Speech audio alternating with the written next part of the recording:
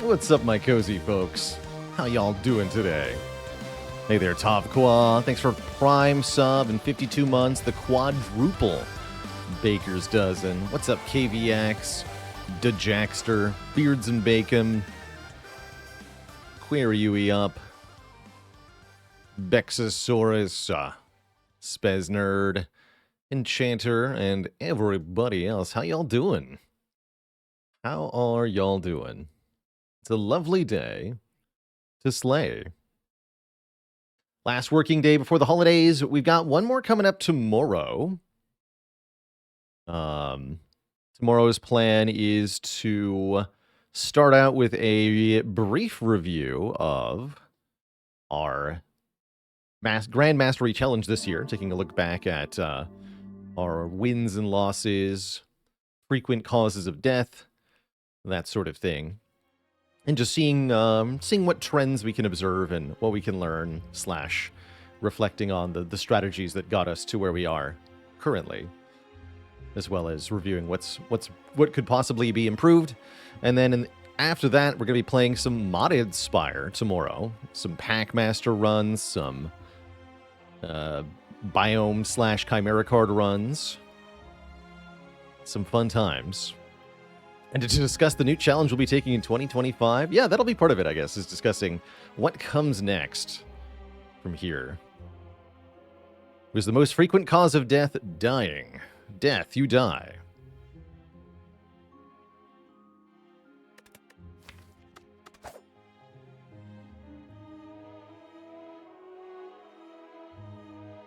Shall we play a run as the Silent, dear Twitch chat? Currently we're at 4-0. Having a rotating streak starting on the Silent of all things after Ironclad perished. We've had win after win after win after win. Now we see if we can get for 5. We can do a gamble today. A prediction, sure. Let's see. Here's a classic one. Which easy pool combat will we face first?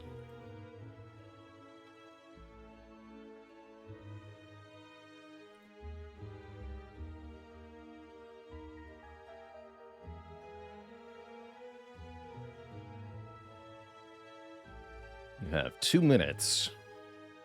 Get thy predictions in, Twitch chat. So the 4 options are, of course, 2 lice, 2 slimes, jawworm, or cultist. Which will be our first opponent here in Spire?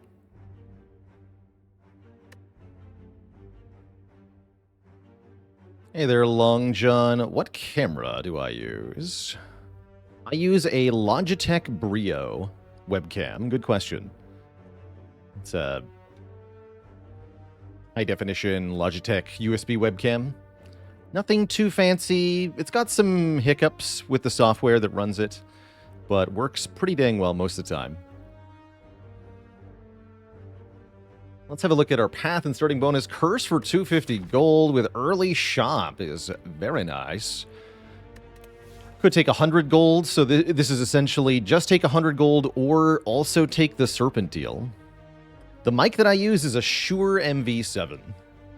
Most of our computer specs are listed below the stream on a panel. Got a breakdown as to what all the hardware that I use is. But yeah, definitely on the higher end price-wise for most of the stuff I use for the stream. Got a big audience and a ton of support these days, so quite a while back I decided to reinvest a lot of that into getting some more or less top-end stuff. To get any better for a microphone, I'd have to go with like an XLR cable and many other issues. Did you miss my thoughts on the new Elden Ring? I didn't make a thoughts breakdown video on that or anything. My thoughts so far is that I don't expect this to Elden Ring Night Rain to be a Souls game in the traditional sense. And so I'm tempering expectations very heavily because I don't actually expect that I'll have any interest in it. My mic is USB. Yes, this is a USB version of the Shure microphone. They do sell a USB variant, and that's what I'm using. It's essentially the highest end microphone that you can acquire that is also USB compatible. So it works pretty well.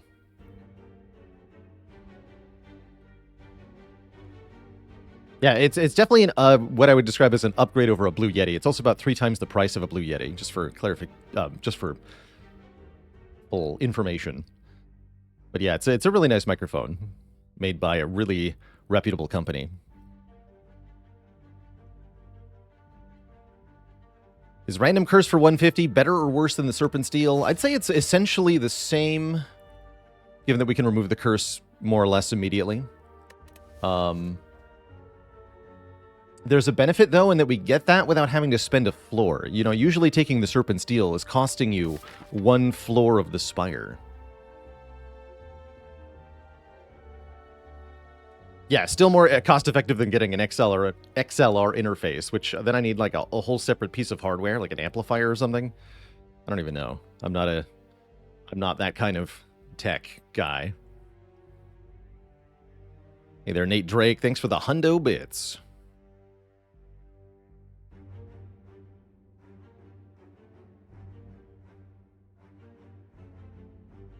Are we saying Meow is less value than an average floor? No, we're saying it's a free floor. It doesn't. It's bonus.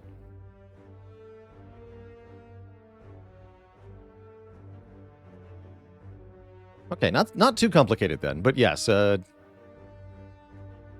piece of hardware at minimum. Something to look into actually for my next studio. Anyway, I do think we want a curse for 250 gold here. Over the 100 gold. And then from there, where am I going? We have 3 elites with some early rest sites up the far right side, rather. That's not bad. Mark that real quick. Anything else that looks okay?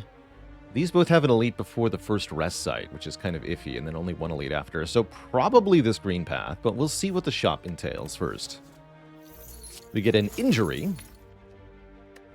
No doubt for us. That's a very minor curse, which shouldn't overly interfere with our attempts to prevail here.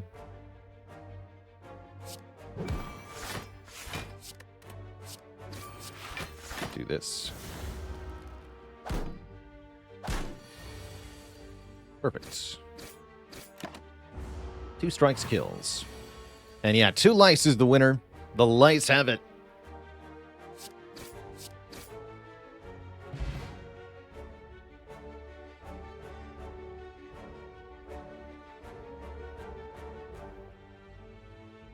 Pay out to the lousy believers.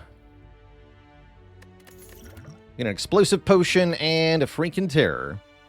Terror sure is a good first card on Silent. You don't lose 100% of the shots that you don't take.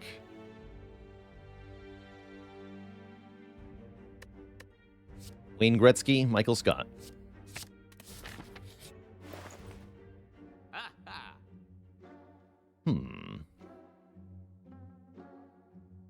Accuracy, huh? We have medical kit being sold. Who's our Act 1 boss? It is Guardian, which makes medical kit pretty bad. Let's get rid of the curse first. Leaves us with not enough money for this Tori. Although maybe Tori was worth kind of thinking about. I don't think so here. I think I'd rather buy something like the Dash and the Potion.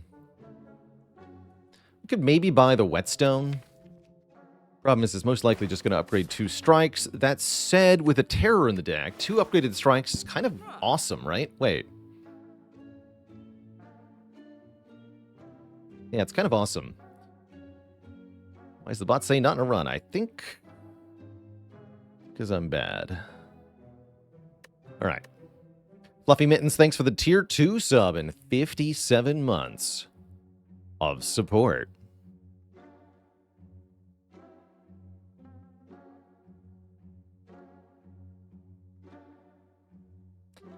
And a dad joke for the crowd, courtesy of Artemisian. Why did the blacksmith slip and fall on his sharpening stone? Because it was a wet stone. No refunds. Yeah, let's buy this. 2 strikes upgraded as predicted, but wait, those do 13 damage, so that's actually awesome. And I'll lose some max health to gain the golden idol, giving us more money through the rest of this run. We can also trade this in for a couple events later in the run to get either the cursed bloody idol that heals us each time we gain money, or we can get it, we can just get 333 gold in Act 3. 3 strikes would kill. Alright, I'll defend 3 times here. Do I ever take the flat damage on A20? Sometimes. If you're close to the end of the act, and you have more health than you need to beat the boss, then it can be worth taking the flat damage. This is often true on Ironclad, because of the Burning Blood healing you. But usually I trade max health. Usually. Sucker Punch goes well with what we're doing, actually. We could add a Sneaky Strike and try to pick up Discard, is the other option. I don't think you ever take Terror here. But honestly, Sucker Punch sounds fine. Or maybe I don't take often enough. Let's give it a shot here. Damage plus mitigation combined together equals greatness. Let's a stack weaken with neutralize too, for multiple turns potentially, and both of those can be upgraded for more weaken if we want to. Alright, let's full block here.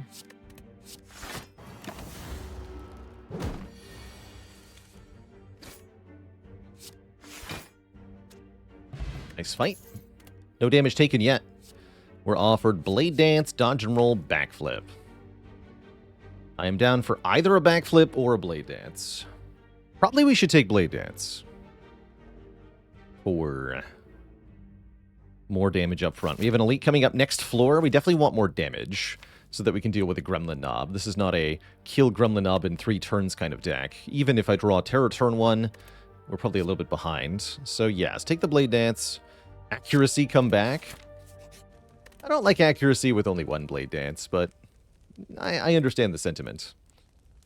And I'm thinking about upgrading Terror, but we could also upgrade a damage card. Blade Dance, Dash are pretty good. Sucker Punch is okay as far as upgrades.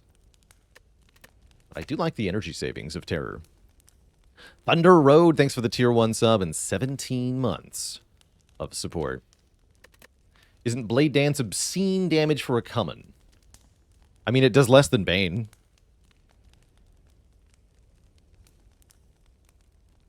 So, but it is pretty good. But yeah, actually, unironically, Bane is more damage than this. But that's conditional, right? This is not. And it scales better with powers like accuracy, which Bane also doesn't do. So yeah, it is pretty good damage. It is. Upgrading Terror feels like it upgrades all damage cards, but it at best allows me to play 1 more strike plus. So you're saying at best it's 13 damage upgrade? Seems kind of good, right? 13 damage. Let's upgrade that Terror. At best. Sometimes it won't do anything. That's the downside, right? Okay, it's 9 damage. 9 damage upgrade from the Terror here. That's pretty good, right? None of the other attack upgrades, including the Blade Dance upgrade, would do this much damage. So, Terror upgrade better than Blade Dance upgrade for Knob. That's kind of important. Getting Terror and 3 energy of damage cards turn 1, also very important. Not getting the Neutralize, Sucker Punch, or Dash on turn 1, also amazing. In fact, we get Dash turn 2, along with the Strike Plus. Next turn, we do 13 plus 10 plus 4. We kill with the Explosive Potion. Nice. Really nice fight. Could also not use the Explosive Potion. And try to save it by blocking twice here. Take 10-ish. I think we're fine. Wait, it's already... Wait, hold on. I miscalculated somewhere there. Yeah. Anyway, we keep the potion and the health. And we get a Tingsha. Good call, Twist Shot. Baylor Math strikes again. Tingsha says take the prepared, right? That's kind of cool. 10 plus 13 plus 4 does not equal 23. That's true. It's sure true. Yeah, give me that prepared. I should have taken that sneaky strike.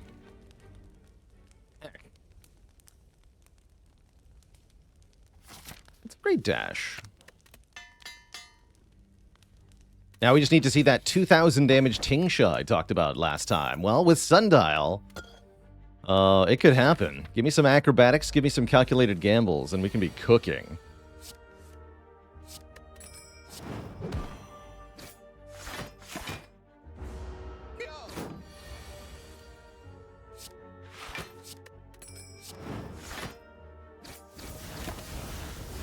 Perfect block values so far. So we still have yet to take 1 damage this run, right? Kind of impressive, actually, to get this far in. Ugh. These ain't it. Not quick slash, not heal hook. It's like a passable heal hook, but I don't want it. No thank you. Yeah, heal hook infinite. Anyone? Heal hook infinite.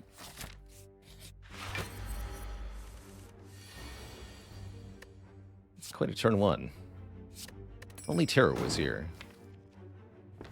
Let's see what the power potion makes for this fight. Accuracy or fumes? I think accuracy's got to be more damage, actually. Even more reason to go right now, but I'll wait.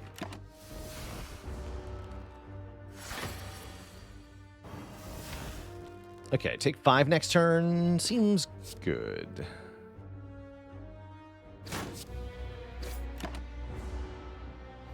Excalibur! Thanks for the Prime sub. Welcome to the Cozy Sub Club. Nice. Alright, we'll play Defect here.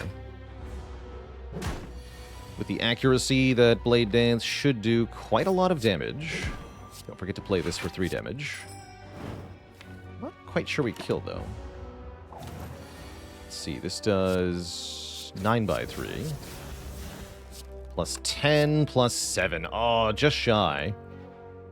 Okay, so now is where we use this explosive potion, I have to imagine.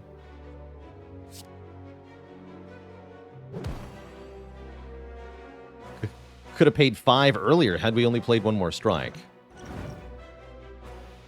Oh well. We get a footwork. Or a dagger spray, but I like footwork a lot, especially with Guardian as our act boss. Give me that extra dex, please and thank you. Or we could burst terror. Uh-oh. Welp. It's time for the wheel. Fluctuation EM, thanks for the Prime sub in 59 months of support. Connor Cons with the Prime sub in 9. The Wheel of Abandon Run, they call it. X. The Wheel of Abandon a Strike. Which I'm very cool with. That's the opposite of a curse. I like it. That's wheelie good.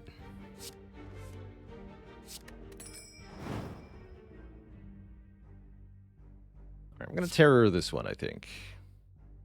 Could also weaken the middle one here, but I want to get this guy. Get him dead.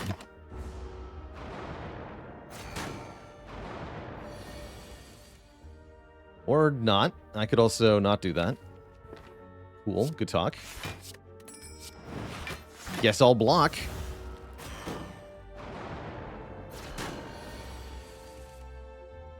Means we're not playing footwork because we're going to play Blade Dance Dash. Most certainly. This is 18, so we'd rather do... Yeah, I'd rather do the dash on this guy. 3 shivs here.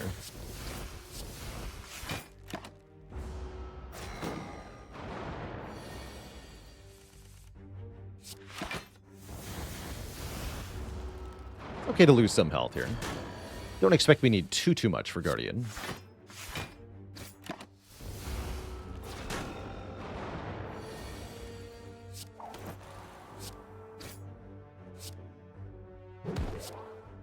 Neutralize here wouldn't change the number of attacks it takes to kill this sentry, so I'd rather just remove the artifact off the middle one.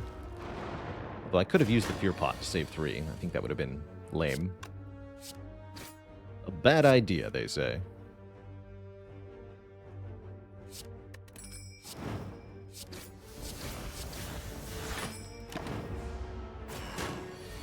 Our doom is here.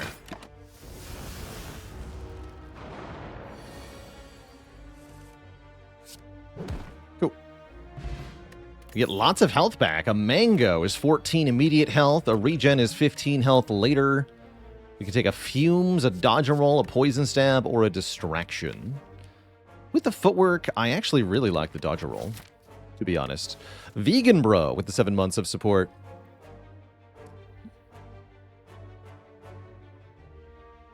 Thanks for the year and all the coziness, and Dreamcast Guy with the Prime sub in 2 months. Heck yeah. Let's take a dodge and roll here.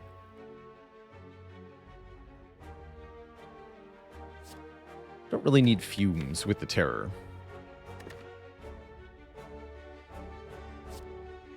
What is the Watcher equivalent of Distraction, White Noise, or Infernal Blade? I would say probably Foreign Influence is the equivalent. Although that one's better, as you get to choose. Nice amount of max health. Chonky. Very chunky.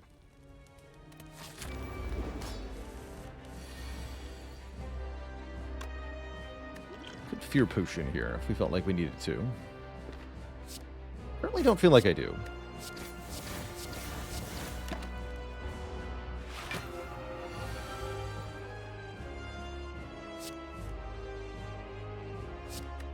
Yeah, we got it. Dash Strike. Part of the cards with a Prime sub in 46 months of support. Thank you, thank you. I guess I'll just let a Center Spain go here.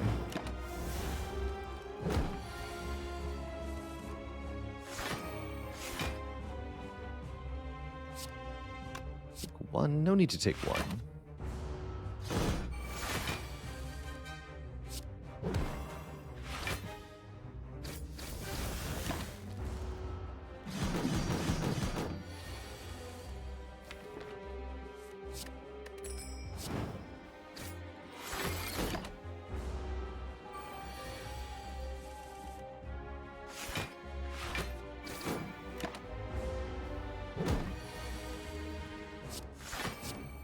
Stuff.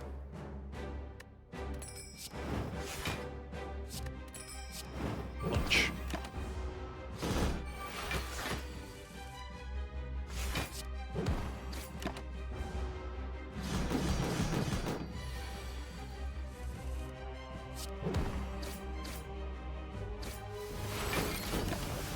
Okay.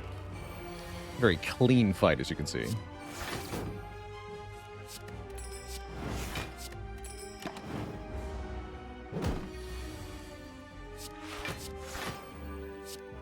Gotta take 1.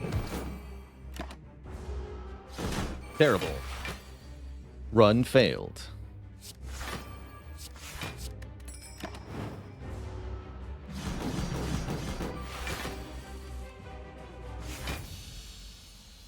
Alright, boss is dead. We are rich. And the cards are mediocre. If we need damage scaling, we could consider an Envenom here. I guess Storm of Steel does decent damage with Tingsha and Terror. Or there's Nightmare. Nightmare as an option for scaling is interesting, too. We can Nightmare Footwork, potentially. Without any Retain, it's a bit awkward, though. We could also look for other things to multiply. Is the Watcher streak still going? Got a reset a little while ago. We're back up to like 2 or 3 now. But no. Nightmare accuracy? Again, I only have no accuracies and 1 Blade Dance. Tough call, actually.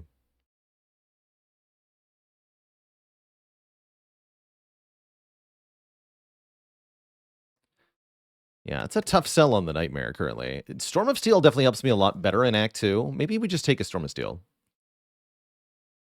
See if we can make it work. And we're offered Busted Crown with question card, Cursed Key, or Sacred Bark. Probably just Curse Key, honestly. We need to be able to look at lots of card rewards if we want any chance of finding the draw discard engine.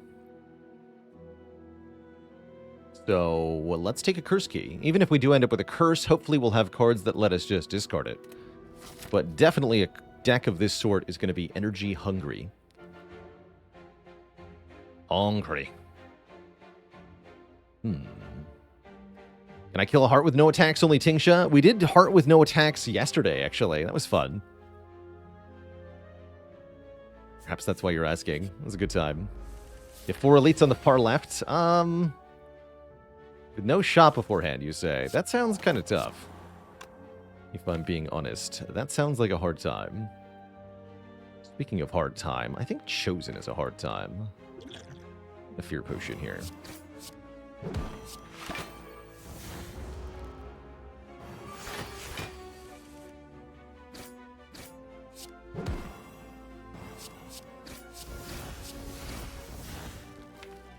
Let's not play the Defend, because that would add another daze to the draw pile. That would be bad. Dang. Welp, it's bad.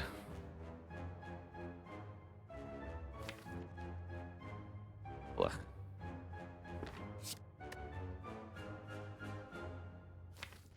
I guess this will do 13 right away, huh? Okay, discard the Terror then.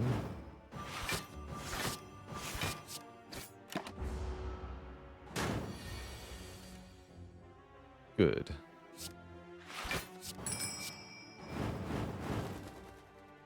Spooky. Okay, Smoke Bomb is a funny option. Backflip with a plus is exactly the sort of card this deck is looking for.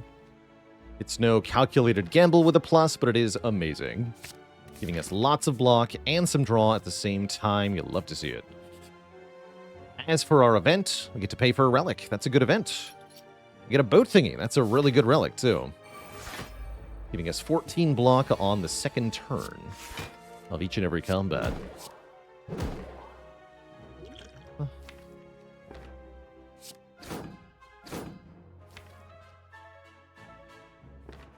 Who's this here? Would I take bites with this deck? I would certainly think about it. We have a pretty good block engine, which makes the bites a bit better. Yeah, I was afraid of that. No.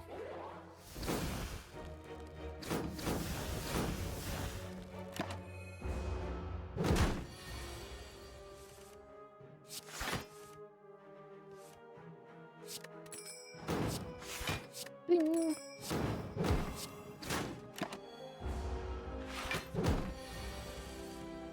Noxious Fumes would be good here, I guess.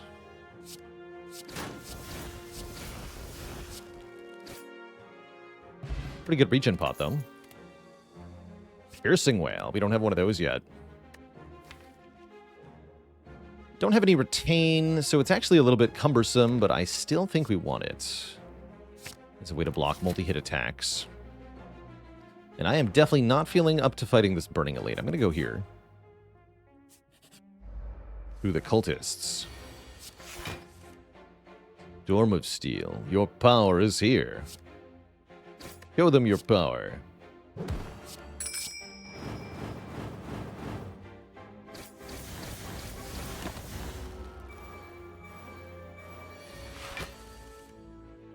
Question is, can I kill them fast enough? The answer is maybe.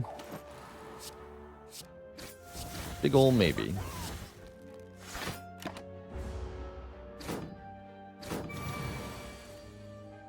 Isn't playing Strike less damage there? Not a Strike plus. I didn't play a regular Strike.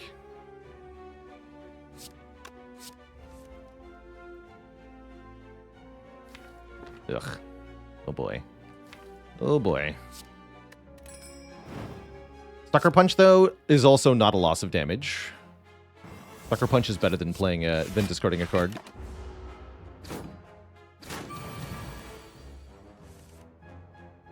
That's about what I expected.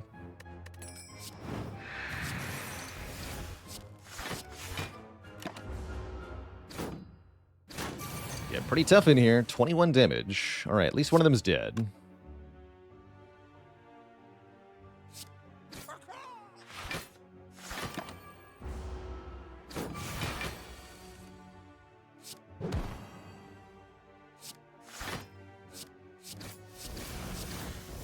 Health. Okay, we always kill next turn.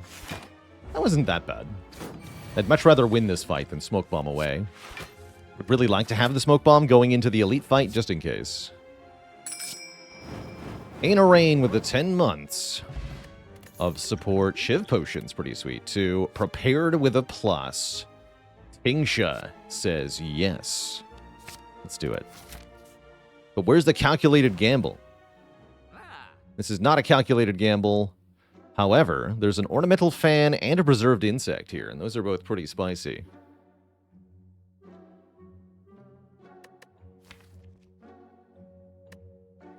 I've already got a really good block engine, though, so I think I take the preserved insect, given that we're fighting an elite literally next floor. I would like for it to not kill me. We could also buy a strike remove, and we could buy another blade dance. And having a second blade dance would mean that accuracy is actually decent. Hunker Watch, thanks for 21 months of support. Or could do Ornamental Fan Blade Dance. That's kind of fun, too.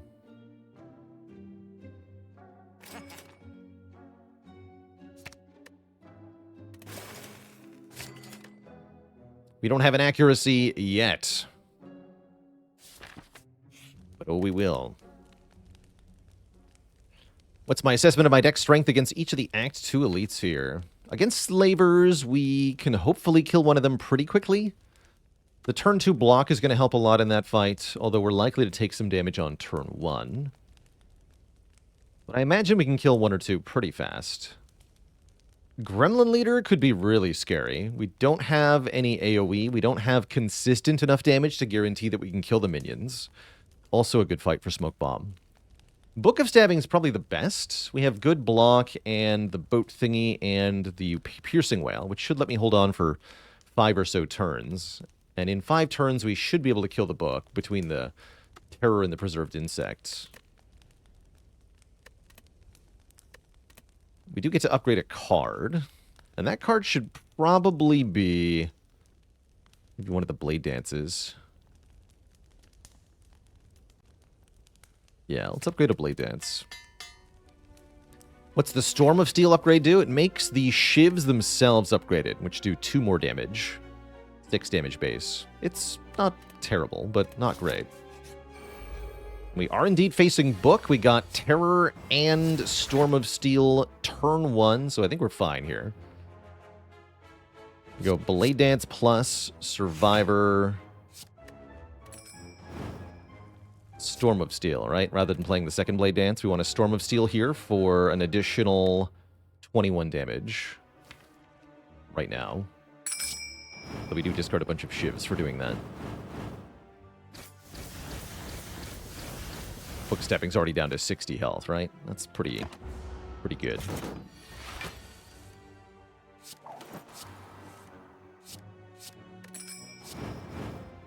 Let's do damage where we can.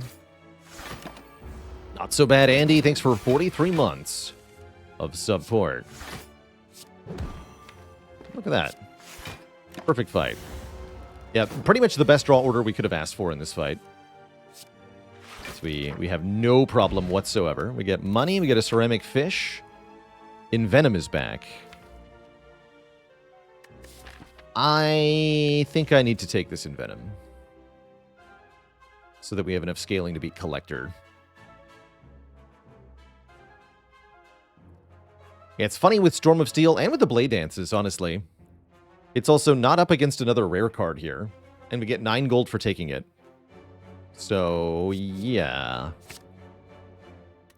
Just find Sadistic Nature. I just skipped one in the shop, actually. I didn't even comment on it, but it would have been pretty hilarious with that Envenom.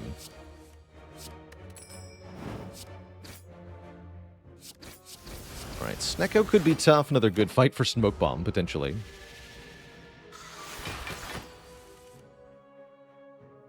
What is the best card that I could get right now? Calculated Gamble. Almost assuredly Calc Gamble. Acrobatics is pretty good too. Nice. Even nicer. Ding.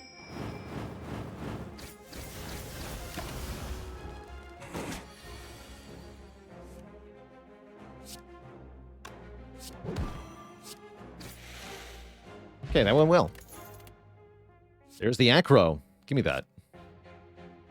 Draw 3, discard 1. Perfect. And let's definitely go for another elite here. With Cursed Key, probably I don't want to open this chest. Going into an elite fight here, no reprieve before the boss. I think we skip, because I don't want a nasty curse here. We get Gremlin Leader. Definitely a little spooky, but we got turn 1 terror and a lot of damage in my opening hand, so I think this works out okay.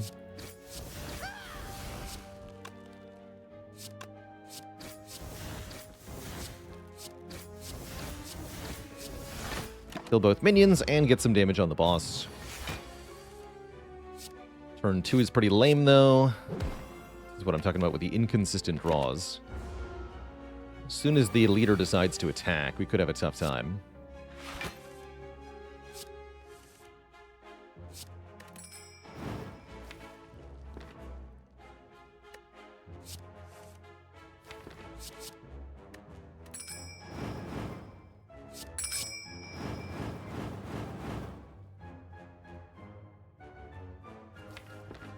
Guess I'll do this.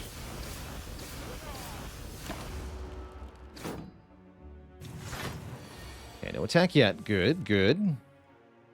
This is working. Let's focus on the leader here. Go for the kill.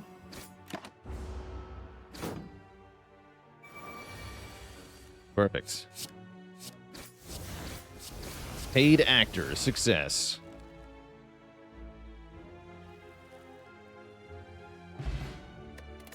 We get an Omamori. So the next chest is no problem to open. Catalyst is here. I don't think Catalyst with 1 Envenom is going to cut it here. There's also Poison Stab and Flying Knee. I don't think so, though.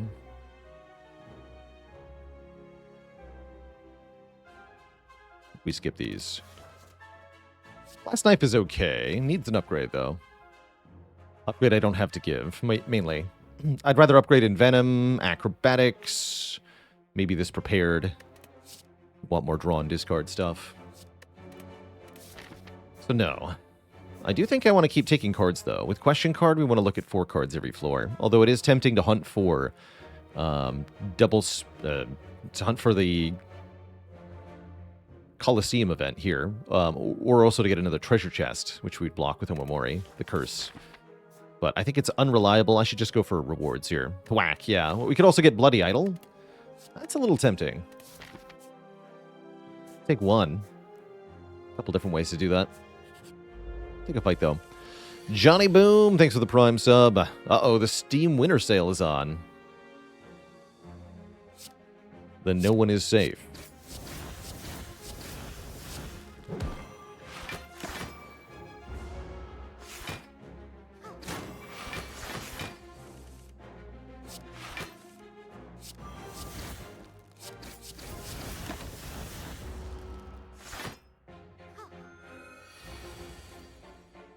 You would dare.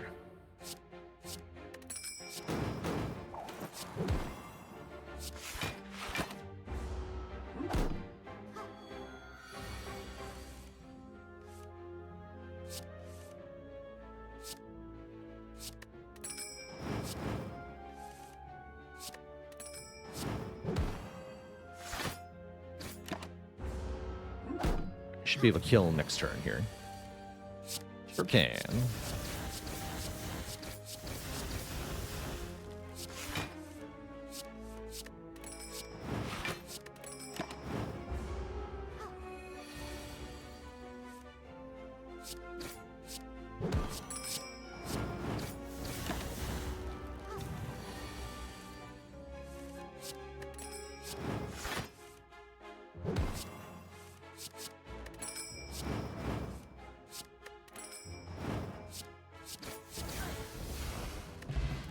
not bad.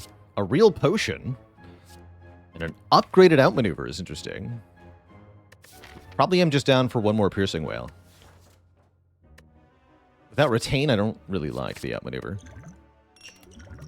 very much.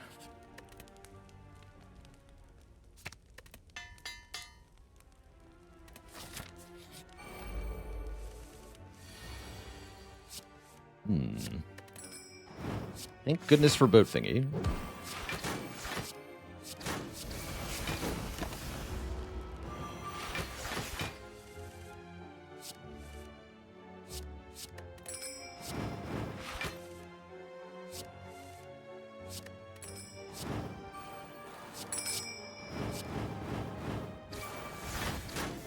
Kids do nothing. The blocking is too strong.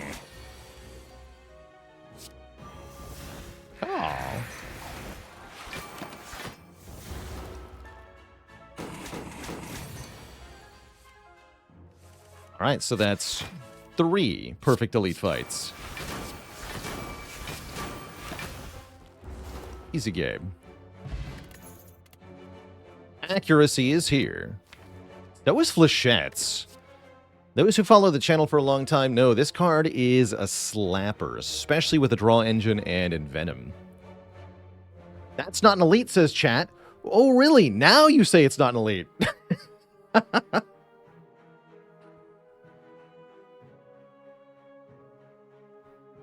I guess all those other times, chat makes comments about Snake Plant.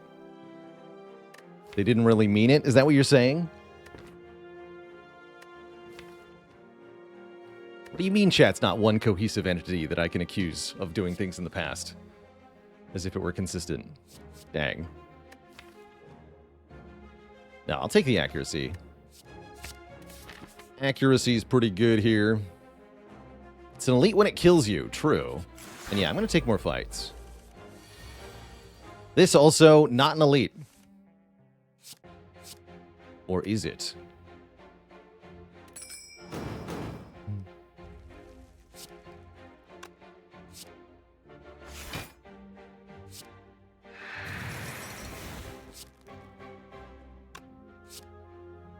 Guess I should have hit you first, huh?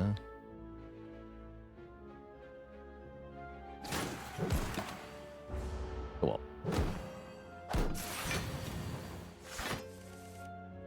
Actually, no. It was good. Dang. No, this still works, though, right?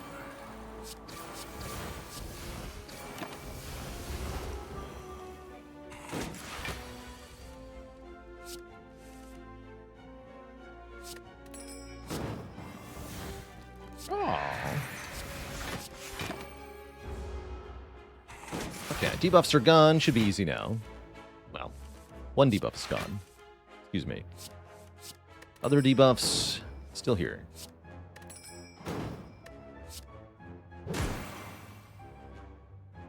Let's kill it.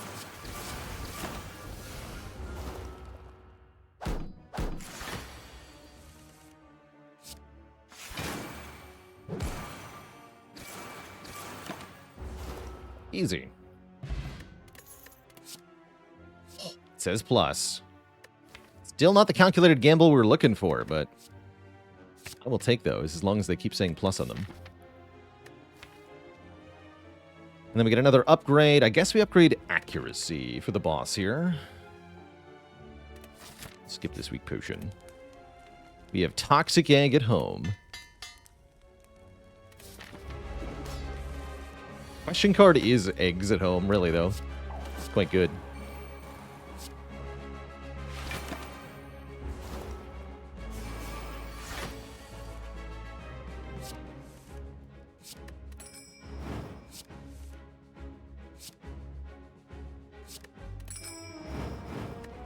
Accuracy, backflip, terror, storm of steel. Try to kill a minion here. These do 10 damage. Yeah, we can kill a minion right away. That gives Collector a chance to summon next turn. He does not do that, though, but we can just kill the other minion.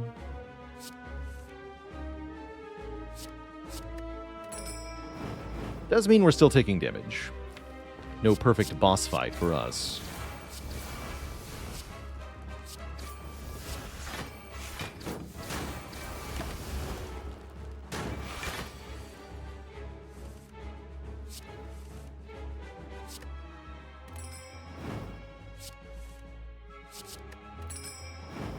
play this, huh? It's a decent time to think about the Shiv potion before we get weakened, and now when the additional poison would matter, let's do it. Need some additional help here, it feels like.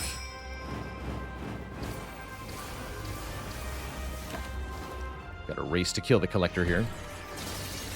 She will be quite angry now. Yeah, 39 damage. Ouch. Take 17. And thankfully we don't get attacked again, which means we can kill.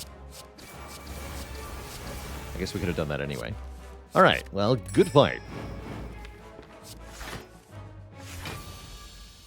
We make it through with the power of Potion and the power of Envenom.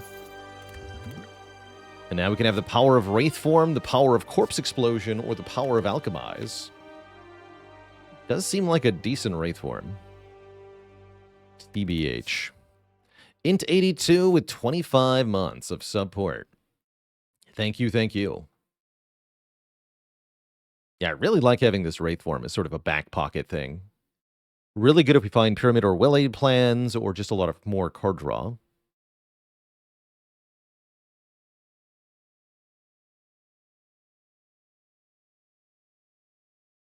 If only I could have all four. Neko Eye is interesting, but what about Wristblade? My zero-cost attacks deal even more damage, making these blade dances in the Storm of Steel that much more impactful. It's like a free accuracy in play. Other option is take Black Star and get more relics from the elites in Act 4, or Act 3, rather. With the Preserved Insect, Black Star seems decent, actually.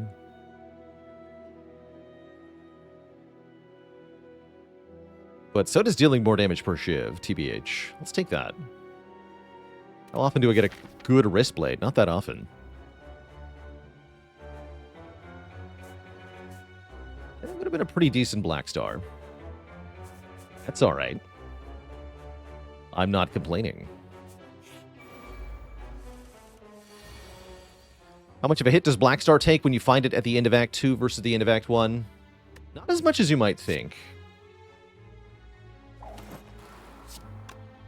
Definitely not as much as you might think. Given that... Let's play the accuracy too. Given that if you're taking it at the end of Act 2, you often have a good idea of whether or not you can actually kill the elites.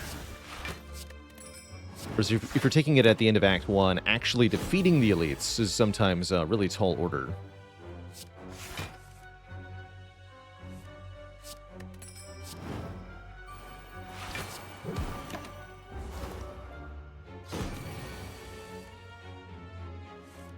Good. You are dead.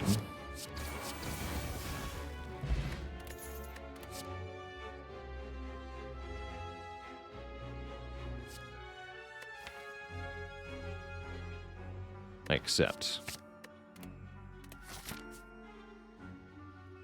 I'll take a Tactician. How about a Speed Pot? Oh, let's keep the Essence of Steel.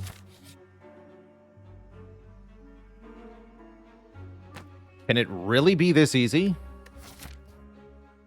That would mean getting a Curse later.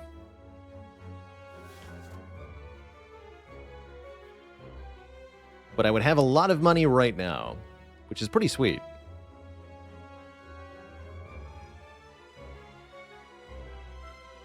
Or I could fight a boss, get a rare relic right now, which is also pretty sweet. Where's the shop? Literally, 2 floors from now. Yeah, it's right coming up. 2 shops going right. Yeah, just go right. Just go right. Don't worry about this thing. You don't need this to win. Just go right. Yeah, we can't do that, I'm afraid. It's fine. We can get 1 shop, maybe a 2nd shop here, but no, we can't go this way. Not without the blue key. Or the green key, rather. That is a lot of money, though. You know what? I'll do it. Can it really be this easy? Give me a shop. That's not a shop, but that is good. Secret Technique. Panacea. Interesting. Finesse, not bad. Panacea. Let's do Secret Technique, Finesse, Panacea. Yeah, Panacea Wraithform is one possible combination. We could also use it with like a Speed Potion or something. Shivs. Shivs. Shivs. Shivs. It's all shivs in this shop. The sheer amount of shiv-related things is hilarious here. Might as well take Sling of Courage. Might as well remove a strike.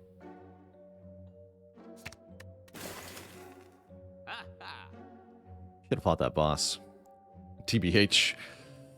Should have fought that boss. I guess we take 3 shivs on turn 1, right? That seems pretty good, actually. These do 8 damage base.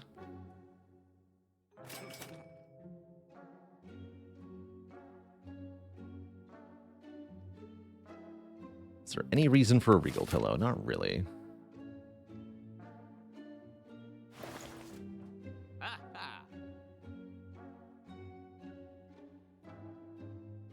Cloak and Dagger consideration here. Yeah, it's not terrible.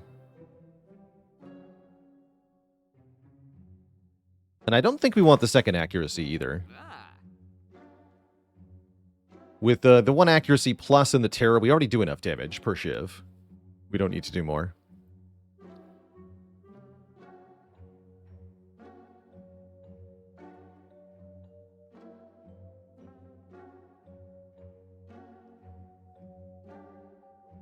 And Alex Helmar, did you hear about the Silent who was allergic to knives? She broke out in shivs. No refunds.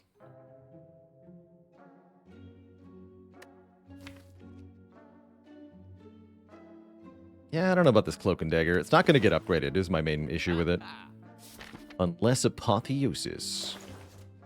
I can just skip all this.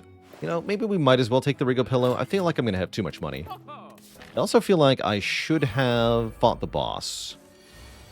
Quite honestly. Feeling like I should have fought the boss.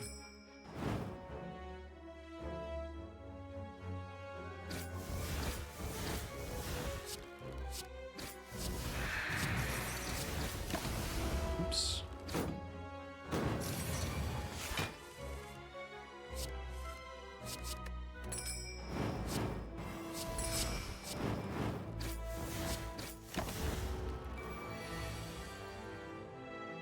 Alright, Wraithform can shut this fool down. Can also just use Tingsha to kill.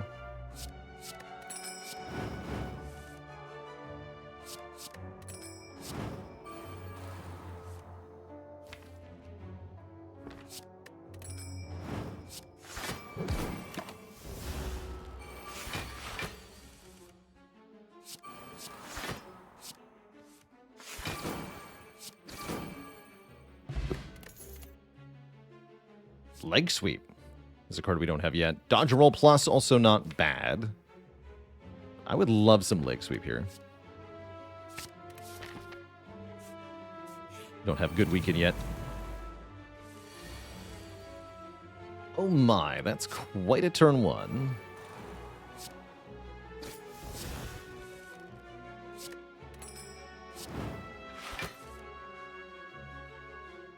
It's quite a turn 1.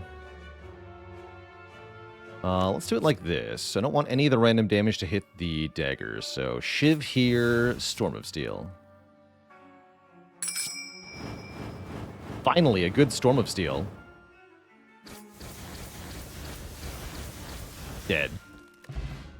We get the legendary Juzu Bracelet. Now we're unstoppable. And a backflip.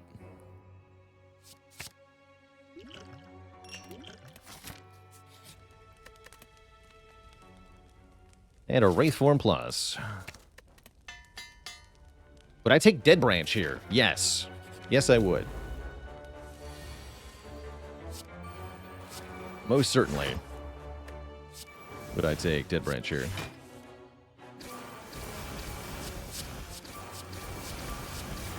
This deck does pretty good damage, huh?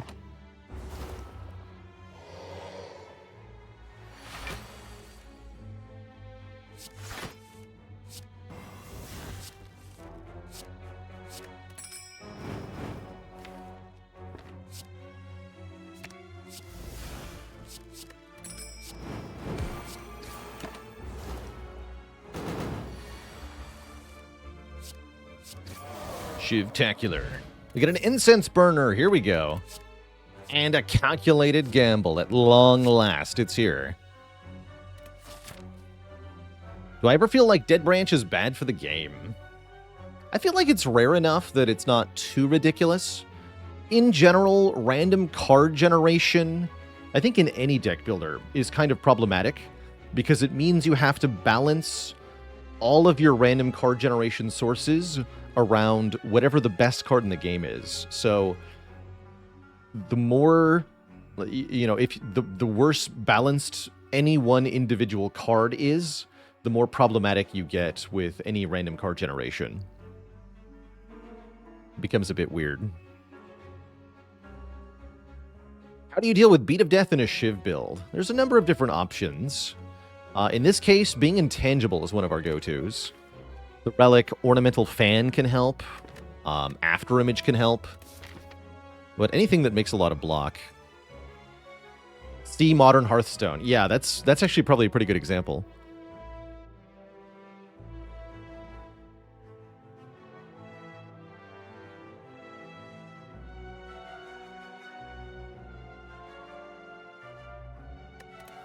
Ding ding. All right, we get to open the chest. In fact, we have to get the blue key. I get a Pain, which thankfully we can discard. But yeah, we're stuck with that for now. We'll take some events, though. Maybe we can get a random shop or something. And at least it wasn't Normality, right? At least it wasn't Normality. I think I'd better recall here. Curse Shrine, please. How about 859 gold to get a relic? No. Not that. Not that. Thanks. Secret technique for terror here. See, no problem. There is no problem.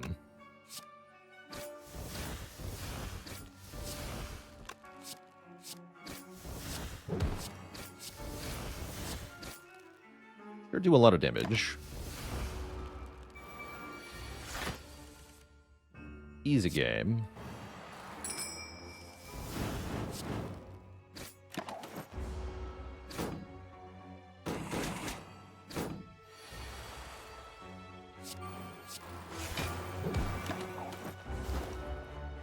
Just be a ghost.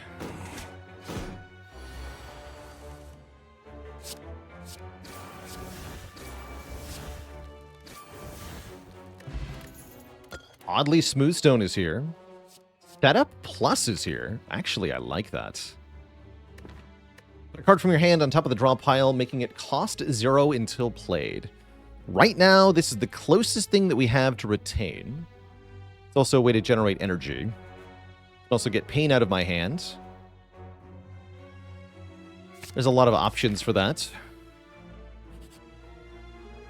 Do we fight the double orb walkers? I say yes. I need more relics. Big time, I need more relics. This one first. Unfortunately, Sling of Courage doesn't apply here. No plus strength for us. That's alright. We full block turn 1, we full block turn 2.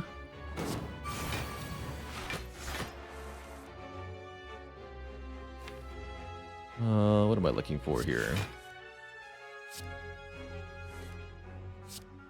It's pretty good, actually. That's excellent, in fact. Secret technique for, I guess, acrobatics. That's a bit concerning.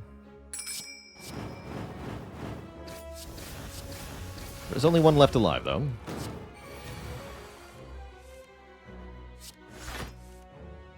I sure can block for a lot. Set up the dash.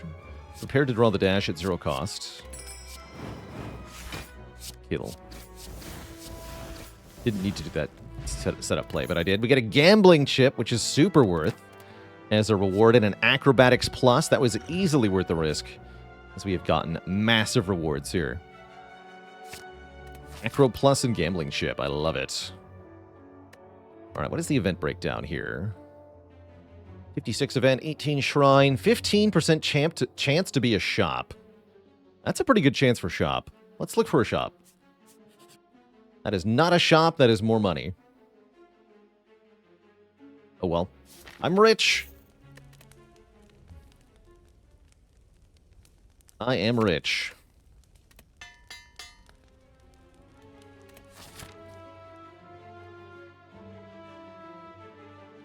Hey there, Scotino. If you're watching on desktop, there might be a CC button on the desktop player. If you're watching from an Apple device, you're going to have to toggle it in the device settings. Closed captions, that is. Oh, yeah, there you go. We have an exclamation point CC command. Cool. Scotino got it. All right, you're saved.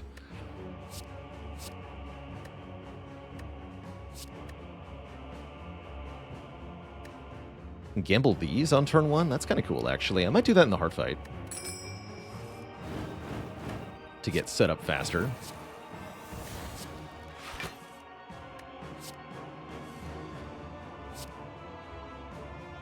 I play this accuracy. I'm going to go with probably, right?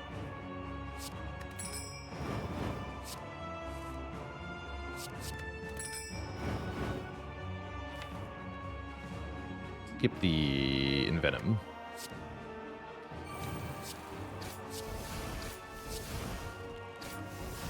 To Survivor here. Take 2. 2 is fine. Next turn is the trouble, though.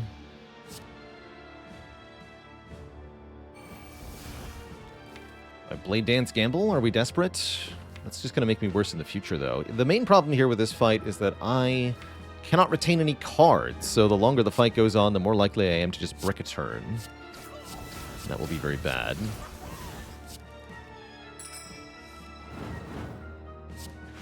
Okay, getting rid of Ascender's Bane helps, though.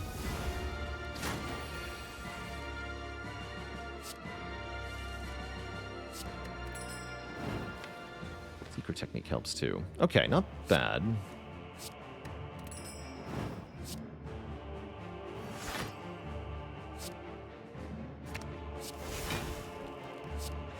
Not too bad.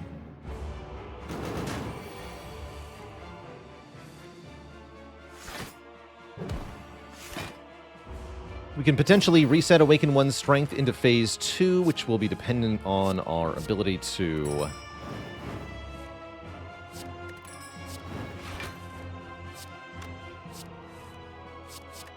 play Piercing Wail on the turn that we kill. Which is unfortunately not an easy thing to do. Yeah, that's what I was talking about with bricks. That is trash. And there's nothing I can do about it. There's no well-laid plans. This will keep happening, too. Yeah, no tools to trade, even. To even look at just 6 cards per turn. We're totally at the mercy of RNG here.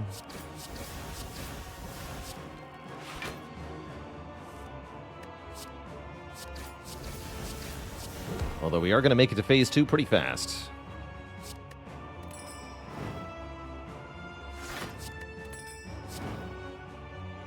Even right now, if I wanted. Though I don't want. So I would really like to play Piercing Wail.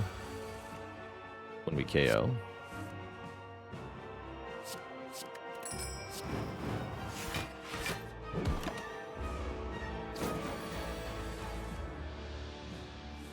Good.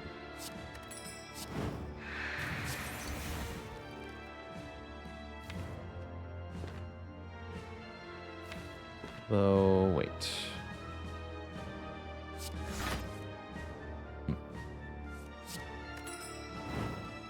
Better to do it next turn?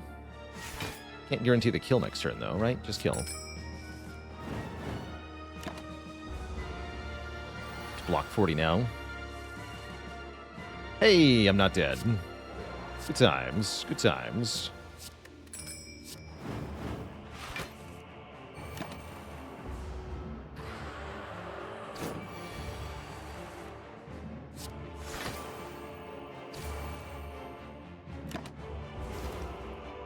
have that long of being invincible, though.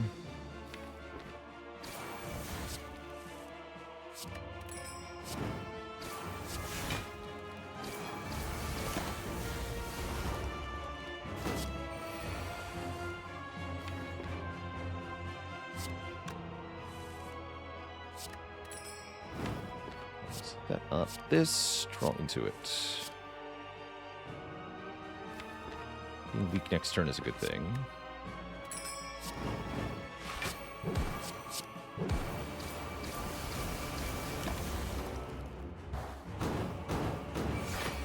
Okay, not a multi-hit. Good.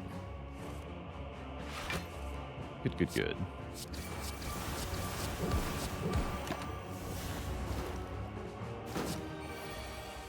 This would be a good turn to kill, if possible, with Incense Burner on 4 and all. Although I guess we're only in the first boss fight, right? Still a good turn to kill.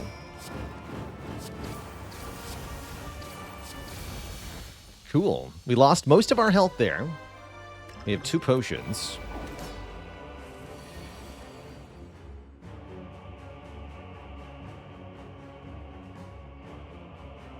I think this is a fight where I discard these shivs.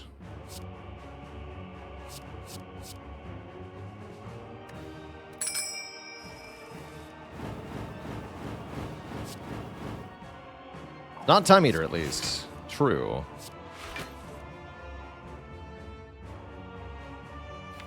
Alright, let's set up a Wraith form, even if I don't play it right away.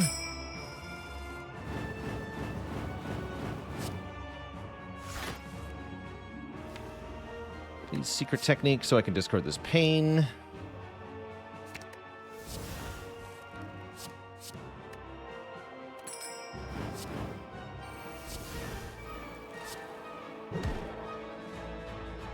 We could play this right away and have 4 turns of invincibility right at the start here. I discarded Envenom like a doofus. Should not have discarded Envenom. Yeah, I should not have discarded Envenom. I think maybe we save it. We're already intangible next turn. Just save it here.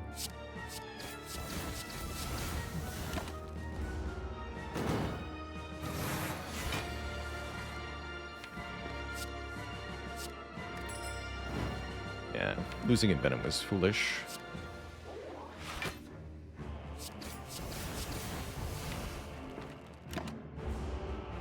This turn could be quite bad. Although we have lots of energy and lots of card draw, so maybe not.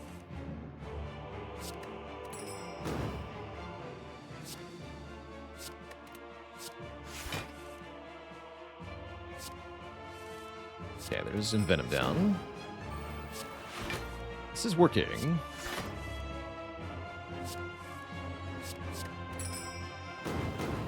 Yeah, this is working.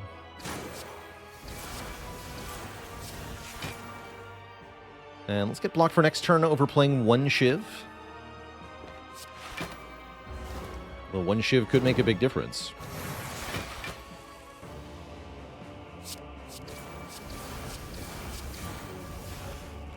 So could block on this turn.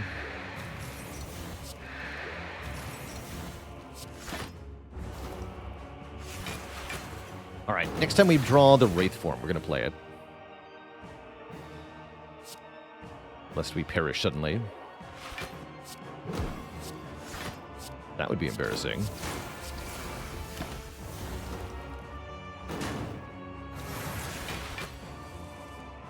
And I want to draw it not this turn.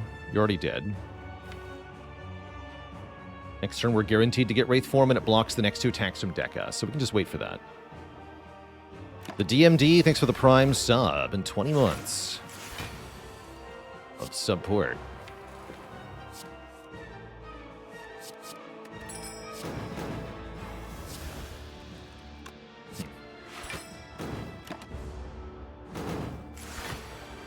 We also have Burner to hopefully set up going into the next fight. That's not necessarily a guarantee that I can do, though.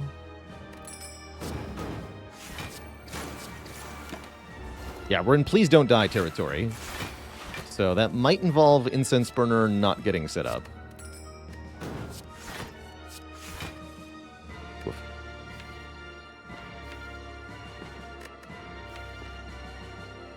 But I have to.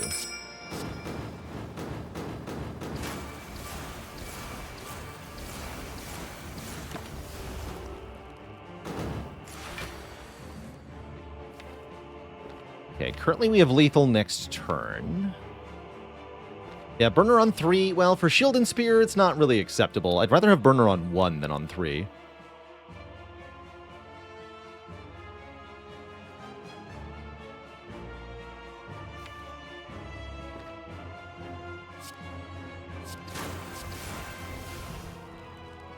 Now I don't get a choice, actually. It's going to be on 3.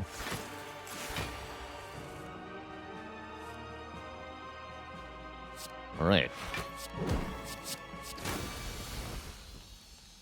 Good luck to us. It's with Gambling Chip, we should be okay turn 1 and turn 2. Two thump, two thump, two thump. A deep pulsing dread can be felt throughout the room. Is this the heart of the Spire? The source of all this money?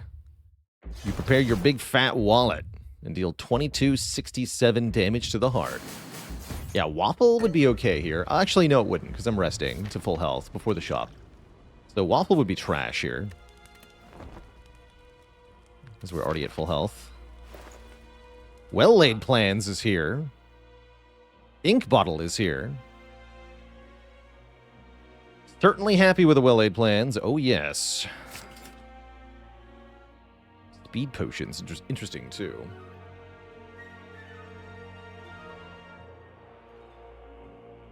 Could do Chemical Axe Skewer. Is that actually good, though? I don't think so. Lose the pain.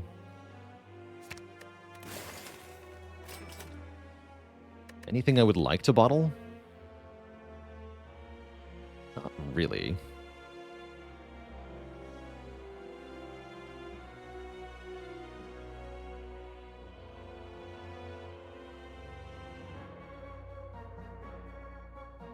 Could bottle a strike and Gambling Chip it.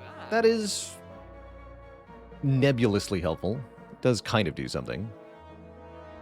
That we start with a strike in our discard pile, but then we get to look at one less card on turn 1, potentially, so I don't like it for that reason.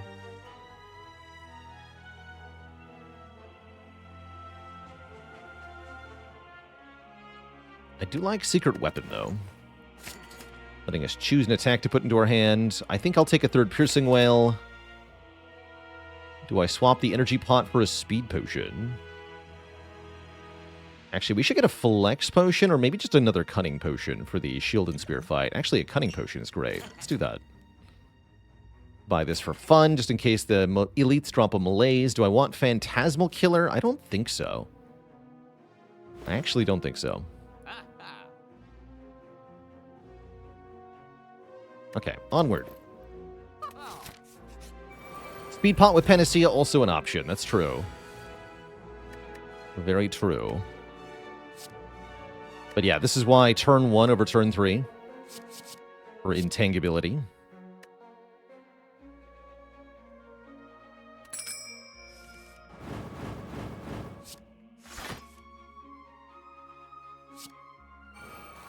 Except they're just dead, right?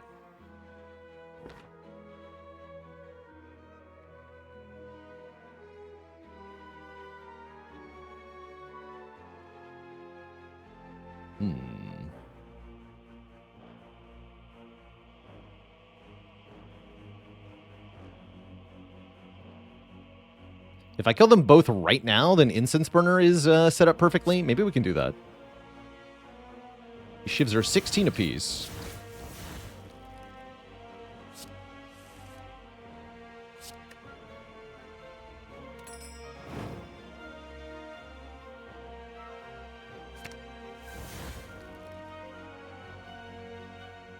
We have the Shiv Pot too? Yeah, we do. Oh, and I drew 1, by the way. Let's set this up. Prepared into it. Play this. Shiv, shiv, shiv, shiv. Play this. Shiv. Shiv. Shiv. Draw 2, discard 2. Rip.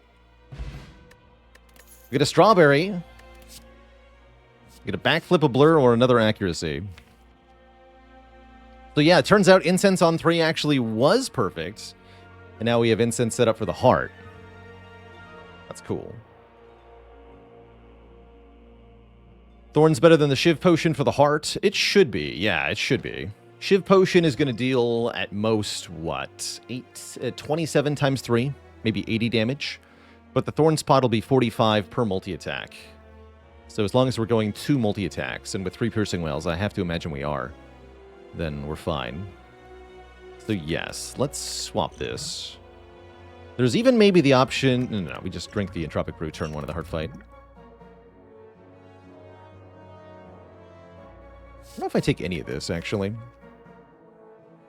Second backflip is fine. We do like second backflip. I'll take a third backflip, whatever. Oh, yeah. That's what I like to see.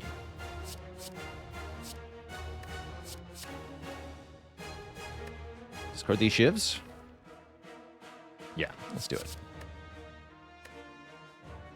Forge Potion would be good here. Come on, Entropic Brew.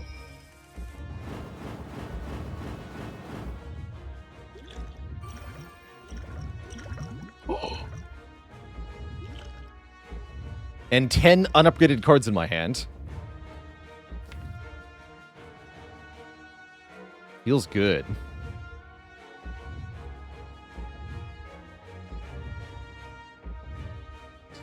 Spoketh into existence.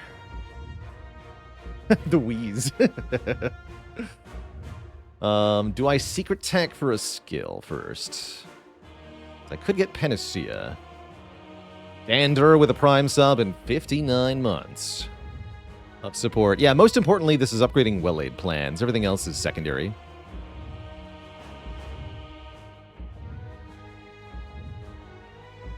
Actually, upgraded Panacea is doing what for me? Nothing, right? Because I'm only blocking the Wraith Form thing.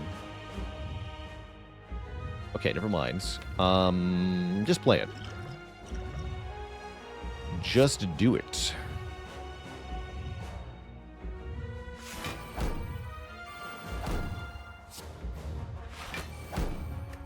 Beat.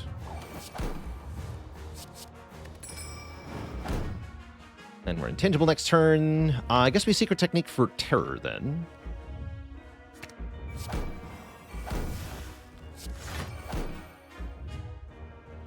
I will take some Beat of Death to do this, but we have to do damage. Very much a damage race here. Keep Piercing Wail Survivor. Piercing Wail Acrobatics.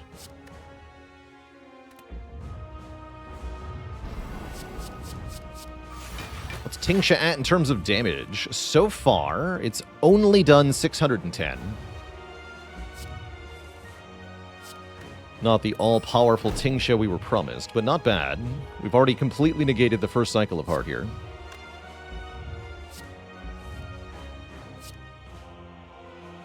So this is looking pretty good.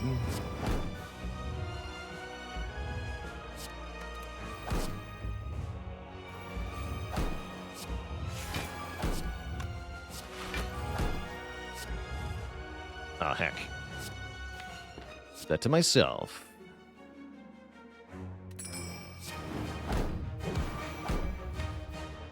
Oh well.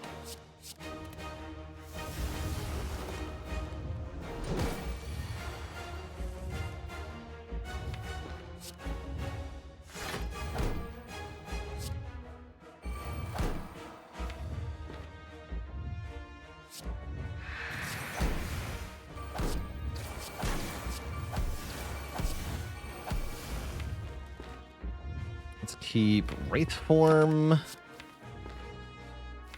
I guess Strike.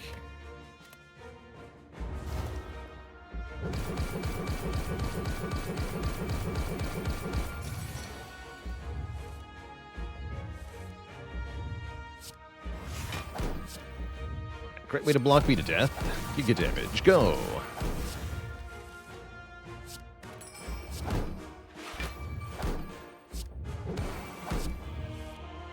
Perfect. Keep Whale Wraith Form, I guess. It's already almost at half HP here.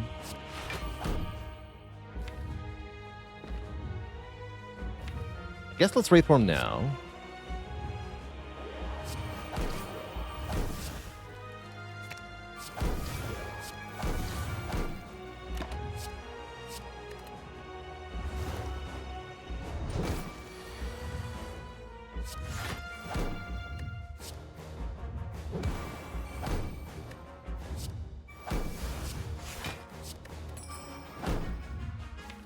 Somewhat of a lame turn. Put a Swift Potion there, I guess.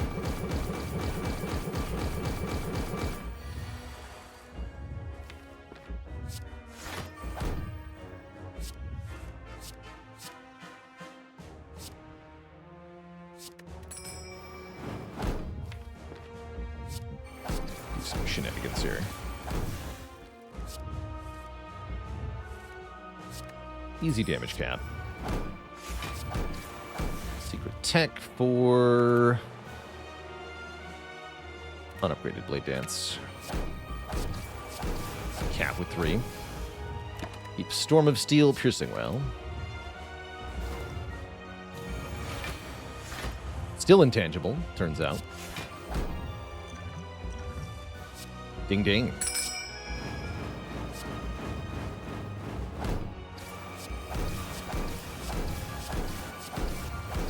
GG. Mr. Hart. G freaking G. Shivtacular for 5 in a row. That's great. A cutting edge deck, to be sure. Feels very awesome to kill the heart with a Storm of Steel, too. It's not a card we get to see featured very often, but this run totally made good use of it. GG. The Jow, thanks for the Prime sub. Welcome to the Cozy Sub Club. Thank you, thank you.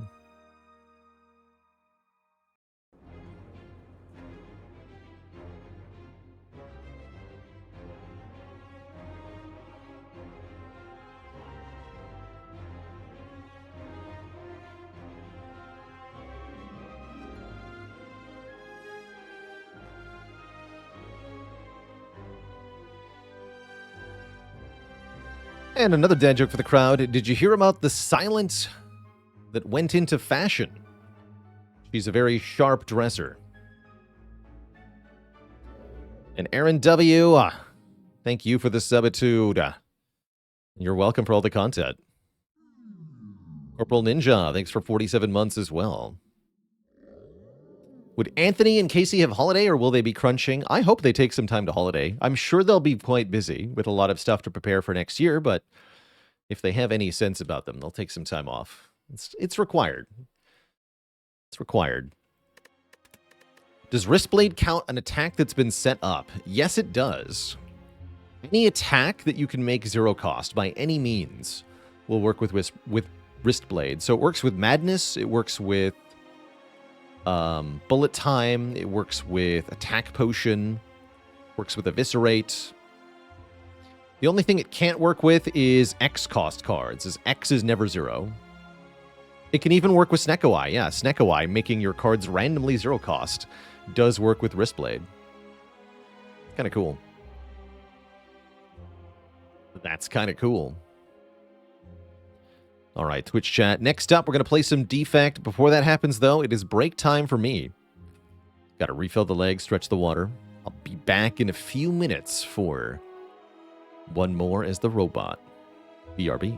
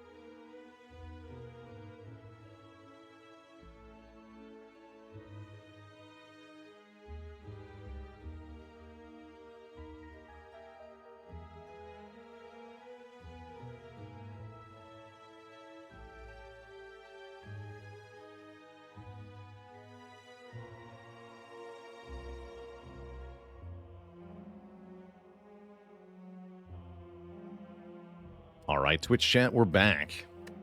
And it's Defect time.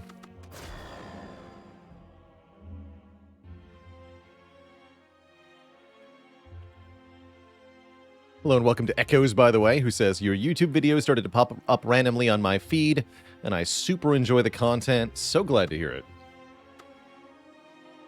I like to have a cozy place here on the internet. Random rare relic, you say? Well, with a forced floor 7 elite, that does sound kind of nice. There's also a possibility to lament one of these elites, although it's a bit of a stretch here. I guess only 2 events have to be not a combat. That's not horrible, but I feel like we can do better than a lame lament star. Give me a random rare relic. Boat thingy, that's a good one. 18 block on turn 3 is very helpful in the elite fights of Act 1. Demon Box joining the illustrious list of channel cuties. All hail Twitch chat, for there is a new cutie on the list. Let me get you added right away. Demon Box says, thank you for the countless hours of entertainment and the good vibes. Happy holidays. Why, thank you.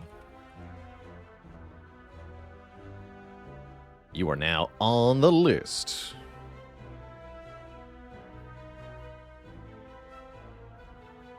So, do I need an early shop now? It's not a bad idea.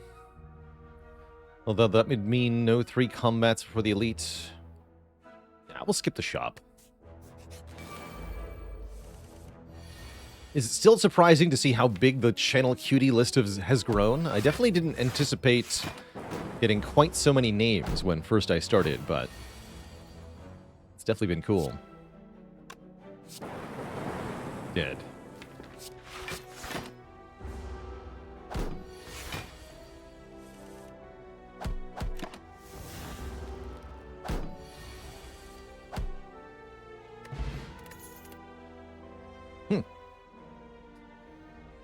Floor 1 Cold Snap or Floor 1 Defrag. Guaranteed if we pick the Defrag, we don't find any more Frost, right? We take it anyway. It's good. Give me that. And then remove 1 strike. I think a strike. Yeah, strike. Strike. Pick the Frost, never find a Defrag. That's how it goes, right? That do be how it goes.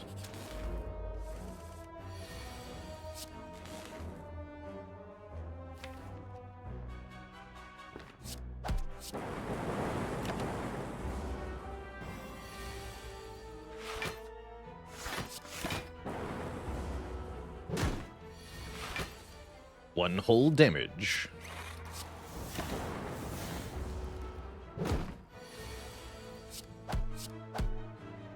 How easy is it to win Defect without any focus?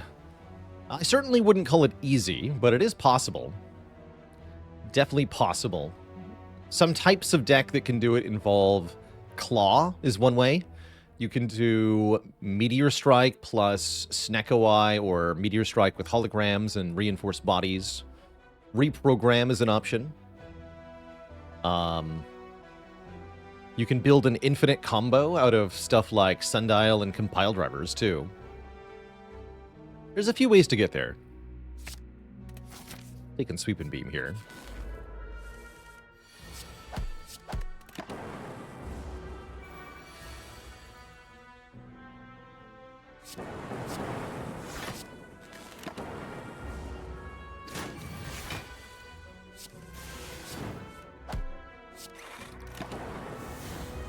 Boat thingy.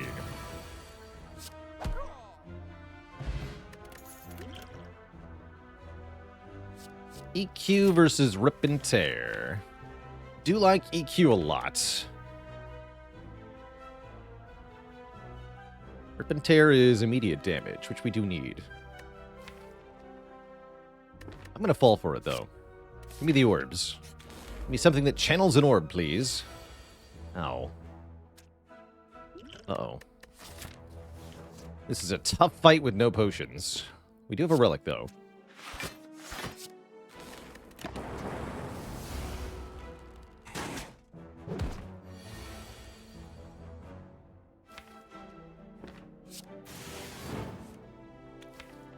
free block next turn. Okay. This will work. Perfect. Strike. Strike. Strike. Blonk. Now it's just you and me, Jawworm. You and me.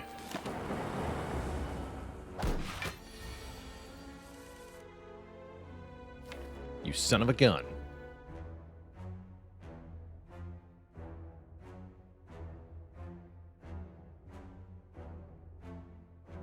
Oh, wait. If I zap, strike, strike. Is that enough? We do 8 plus 12 is 20. Plus 9. Yeah, that kills. I was originally looking at 3 strikes, seeing that we were 2 short, but with a zap, we're there. Cool. Okay. No need to panic and use a potion in that fight. Just give me a second sweeping beam. And we're good. Any beamers? Hopefully this is sentries. It is. Great news. Fantastic news.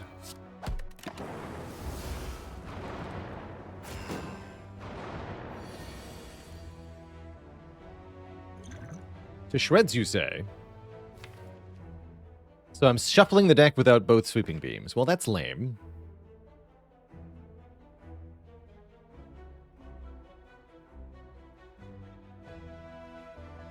And Malkavian, thanks for the Prime sub and 57 months of support.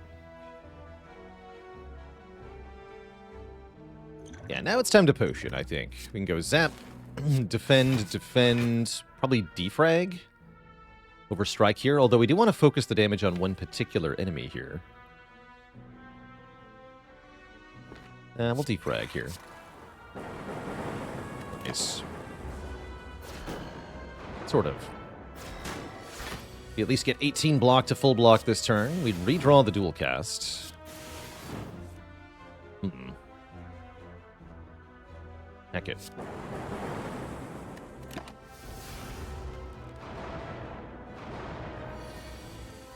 Good. Really good. You know, that went better than expected. Take damage here, though. Oh, no, I don't. Even better than expected. Wow.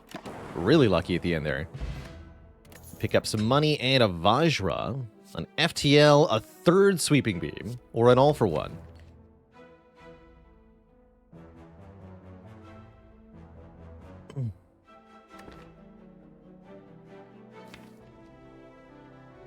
Guess I'll take an FTL. I guess. Good with our eventual claws. Need FTL. Don't feel like we have enough to take a...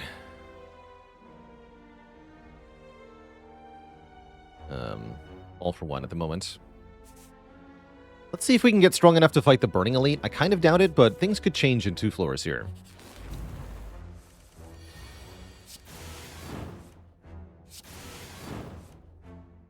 Ow.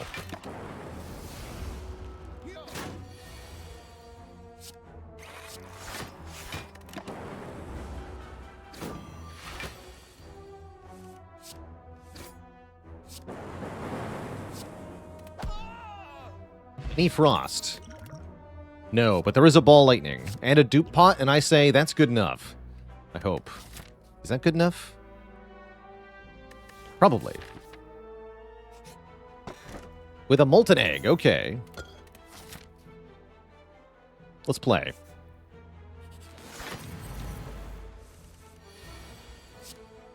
One Lagavulin, please. Captain's Wheel helps too much in this fight to skip, I think. Perfect. Any reason to dupe pot any of this? Doesn't feel like it, not yet. I think you're probably reading too much into that Sleeping Dragon, but I like that idea. That the devs thought about the game FTL when designing that card. But yeah, I don't think so. Alright, 12 damage per turn from orbs is pretty dang good. We have Ball Lightning, Beam, Beam next turn, so let's just triple defend here, as I'm pretty sure we kill before it swings again.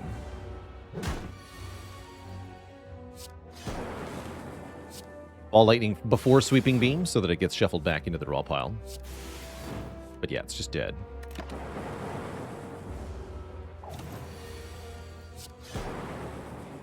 Good fight. Score an Omamori and a Seek. Or a Rebound Plus, but I mean, come on, it's clearly Seek here.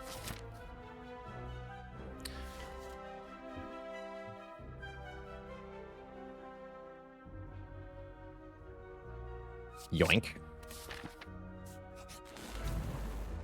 And red guy. Hello, red guy.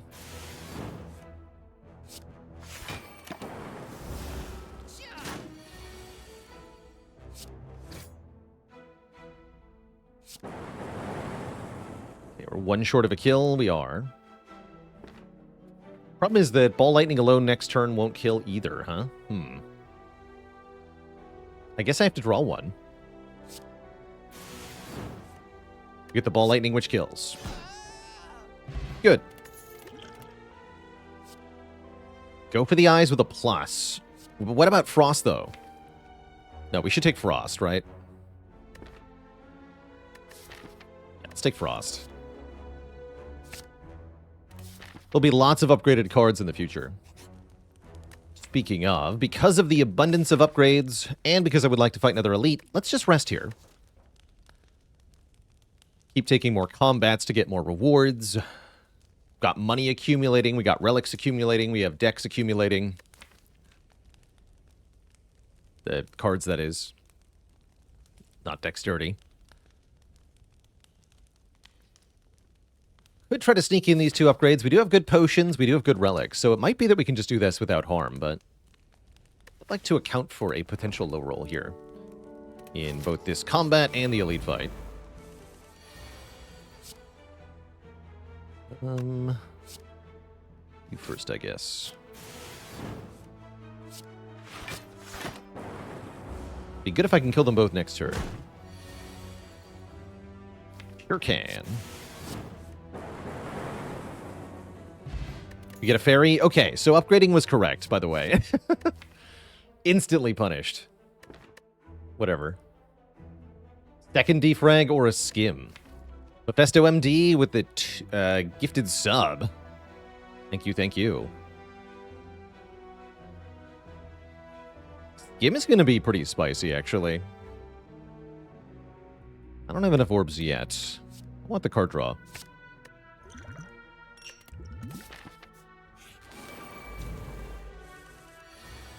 I want the card draw.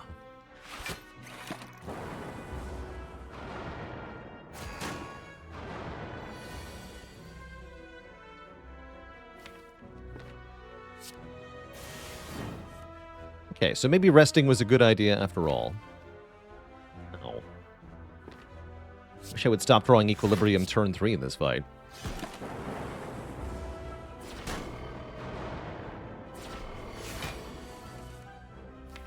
Pick.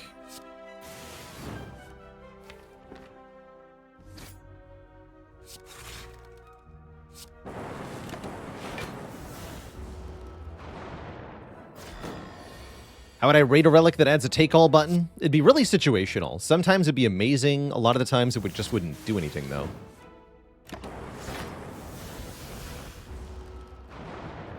But it would definitely be cool when it worked. I think I'd have a really hard time rating that.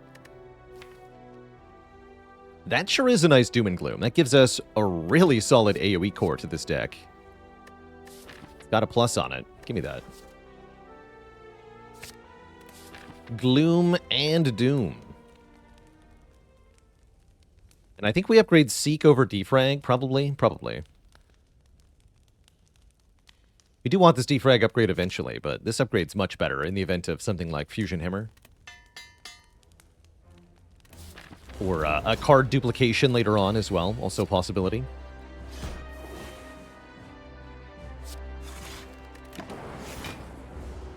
Alright, with the Dark Orb cooking, we should be pretty fine in this fight. Thanks to Captain's Wheel, we can just tank the turn 3 hit.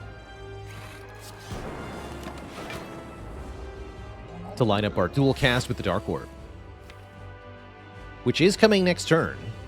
Alternately, I can skim, seek for Equilibrium, block for even more, and still have dual cast next turn. Let's do that.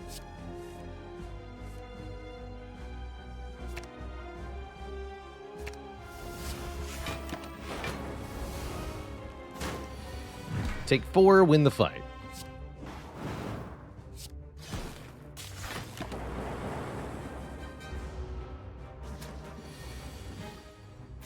Look.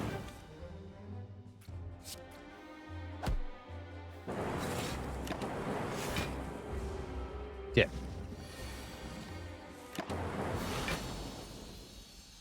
Easy peasy.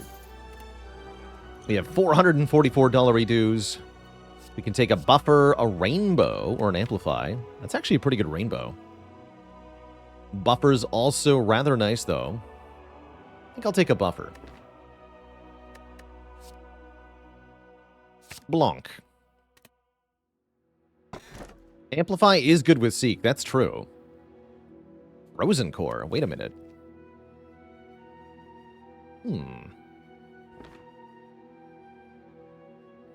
Inserter versus Frozen Core is definitely a fun little dilemma here. One makes orb slots, the other automatically fills orb slots. I really like Frozen Core. Really like Frozen Core. I'm going to try it. I'm going to take Frozen Core here. Each time we end our turn with an empty orb slot, we channel a Frost Orb. That does mean we're going to want more empty orb slots by, well, any means necessary. Those are some awkwardly placed shops, I tell you what. Guess we'll go to this one. Hopefully we can get something like a runic capacitor from the shop. That would be particularly good here.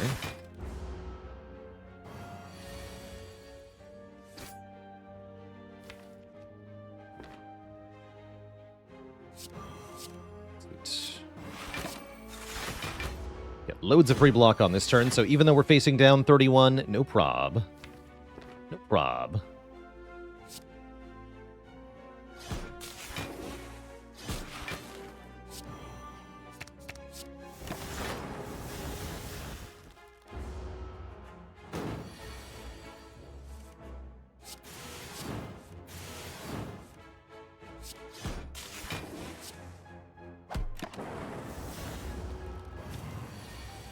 Excellent. And O struggles. Thank you so much for 10 months of support. Second FTL. I'm cool with that, actually. Unupgraded charge battery, not that amazing. Would I consider Blizzard now? No way. We have much better area damage from many other cards. I would never take a Blizzard here.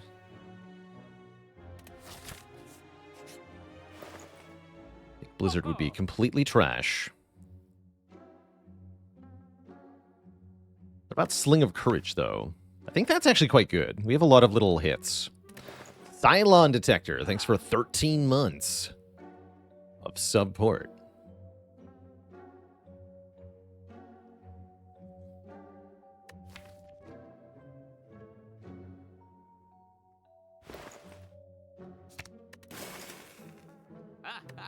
Take a sling. Looks like we're fighting a couple elites from here. So might as well.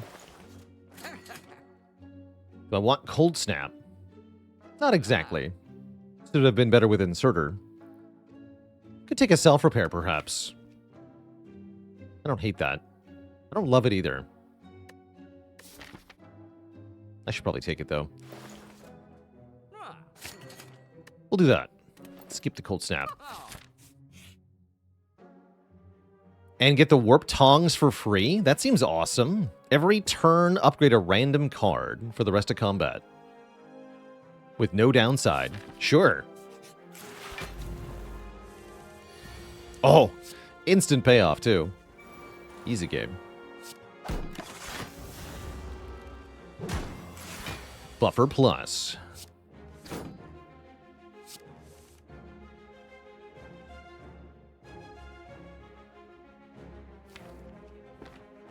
Let's go defrag self-repair.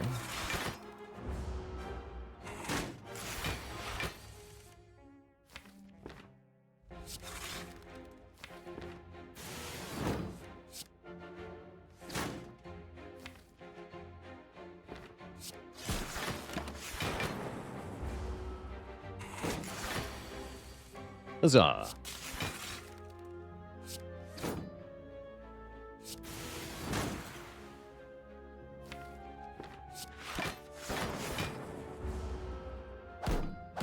Slow and Steady wins the race from here with our per turn orb bonuses.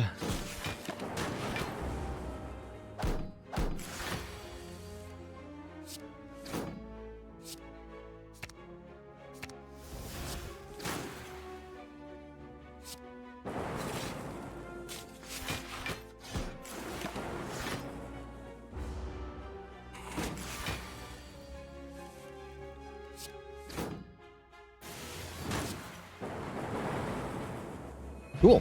Easy 7 health from that fight. Glacier is here. Which probably I still take, even though we have the Frozen Core. Hologram, not bad either. Yeah, I think I take Glacier. Inserter, come back. Oh well.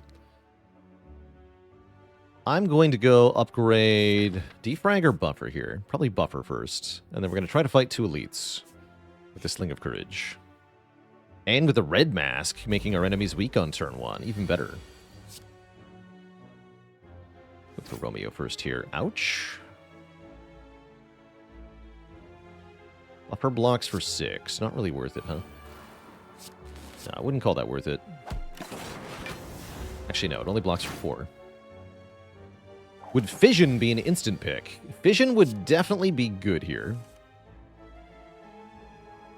Of that you can be certain.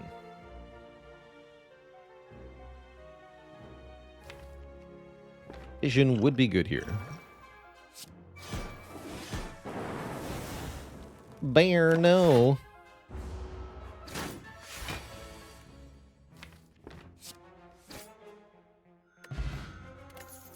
Cool. Most of our health back. Now we have the red mask. Second defrag. Give me that. Okay, let's get these defragments upgraded. No, we said buffer first.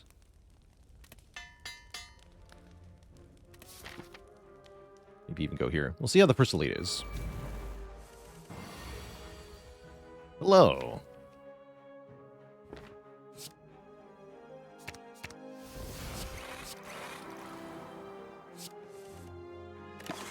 Couldn't have skimmed there. It was a bad skim. No.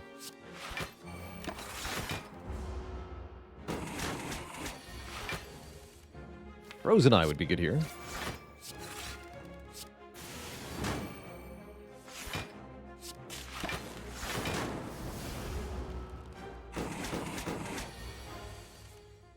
Ever dupe pot self-repair? Not usually. But yeah, it definitely can be correct sometimes. But no, I would say not usually.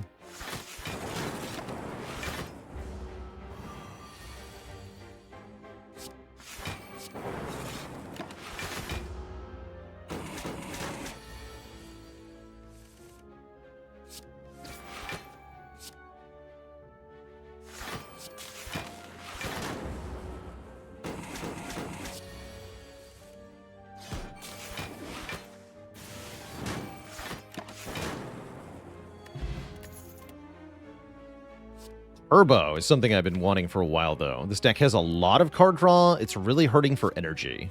Turbo solves most of that. It is them. 3 Slavers. We got Drew Turbo on turn 1, which does essentially nothing except for there's Equilibrium here, so we get to hold on to it for a turn. So it might do something after all. Why don't we just block for 23 here? Take, what, 1 damage? Take 1 damage. And then start next turn with a Frost Orb and a Turbo in hand. That sounds okay.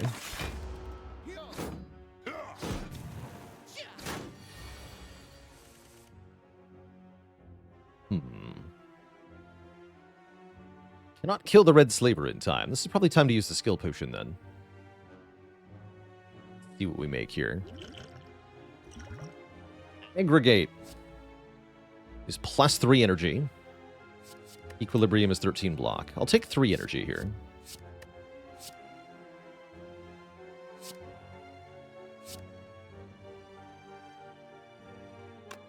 Let's see what I do first.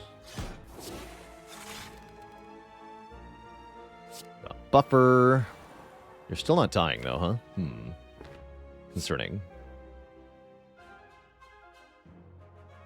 Very concerning. Maybe better to retain some buffer then. Torok Fremen, thanks for the Prime sub and 15 months of support.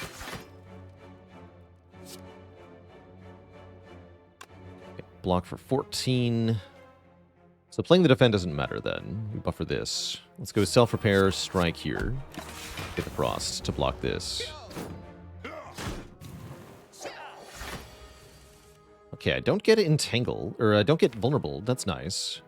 And I also don't draw the sweeping beams, which is also nice. Block for 29. Just lose the other buffer. That's fine.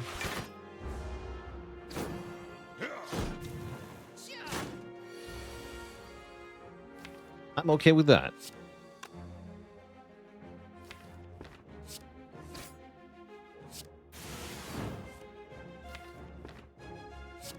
Draw here, beam here. Seek for aggregate skim or sweeping beam, sweeping beam. Well, let's do aggregate sweeping beam, actually. Unless, yeah, here we go. 8 energy.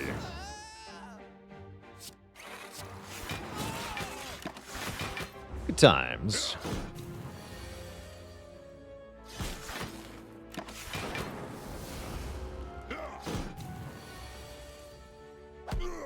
Not a bad triple slavers fight. And we get a preserved insect, making the next elites have less health. I guess we're going this way. And another sweeping beam or another ball lightning. Interesting. I don't think I want third beam.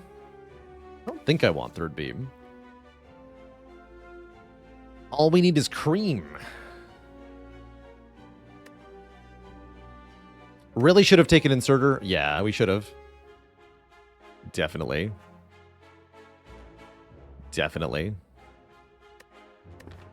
Really like this recursion. Boat thingy. Yes, block on turn 1 and turn 3. Perfect. Ooh, look at that. 17 damage. Let's dual cast it because I want you dead also.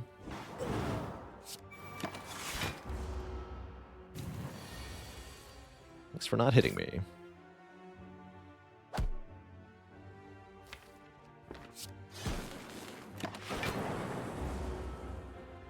But yeah, really should have taken the inserter. Definitely. Feels kind of bad.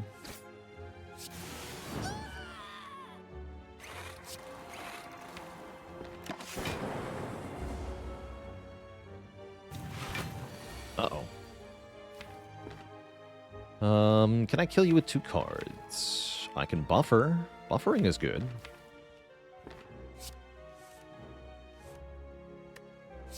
Can I kill you in 4 cards? Yes, I sure can.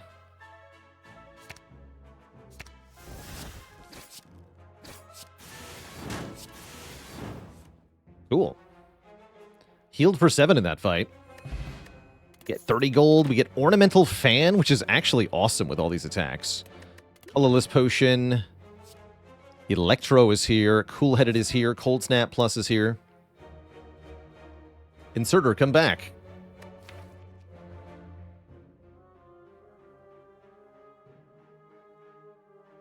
Don't really feel like I need Electro at all.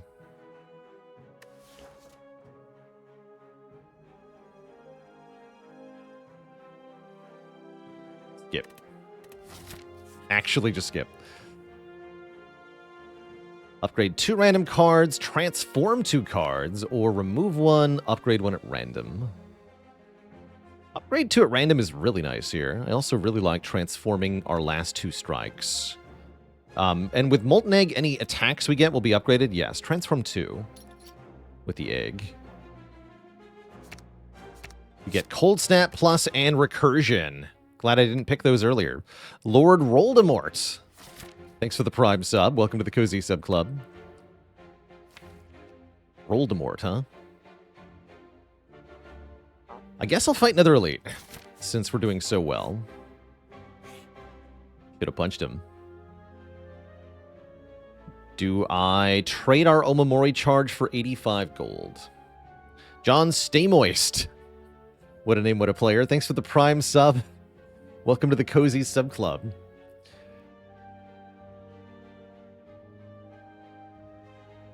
Lord Voldemort says, been watching the YouTube for years, but glad to finally enjoy the stream.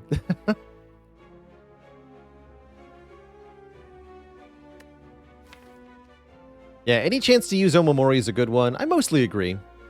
We might get a cursed key going into next act. We might find 999 gold. We can get only 1 curse then, but we should probably just do this. We're a boat. We are completely boat.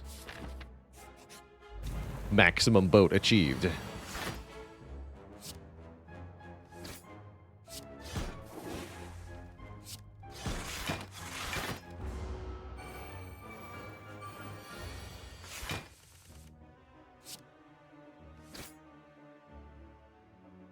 Caw.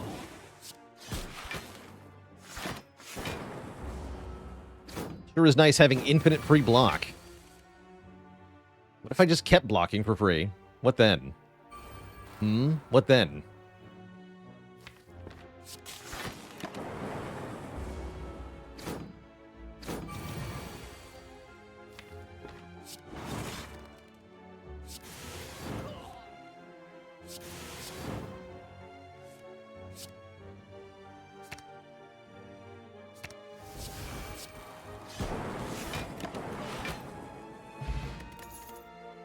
Loop. Or claw. The Composer, thanks for the Prime sub and the 10 months as well. How can you tell that the giant louse helped develop Spire 2? Because it's a giant critter. A mega critter, excuse me.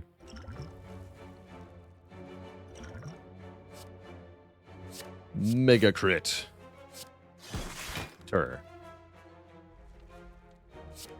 Let's go defrag into dual cast. Into block.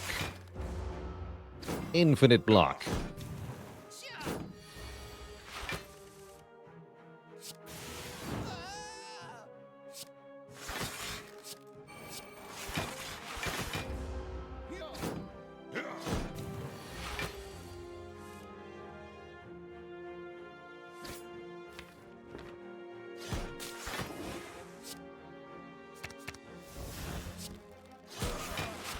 Ugh. Concern level for Defect not being in Spire 2? Pretty unconcerned, Zuthis. It looks like we get Defect's uncle, which I'm down for. Whatever 4th purple character is. I'm intrigued. Is that an Echo form? That sure is an Echo form. You know, it's really easy to play Echo form when you have 3 boat thingies and a Seek Plus in your deck.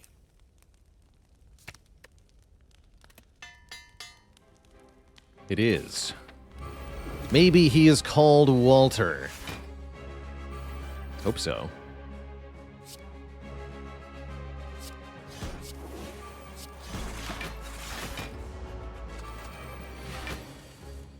Excellent. Although not excellent to draw both defrags on this turn. Well.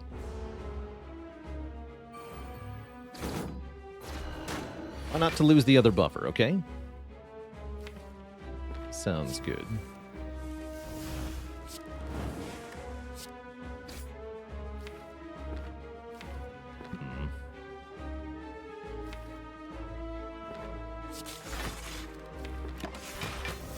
This might not work.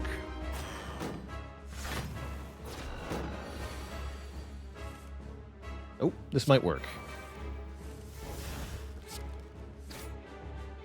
Okay, can I block 12 by 2 like this? If we go Zap Recursion, this orb dies. I get Seek Plus. Surely that'll be enough, right?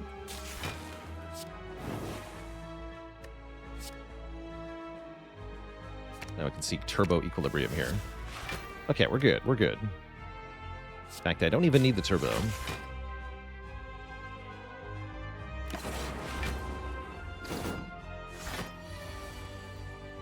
Nice.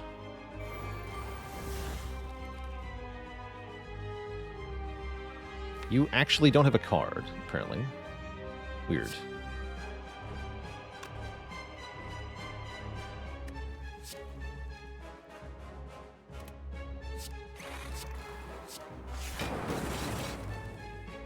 Get rid of all this.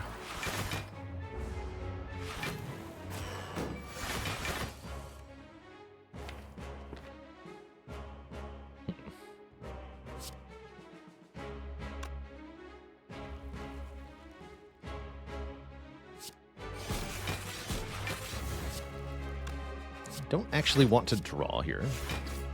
So I want to double the defrag next turn, so let's just pass. Use the buffer.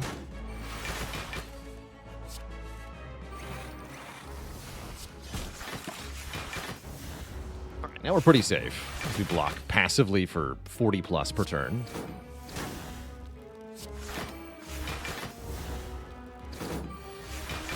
Although that won't be enough for long if we can't output some damage. So let's do that too.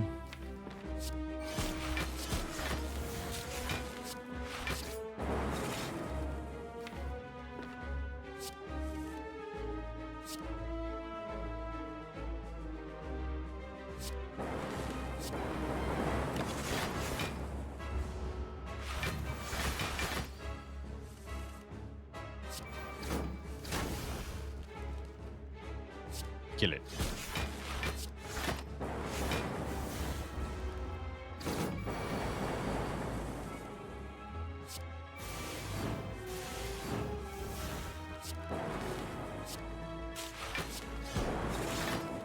Kill it, I say.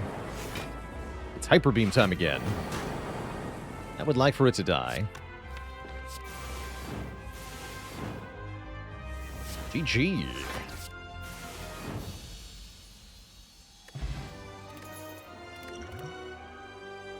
Horror Surge is here. Amplify is here. Let's say with the Echo Form, the Amplify is less good than I want it to be. As we're mostly looking to Echo Form the powers. We could try to take this Amplify and fit it in, though. We could. It's possible. Probably just take the Core Surge, though. It is a Core Surge Plus. We take a Pandora's Box. I have no strikes, so we get 4 transforms. Other options are Black Star or the Busted Crown. You know, I don't actually hate this Busted Crown, as we do need more energy pretty badly. And we have most of a complete deck here. Does Defect have any cards or relics that trade away orb slots other than Consume? No, just Consume. Take Crown. Definitely would have preferred something like Fusion Hammer there, but that's not horrible. Definitely want to go to a couple of shops. Looking for Capacitor or Runic Capacitor. Anything that gives me orb slots. I guess those are really the only things, though.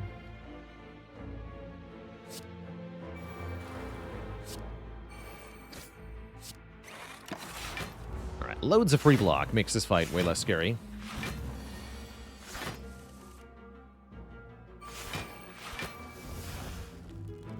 Retain everything.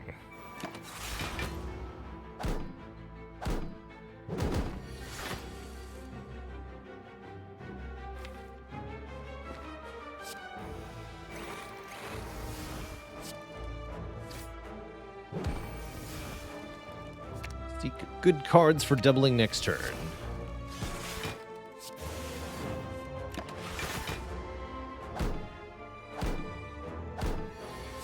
Hit him.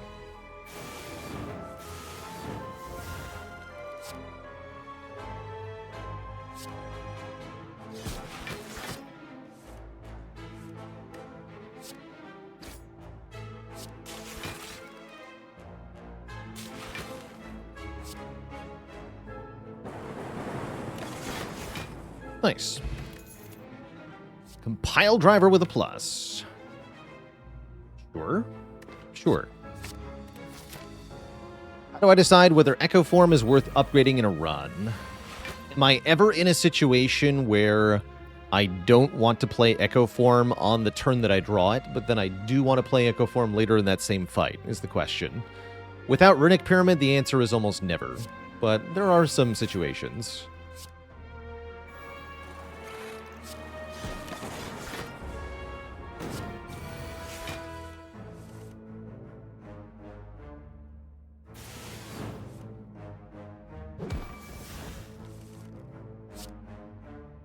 Yoink.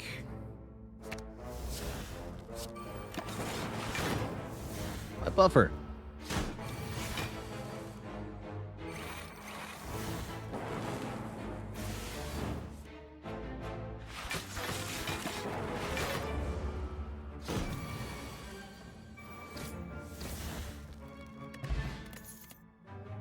Stack plus.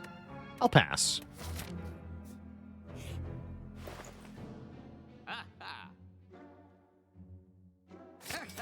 All right, that makes our life a lot easier, having a second Echo Form. Meaning we can use one to duplicate the other, or we can get one in play a lot easier.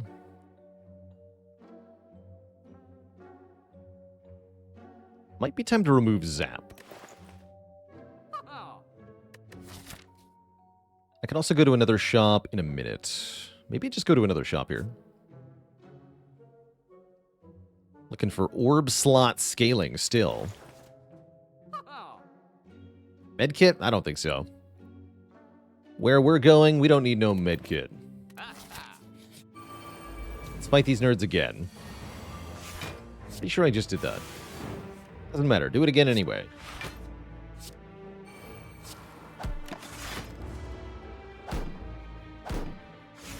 Can double our burns. The power.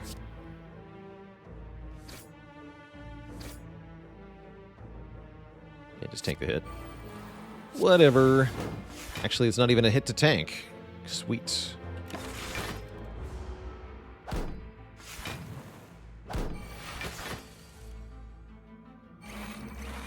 Excuse me.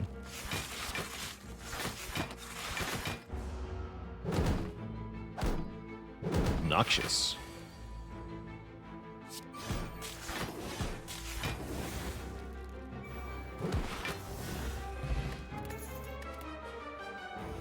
Nah.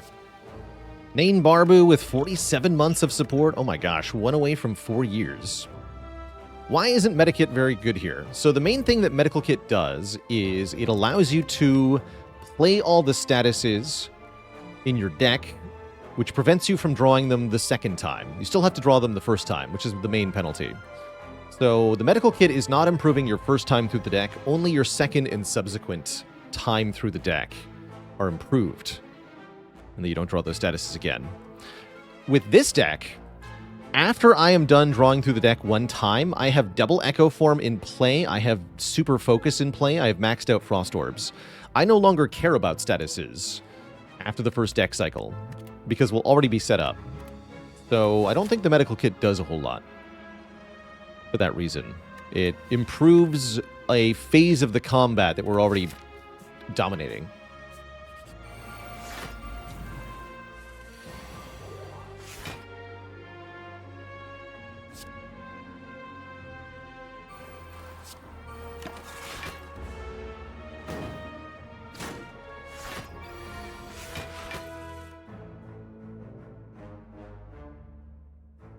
How strong would a relic or card that increased hand size be? I think that'd be pretty cool, actually.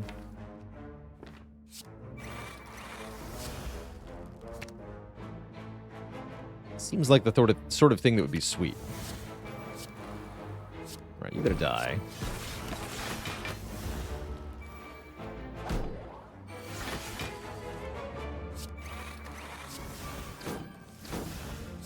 Double Echo Form.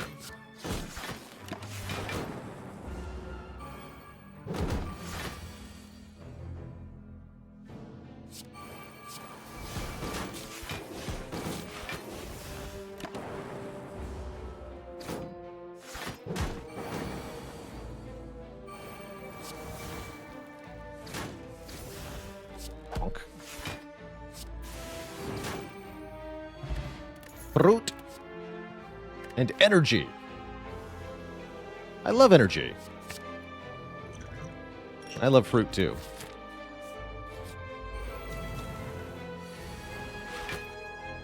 Wait, I hate energy. This is horrible. Energy sucks.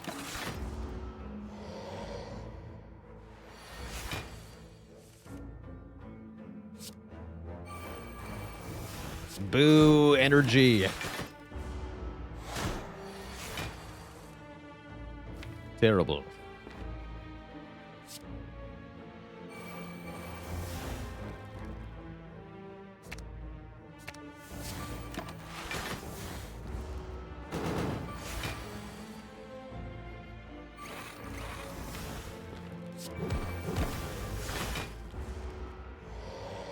Aw.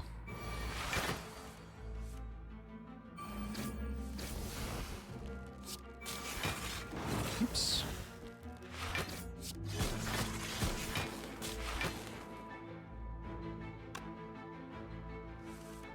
The power.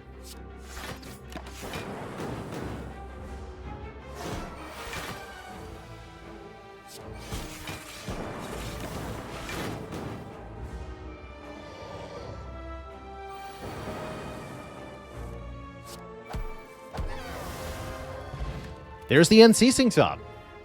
Ask for it and ye shall receive it. Another ball lightning. I don't think I need another one. Wait a minute, medical kit, come back. No, medical kit, stay away.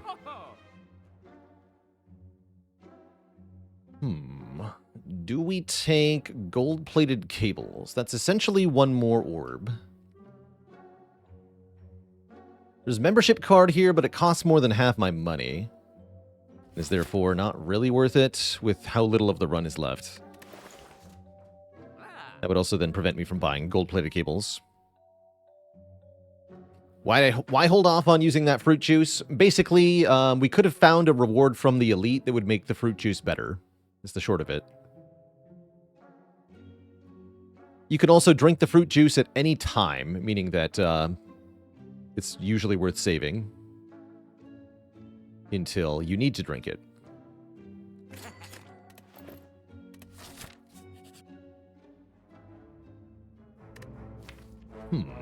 I'll mess with these two. I'll do it. Medical kit come back again, though. For real. Am I willing to use my potion?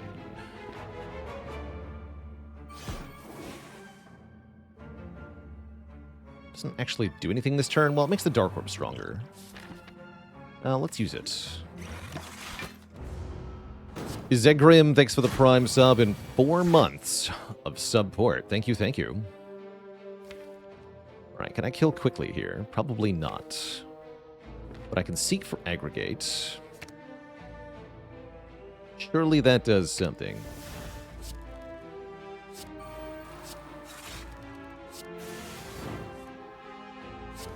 Oh. We're getting somewhere. The power. Order. Okay, kept our buffer at least. Kill them.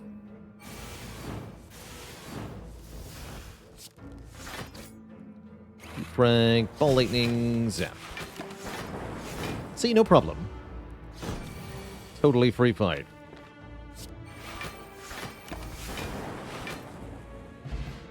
Prayer wheel. One more card reward per fight. With the busted crown, I wouldn't call that good. Skip the turbo. How's the frozen core treating me? Not great, but it is doing stuff. Well, that's just rude.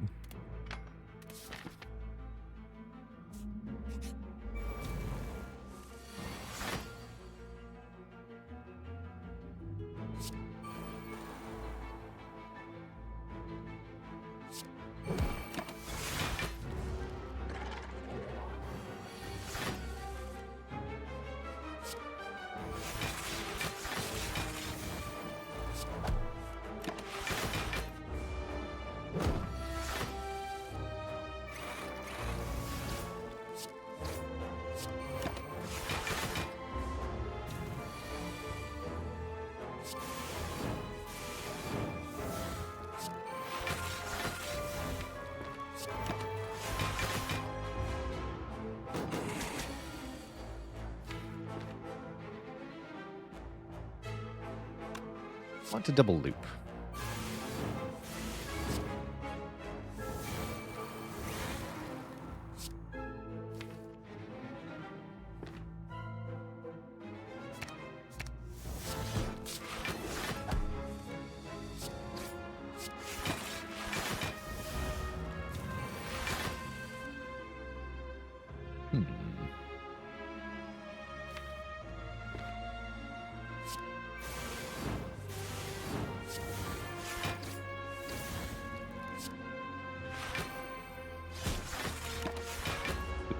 Supercharge that with loop, then dual cast. Here we go.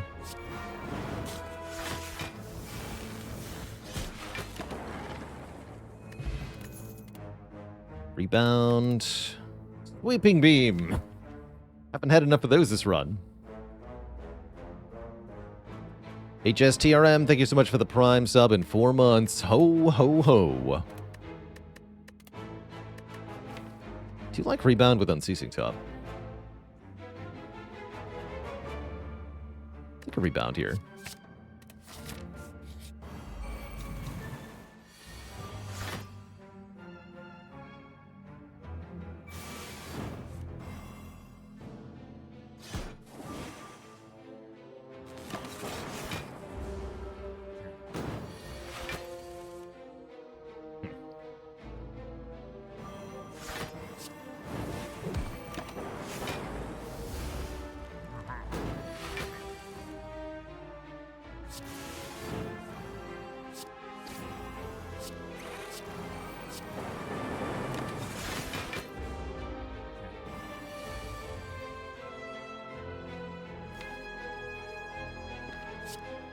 Okay, we're going to have one painful turn, looks like.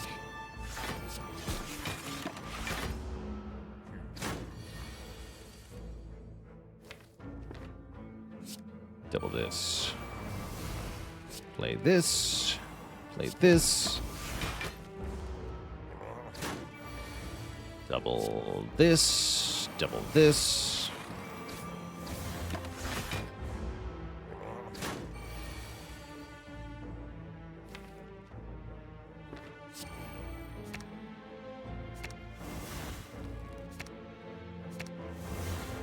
Double this.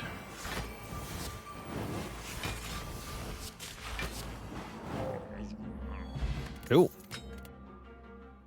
Amplify is back. I don't think so. Although it can do some fun things with these echo forms. Nah. Wait, Recursion Dark is so good? Yes, it is. It sure is. They do, in fact, go together, and yes, it is very strong. Yeah, I think Amplify would only slow us down. I mostly agree with that. Mostly. Uh-oh. Okay, that helps. Hiya! Play, play.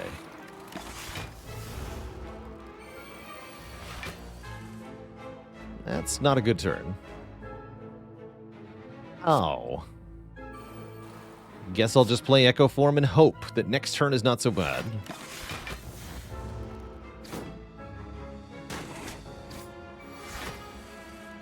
It's not. Good.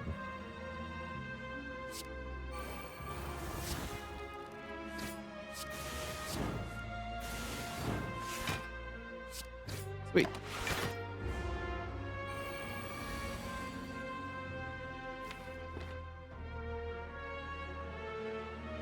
Only the first card is doubled.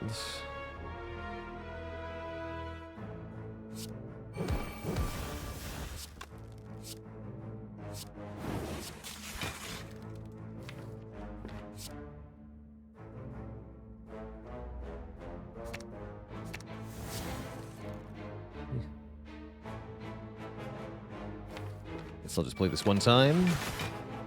Seems unlikely we can get back to that.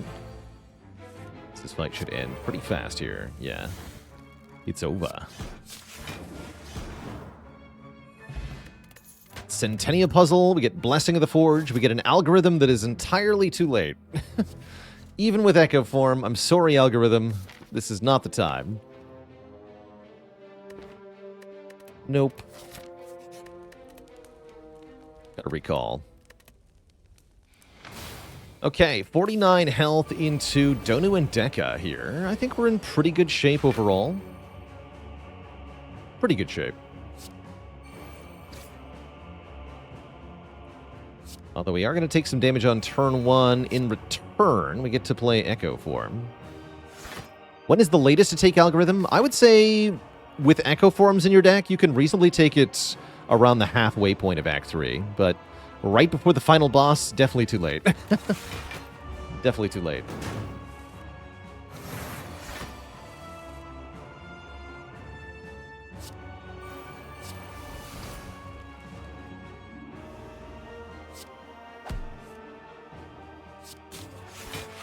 You should recursion that first. Yes.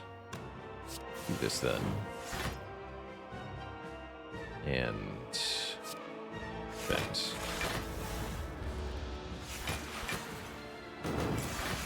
Right, last free-ish turn here.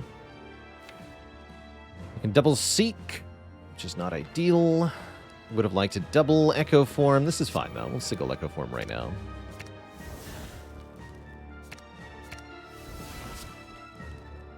Doesn't do anything.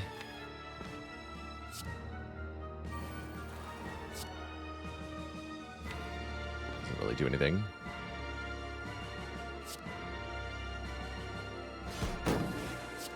Do that.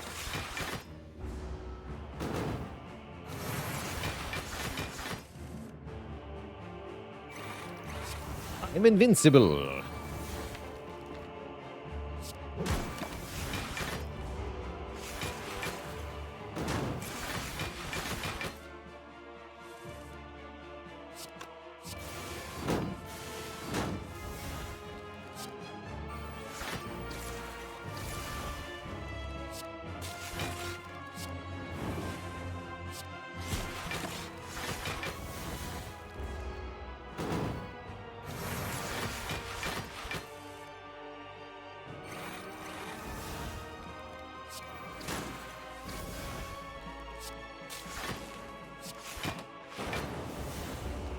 Two-second explanation on how the deck works.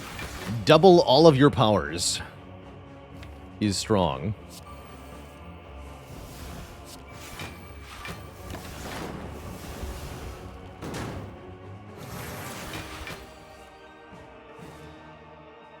Also, upgrade all of your cards for free, apparently.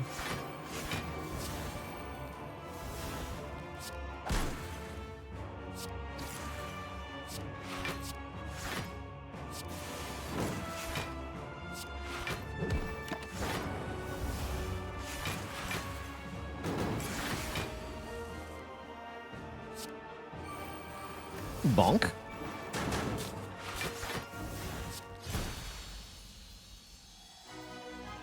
GG. Now for Tim.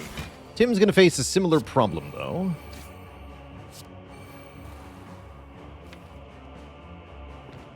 Give me aggregate. We already have equilibrium. I need the defrag.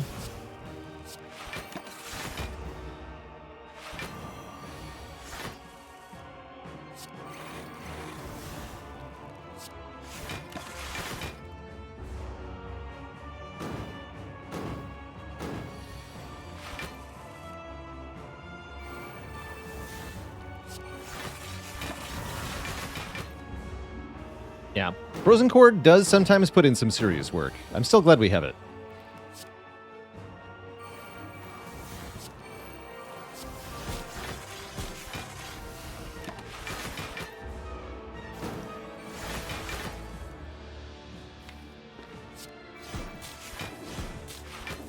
I have 4 buffers, so you're dead.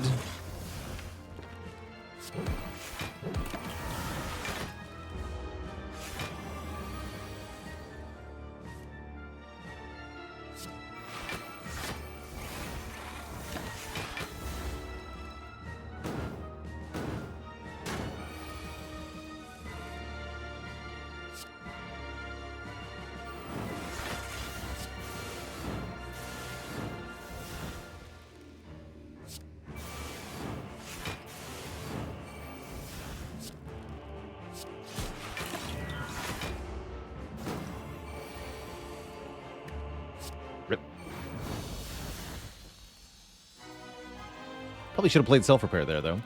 Two thump, a deep pulsing dread can be felt throughout the room. Is this, the heart of this Spire, the source of this evil? You charge your core to its maximum, dealing 2344. Have I been here before?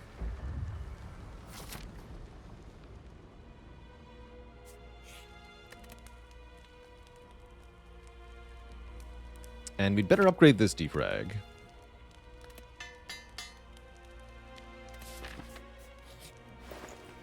Never found any additional orb slots, though. That part's tough. Looks like we can still make do without. Tempting to maybe swap our forge pot for a power pot. I think I just remove a card, though. Lose the zap. Let's lose zap.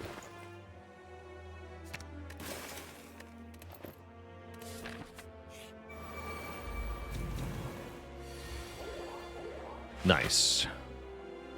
Turn 1 Seek is fantastic.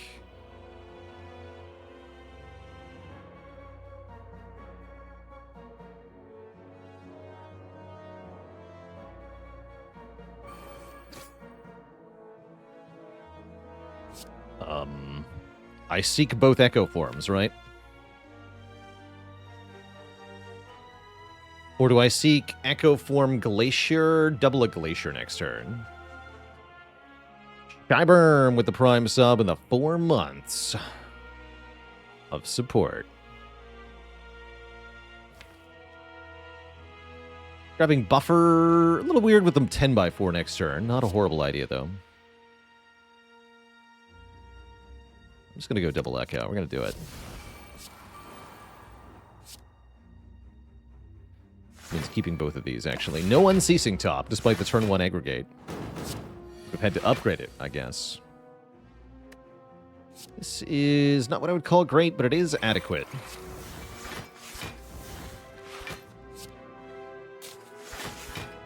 More than adequate, actually. We full block, right? Because 21 plus 4 plus 40 is 65. That's exactly the amount of block we have. Right? Yeah, totally. See? Full block. What else we got? Double Cool-Headed, perhaps.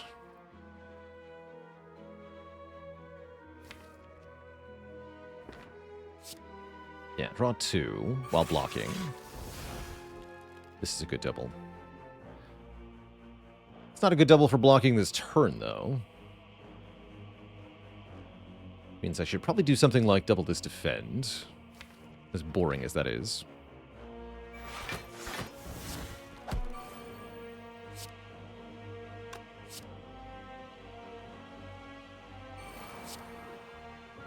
Let's just do this. Since we're full blocking, this played.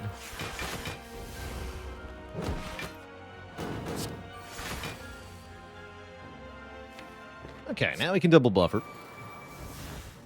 Double Doom and Gloom.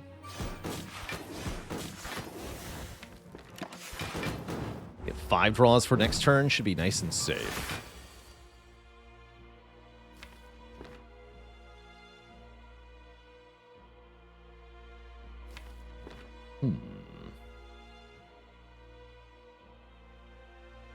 Double Recursion, double Glacier. That sounds fine.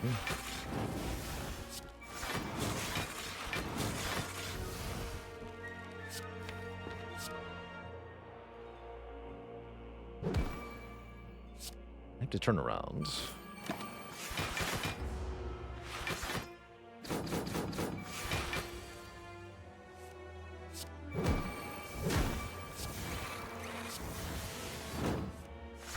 All right, easy fight.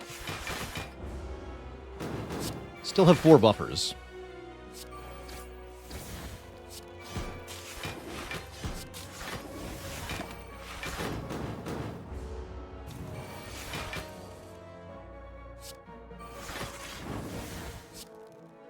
Boom.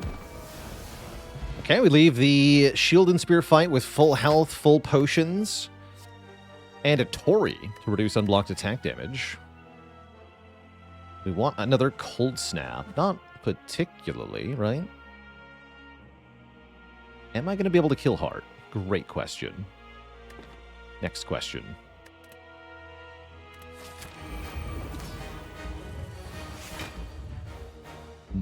That's not great. Guess we play Loop on turn 1 here. Not thrilled about that.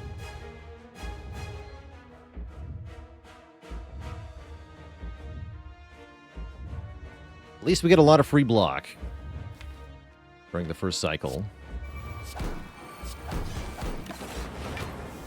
Yeah, single loop is tough. Okay, the good news is we got buffer for this turn, which is really quite important. We should seek for aggregate Echo Form so that I can play Echo Form too.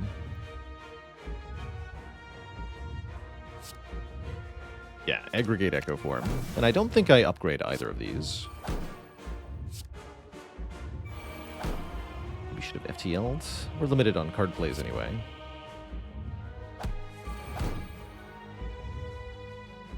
Why don't we just Equilibrium Recursion buffer?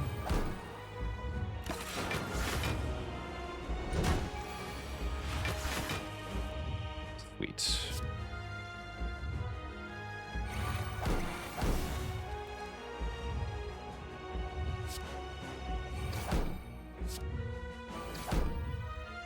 Definitely want to loop this. Let's go with the slimes here.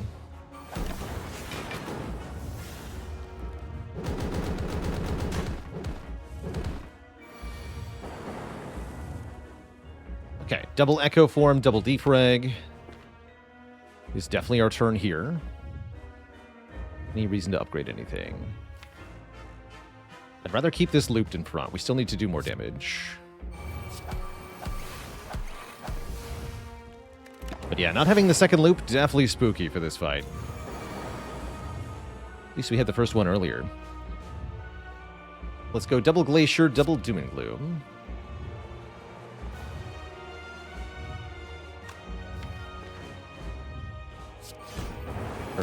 Wait. No, double Doom and Gloom, double Cool-Headed. Bad at order. This puts the Dark Orb in front to be looped, which is probably good. Take one. What are we going to upgrade? Probably... Oh, Recursion already got upgraded. Maybe just these three? I don't have many good upgrades, actually. This is a really good turn for Unceasing Top, actually. Interesting.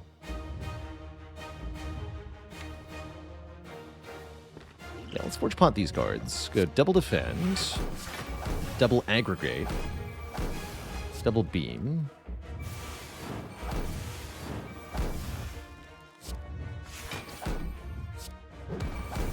We know there's no statuses in the draw pile, so there's nothing to stop me from just drawing and playing a lot of cards here. We get Recursion first. Perfect. Perfect. Unceasing Top might be an MVP here, actually. That was really lucky. How's it going, Boykish? Coming in from the YouTube. Glad to hear it. So either I Doom and Gloom now, and I keep going, or... we stop. I think we stop. We're almost to the cap anyway. Dual Cast could cap out this turn, but maybe we can do better than that even.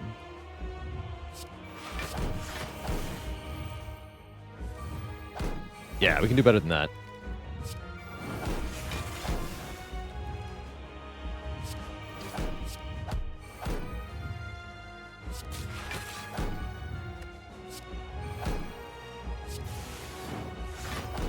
Okay, no sign of Retain.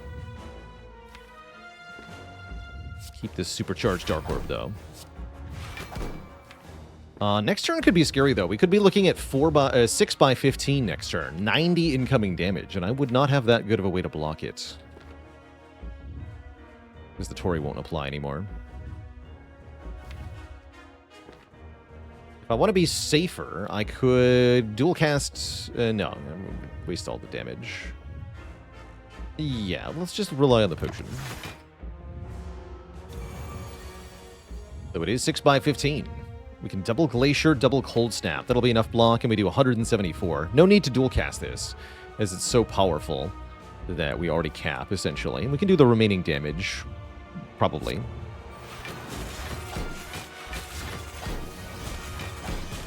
It's only 105? That's not hard.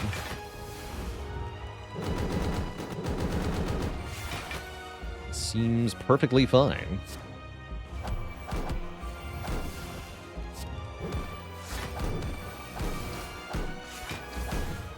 Nice.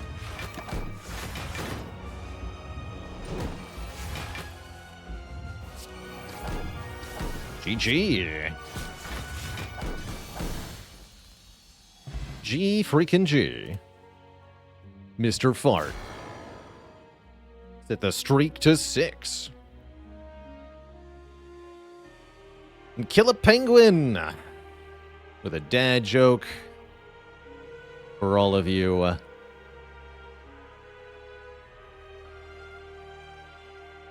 Did you hear about the Defect, who became a Buddhist master? He achieved a state of Zen. No refunds.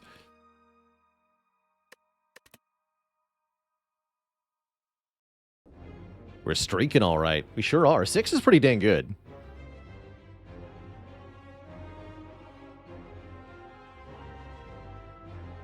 And it's definitely possible to play this game for more than a year and to not ever get a 4-0 against a 20 heart, let alone a 6-0.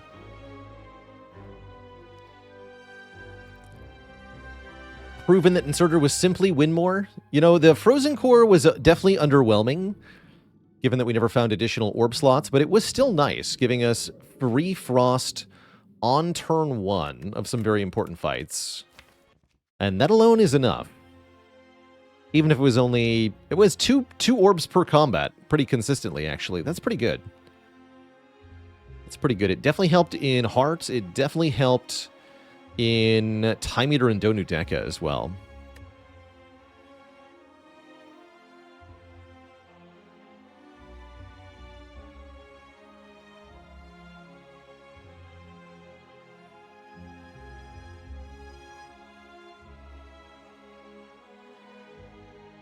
Turn 1 is the most important turn. Turn 2 is the second most important turn. We sure had a good turn 1, turn 2, and turn 3 in this deck with a full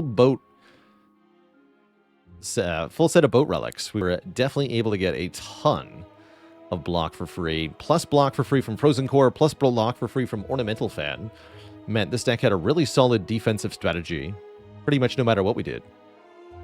And you can see that in the boss damage taken. We took very little damage from any boss in this fight, in this run.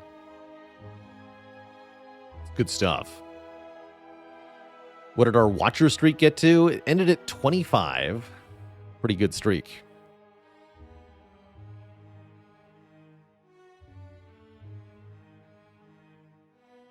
All right, Twitch chat. That's going to be all the Spire I've got in me for today. Next up, we're heading into space in Factorio Space Age.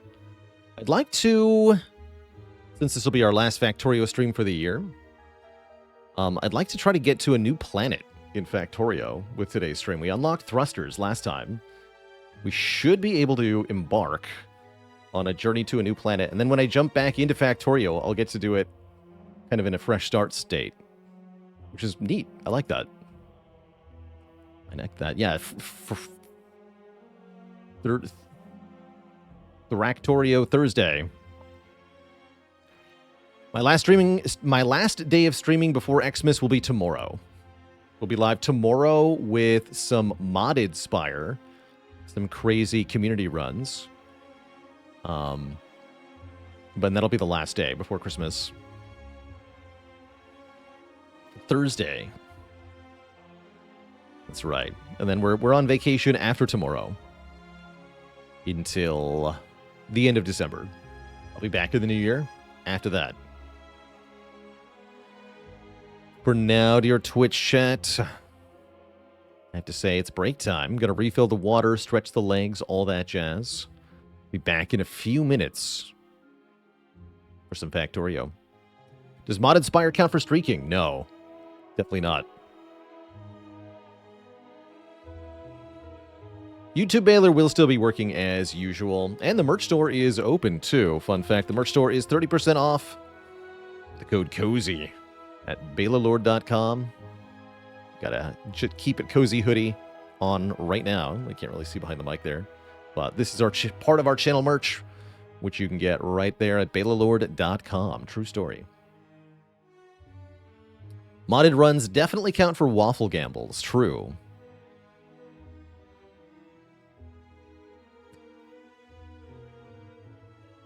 All right, Twitch chat. Back in a few minutes when I return. Factorio time. BRB.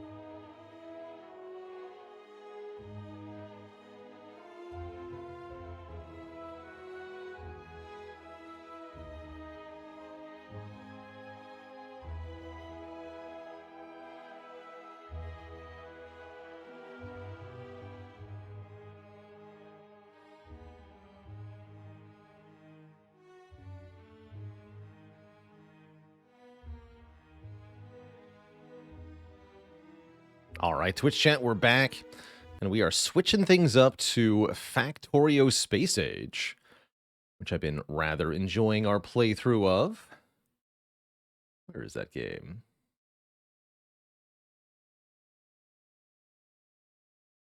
Hello? There it is.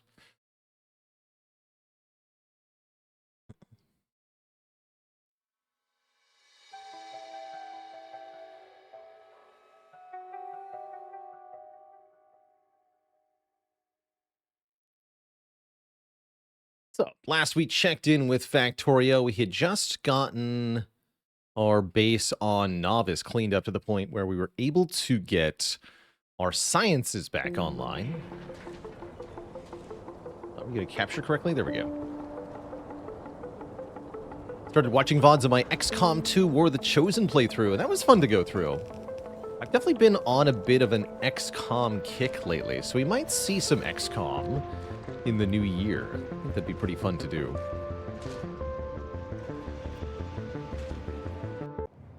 So, here's where we left things off, sitting next to our rocket silo. Though, yes, we need to make sure more low-density structures being created, right? We're getting close to being out of that. Got lots of blue circuits and such. Lovely.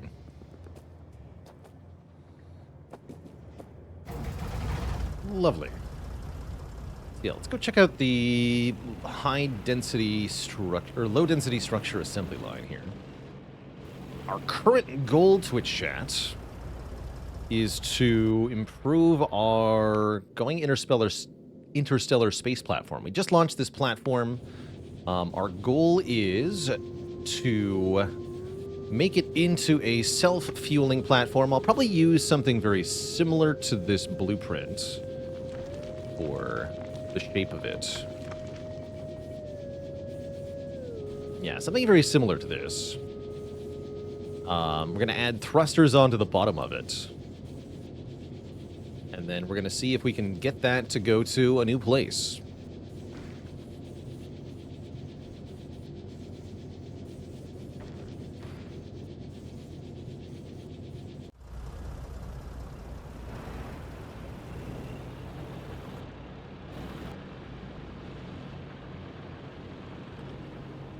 What is that going on the south side of the space platform? Oh, good question, actually. That is our inventory balancing system.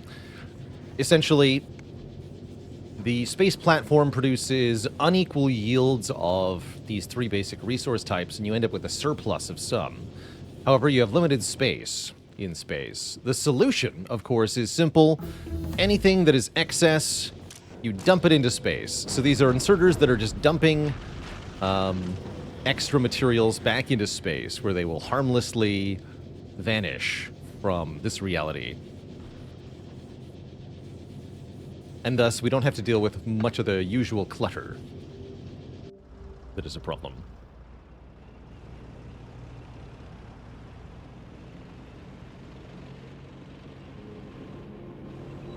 So that's good. If we want to have a successful trip to another planet, we'll need to stock up on the basics. We want lots of goodies. Or at least enough to get a new industry started. You know, stuff like electric mining drills and such. Could be tough otherwise.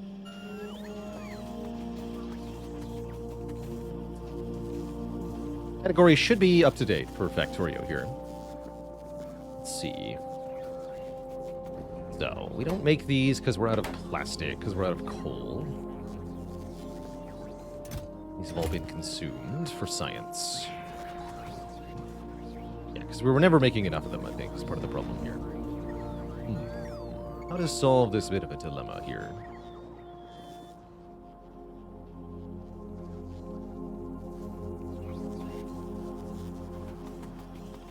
Guess we'd have to turn off the, what is it, yellow science? Yeah, yellow science is what's using this.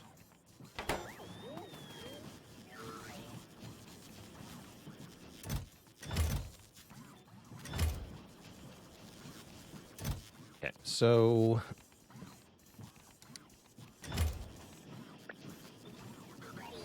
turn these off for now. Cool. Do we want to try to research anything?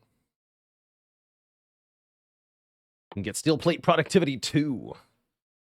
It's a big, expensive tech. Same with mining productivity 4, although productivity upgrades are very powerful. For sure. I never got logistics 3. Let's fix that. That shouldn't take too long. Doesn't require yellow science.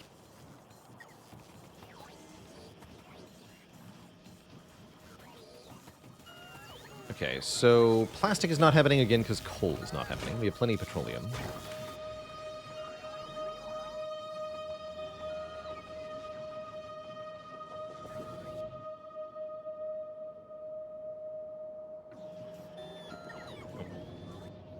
Where's that train? Oh. We also seem to have a problem. Oh, that's part of our problem, is that I broke the trains again. I was wondering if that was going to happen. Cool, let's fix it. I definitely made a janky series of trains last time.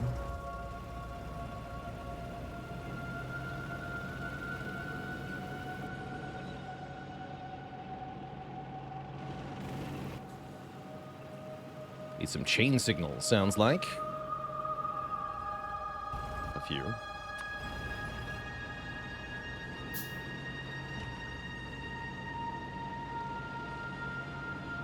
Yeah, I put in a bunch of regular rail signals, but I don't think I properly chain signaled it.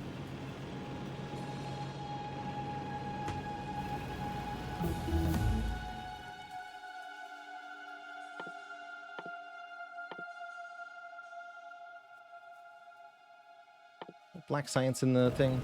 Guess we'll find out. Looks like no. Looks like yes.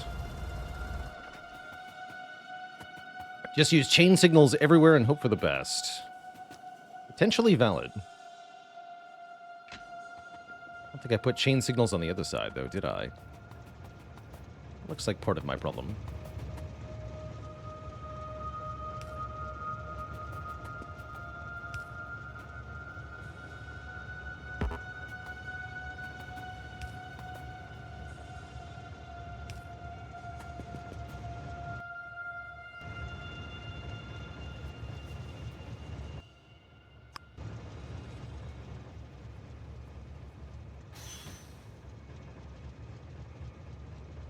That's not quite right. Chain signals everywhere in the intersection, too, instead of the normal rail signals. Okay. Oh. So it's not... I see. I think that's where I fundamentally went wrong, then. You're supposed to use one instead of the other, not both. Let's just replace all these with chain signals and see what happens. Already a good start.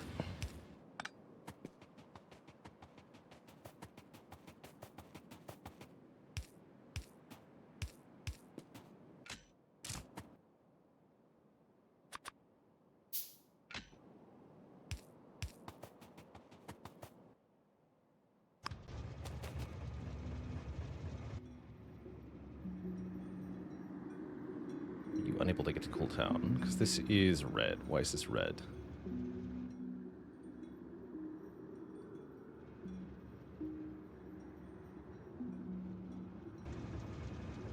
It's red because you're in it, right? Let's go bite at the intersection.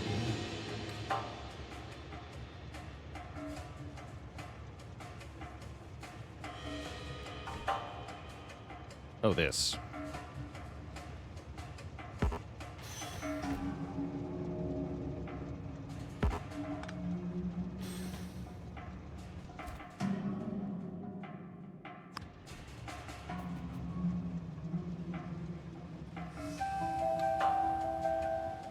Bidirectional train, so I need to have a chain signal after crossing to create a section and a chain before to limit the section. But in both directions.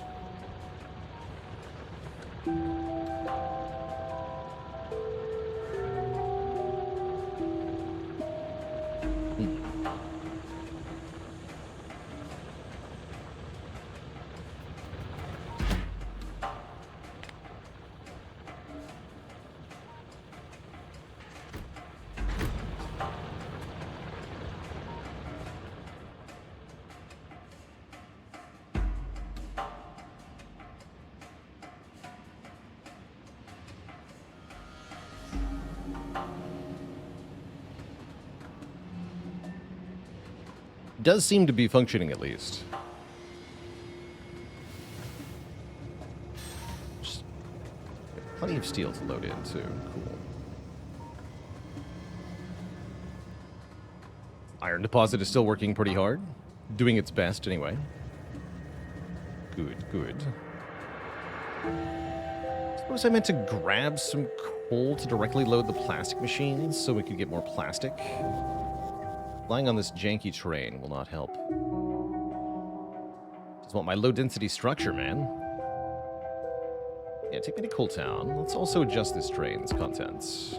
I can't do that right here.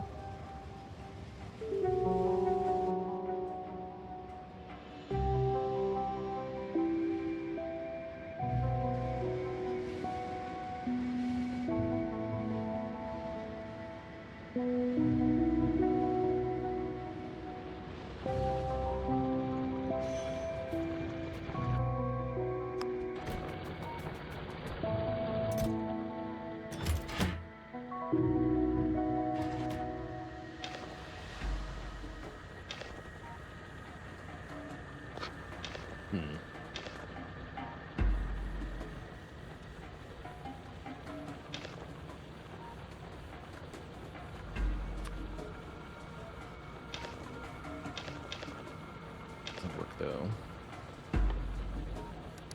Funny. Oh, wait, if I do it like this...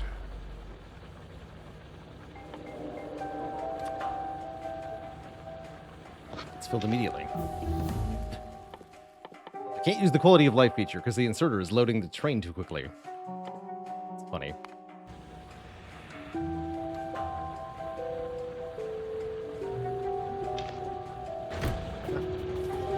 Let's get out of here.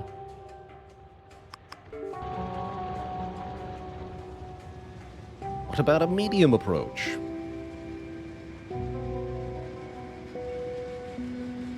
That says, bidirectional rails are much harder to reason about when placing signals. Recommend using only one-way rails even though it takes more space. Interesting. Stuff to keep in mind for our trains on other planets. To be sure.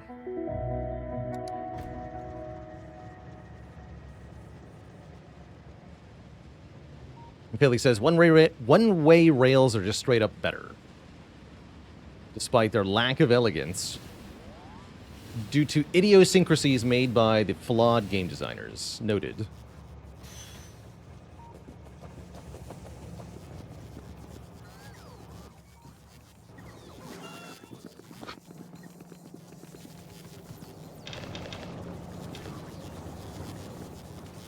Okay, plastic will create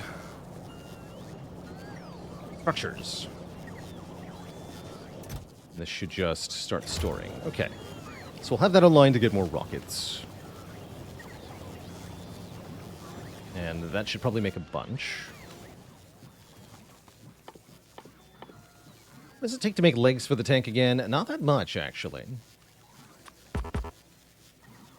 Have some legs.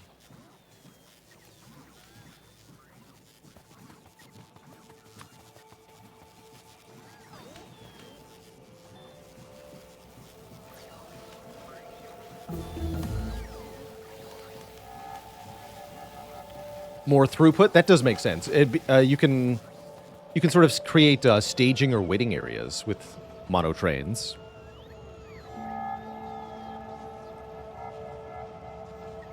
Yeah, that makes sense. Cool. Well, then I'll plan mono-directional trains for our second planet, for sure. To avoid catastrophe.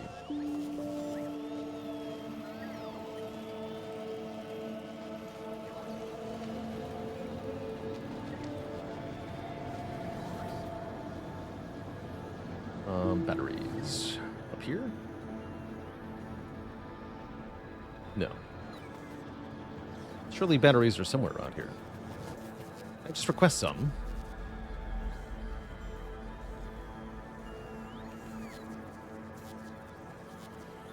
Yes.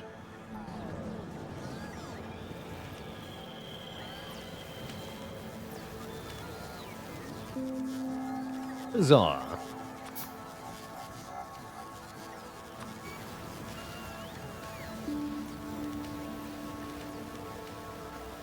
Okay, let's see what a tank with legs does.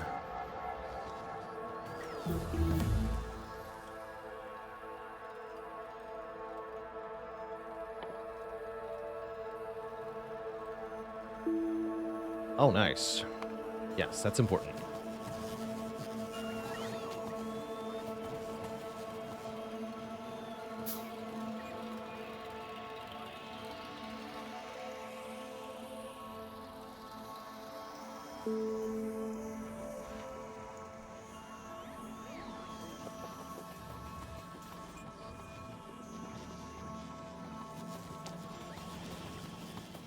Or better yet, we can give legs to the car, right? Does the car have an equipment grid? Maybe not.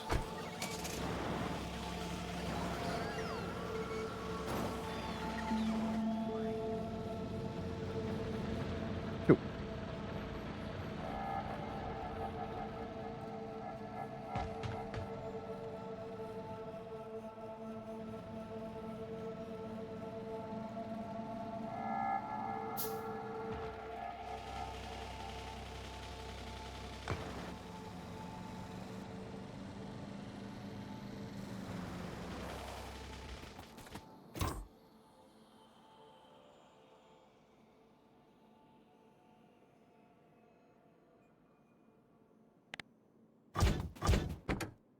Okay, yeah, there's no one on the car here.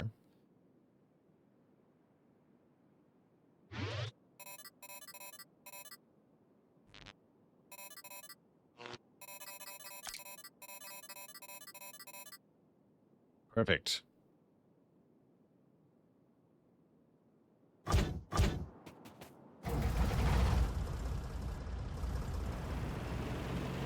Yeah. It's got some speed to it. Perfect.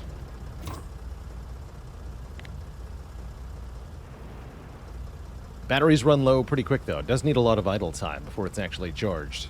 That's okay.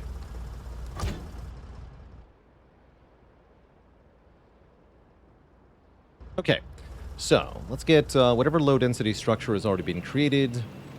Go make some rockets.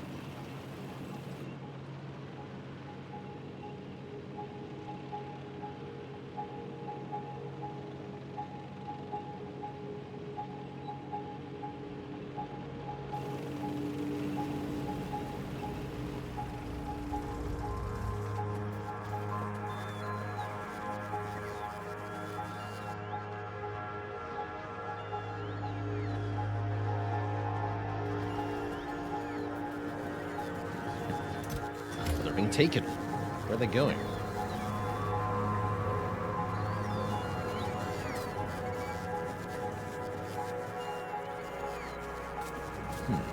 Where are they going? I guess no, I turned off the requester chests. Where the hell are they going?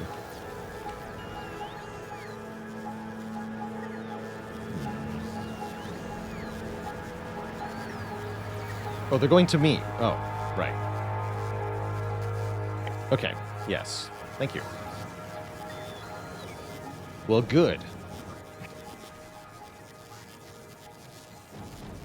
Okay, that'll be enough high-density structure, or low-density structure, for a couple rockets, for sure.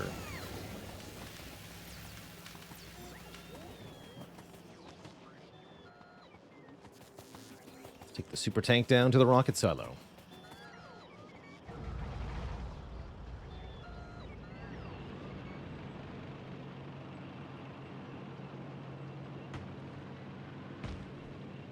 Launch.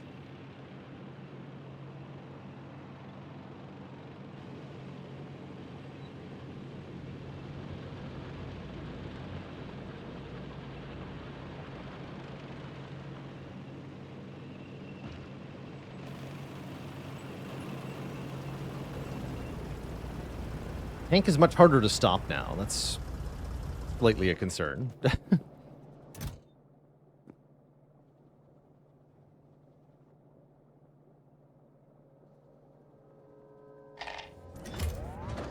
we go. Okay, we have a couple rockets ready. So, did we make the basics? Yes, we made 3 crushers, 5 thrusters, asteroid collector. Let's deliver all that.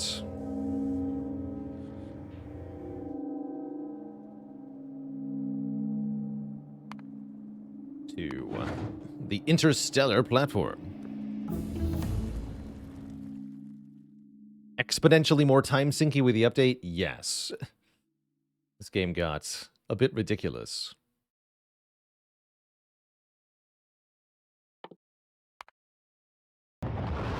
More than a bit ridiculous. Okay, so we clearly need more space platform foundation. We already had 5 thrusters? Send more then. Foolish.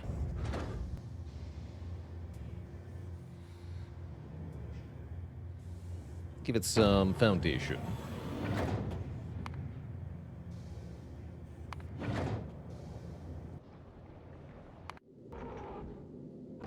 Yes, now we have 8 thrusters, which is probably too many. That's okay.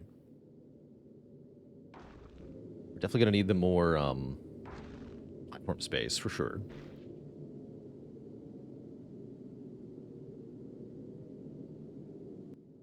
Let's see.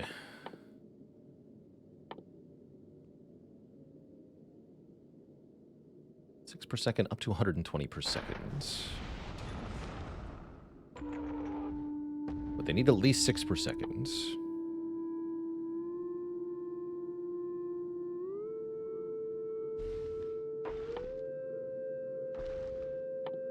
the rocket fuel. Low.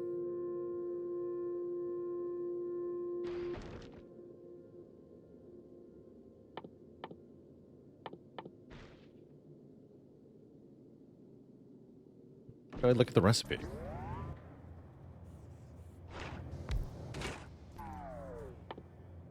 These. Not even allowed to look at them here. There's a wiki thing I can look at, right?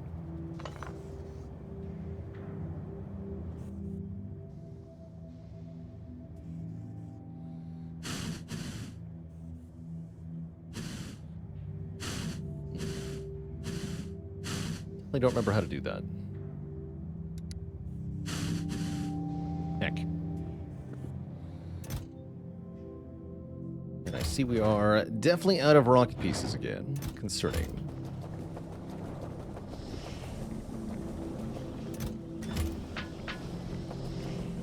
I should... Those are already in logistics chests. Okay, we should just make this a requester chest then. I'm not gonna have the robots do this.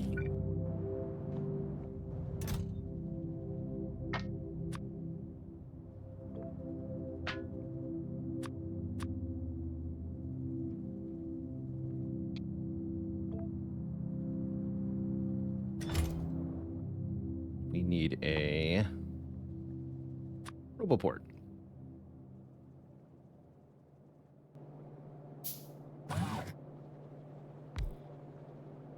And a few robots, which we currently have none of here.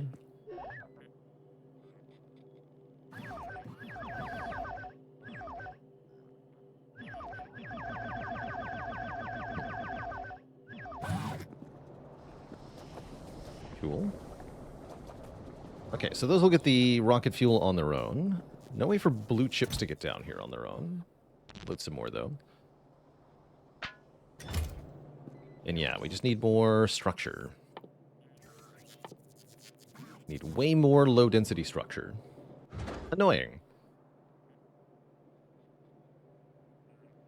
Definitely annoying. Let's check out the space platform as it is.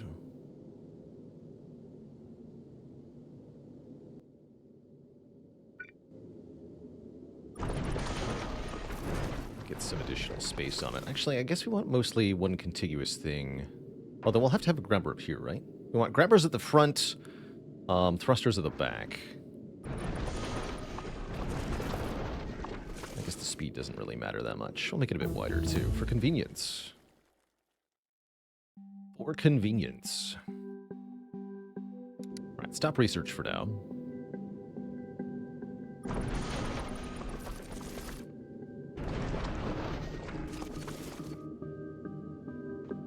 That's all we had? That's all we had.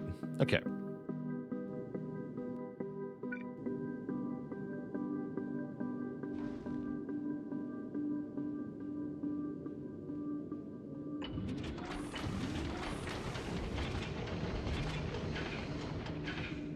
Deconstruct this. Yes, you can make it smaller. Okay, that's good to know, actually, that you can undo that easily.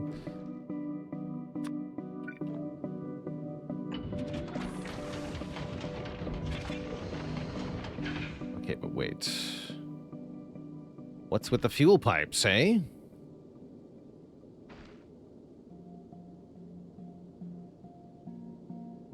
What's with the fuel pipes? These are not meant to go next to each other? Is that what I'm seeing here? They don't connect directly. Although they do have side-to-side connection. Weird. Yeah, they need to be staggered. I see that. I see that. Maybe something like this.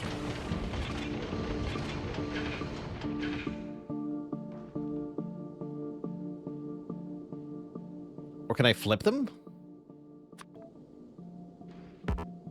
No. No, it says. No, you can't.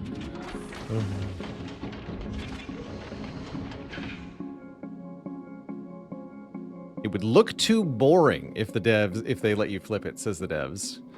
Well, we can't have that now, can we?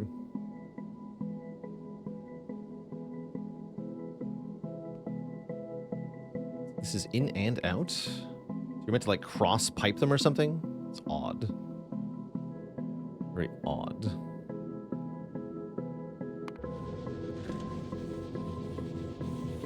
Okay, so we're going to want a design similar to this, though not necessarily identical. We'll need inserters, too. Think you're going to get the DLC and start fresh? The spaghetti has become too much. Simply embrace spaghetti, and all will be well. Everything is fine. We already have chemical plants here. Check something. Okay, carbon water, iron ore, and water. That's right. We have to make water. We'll need at minimum 3. Yeah, at minimum 3 chemical plants.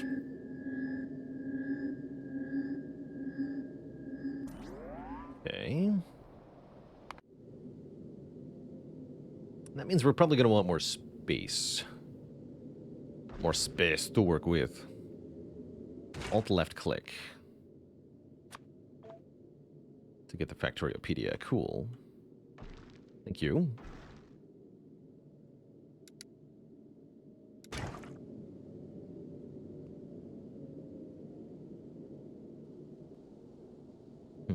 So what's the way to do this?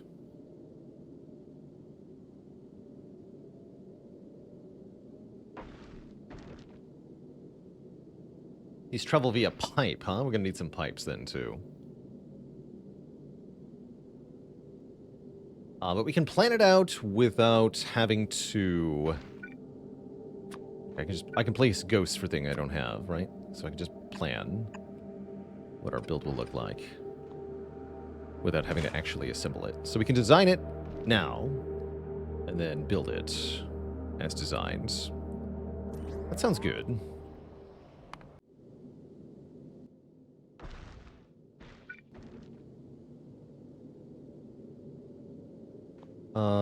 So give me a grubber.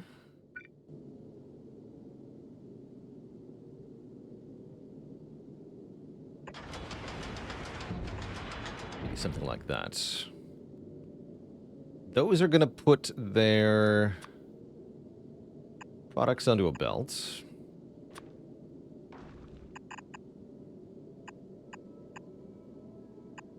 How did we do it in the other one?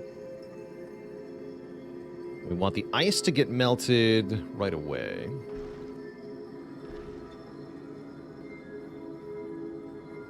Into water.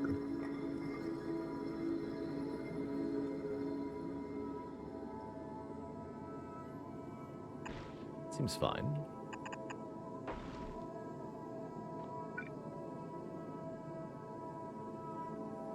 Need one more space then. Unless I want to really min-max here.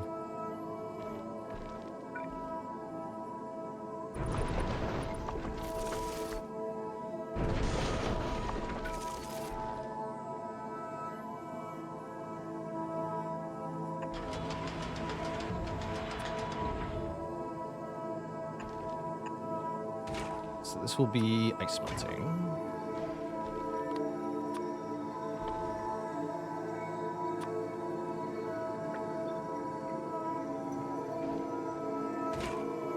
And then we want that... I guess we can just have them all in a row? Only if I use proper chirality on my belts. That's easy to do, though. Remember, your first interplanetary craft ended up on Gleba completely naked. Uh-oh. That's maybe not the goal there. You definitely want to have some stuff.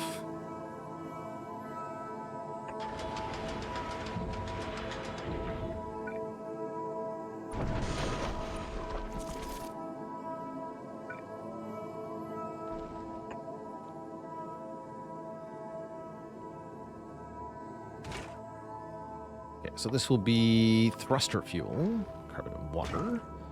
And this will be oxidizer, iron and water.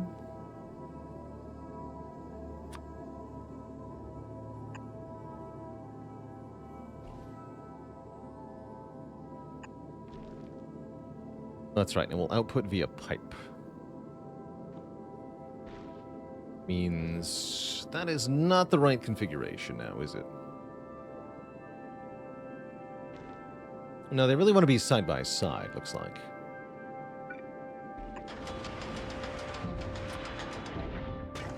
Something like that.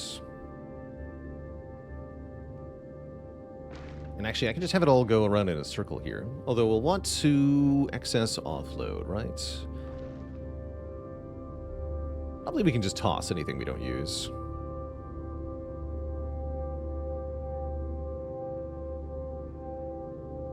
Okay, so water, yes. This outputs water. Just pipe this reasonably efficiently. Don't even need this, or this, or this, actually.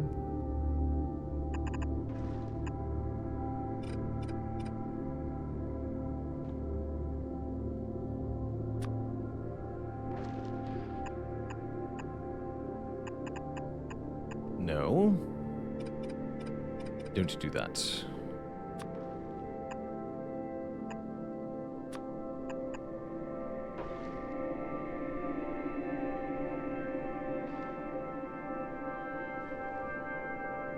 So you're telling me that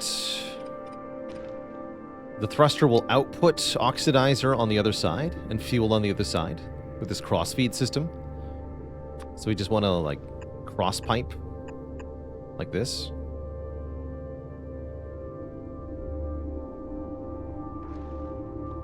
That does work, okay. I do have pass-through. Muted. Although, looks like I want a bit more space. Need one more tile between them.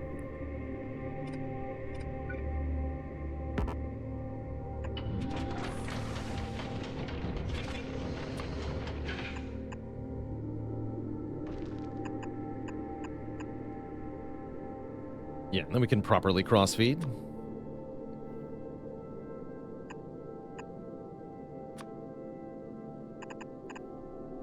No, that's not proper. That's definitely not proper.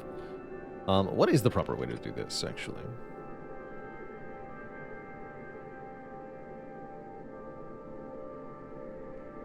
We can do it like this, right?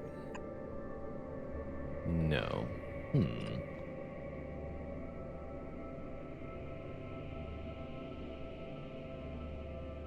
Not possible with 3 tiles of separation? Question mark.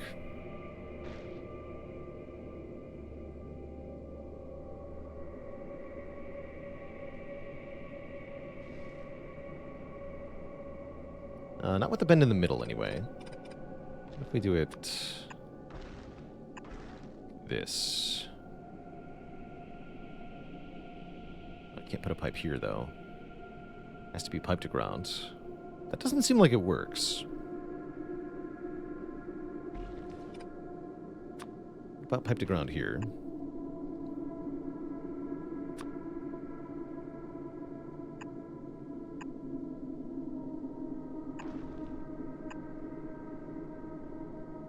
No, that won't work either. Interesting.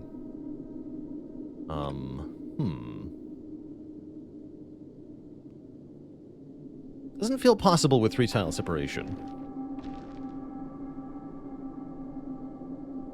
I can also just, not involve the crossfeed here and just pipe directly from the factories, which might actually be easier. Can you flip engines? Nope. You're not allowed to do that. Other things you are allowed to, however.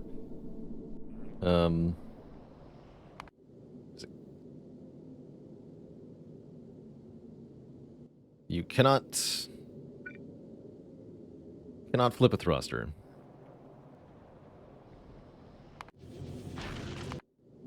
V, that's right. Yes, thruster cannot be flipped, is the hotkey. Definitely forgot the hotkey there. It's like, hello, which key is it? Okay, what if I just pipe more ridiculously? Something like this. This will have to have a pipe to ground here.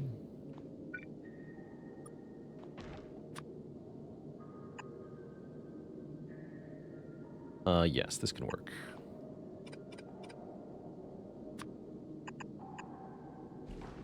Well, no. Only if I do something exceptionally dumb.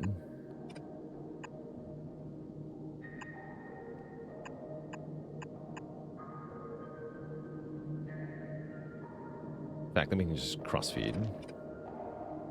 Sort of normally. We don't have to do all this work.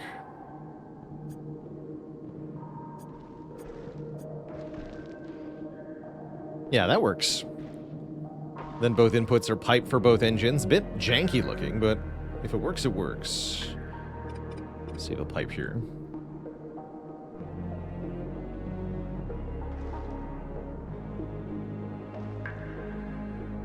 Cool. That seems like the solve then. So we need to make sure the belt continues along the right path. This pipe is a bit of an issue, huh? Makes me want a pipe to ground.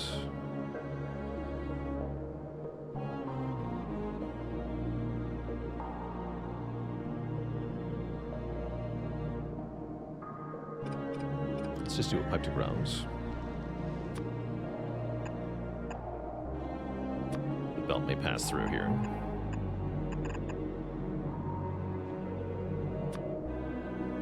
That'll require long-handed inserters, yes. And then we will have a fast inserter whose job is to just toss stuff off the end of the belt.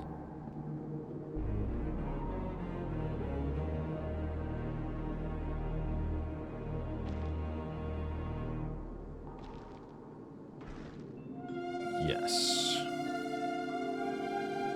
Yep, your job is to just throw stuff out. Seems cool. So that'll capture asteroids. Only small ones, though, right? This can't deal with medium asteroids, if I understand this correctly. Gonna need a way to break those up into smaller pieces. Is that correct? I think that's correct. Alright, definitely go gather some materials. Bailey says yes. We're gonna need a way to break stuff up. Turrets will be the way. And you can arm turrets with regular bullets, right? Just iron plates, right? So we just make iron plates out of the iron and can use those to create ammo for the turrets. Although not piercing rounds, just firearm. That should be enough, though, right? It's not like we need super DPS. Is Spidertron locked behind space stuff? Yes. Yeah, Spidertron is very far down.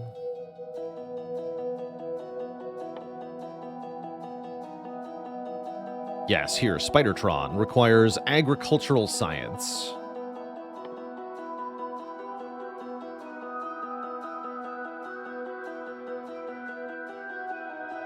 Which requires you to go to the spider planet. Well, that just makes sense, right? You gotta go to Spiderland to make your own spider.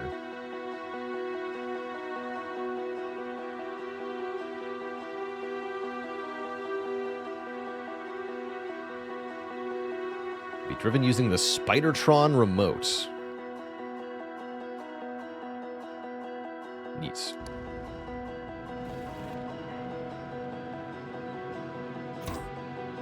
Batteries, though. Wait, I have no coal. Look, there's coal in my inventory.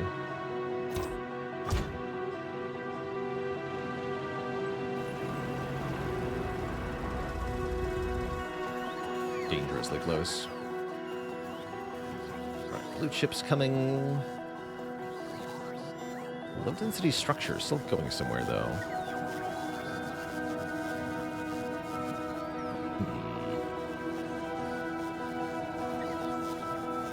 Oh, now they're out of steel? Oh, I see.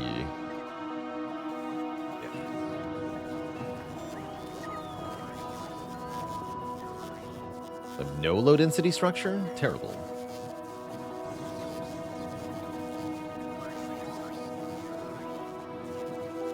Let me see something here.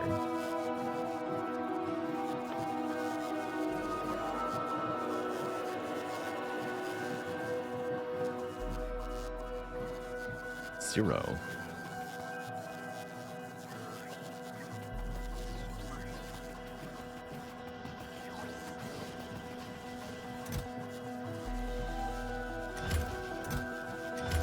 Oh, these are making.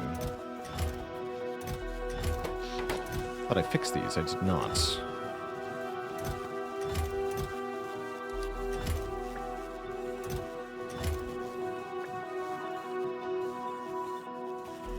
Well, that would be what happens.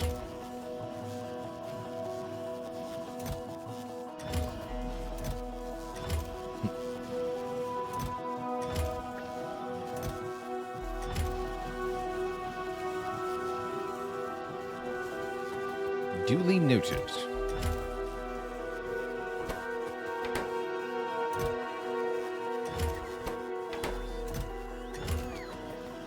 Cool. Okay, hopefully the ones that get created will now stick around. That'd be nice. So we have lots of steel. We can just directly load in here.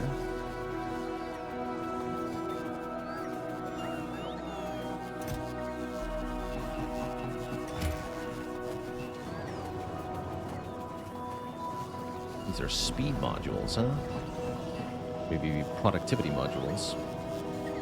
Since we're not satisfying the raw inputs.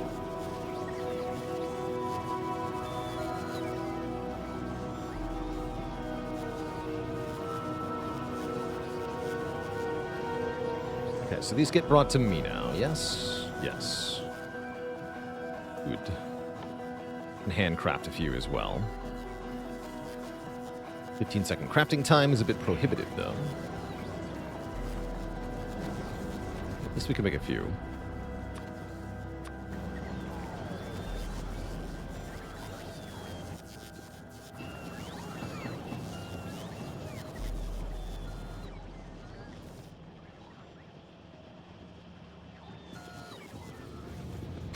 Yes, I see. I've clogged this now.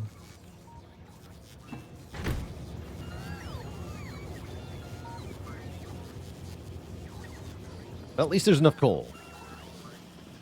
Fuel. Very cool. Okay, so what else did we need for our space thing? We have lots of long-handed inserters. We have the belts required.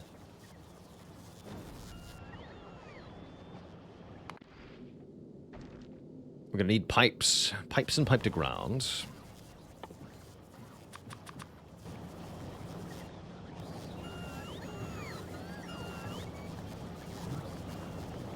Everything will be online, hopefully.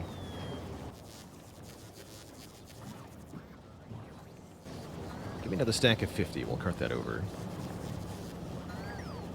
Only enough for like one more rocket, though.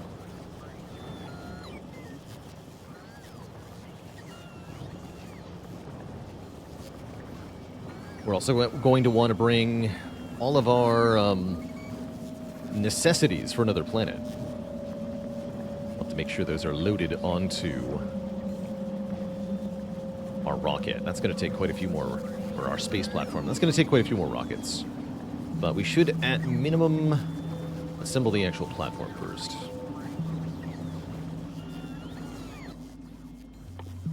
So we're going to want turrets, too, right? Just basic gun turrets. I could also use laser turrets. Wait. Are these better? You might need a lot of solar panels, though, right?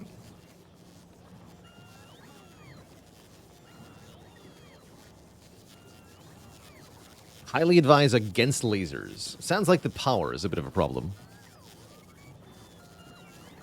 Despite the additional uptime. Yeah, you need to generate 1.34 megawatts of power. How much does a solar panel generate?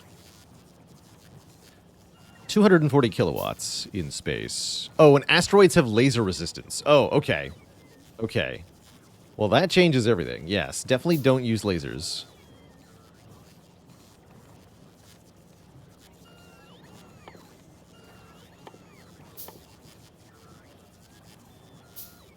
Definitely don't use lasers. But it looks like, let's see, the max consumption on a laser turret is 1.34 megawatts, which would be, it sounds like 6 solar panels to 1 laser turret full time. Which is, that's a lot of space.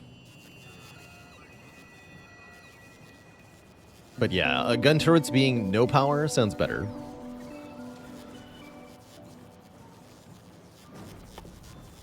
Neat. Very neat. What are we doing in here? Hey, we have 20 more. Okay. Let's take all this over to the other place.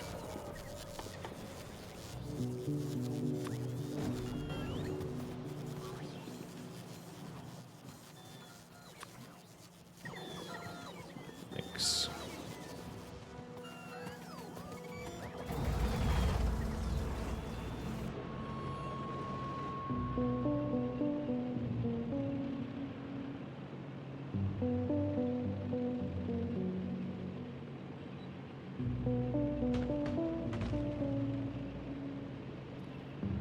$60 is the output of a solar panel on Novice, but in space the solar panel has a significantly boosted output, so you need less of them.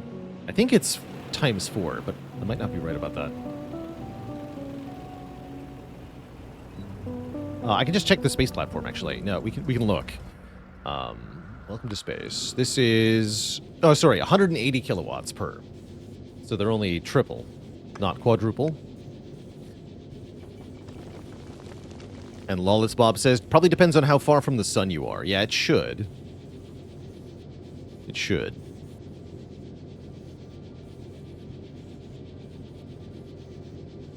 Interpolates between the value of where you're headed, where you start, and where you're headed. That's kind of cool. It's definitely cool.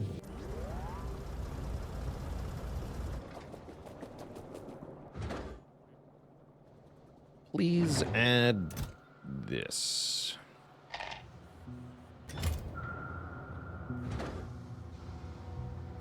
Cool.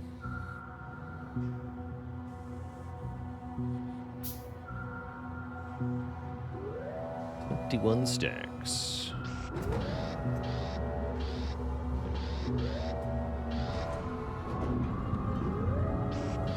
I'll pick up just one.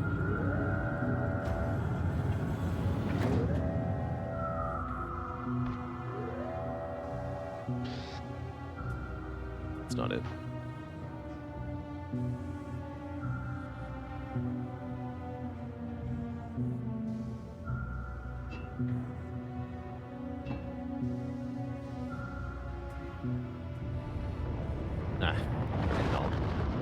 Why did that auto-deliver? Oh, because there was bloody Ghosts. Space platform. Can I turn that off?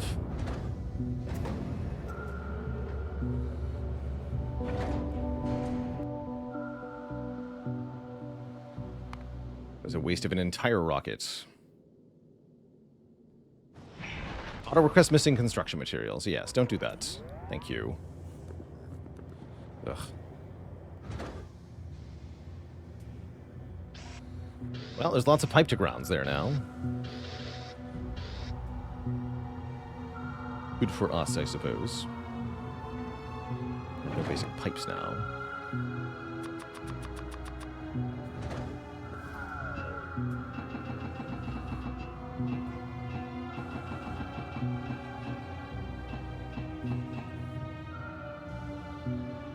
And we're going to want some of these. What else have we got going on up there? Red belts, long-headed inserters, pipes, pipe to grounds.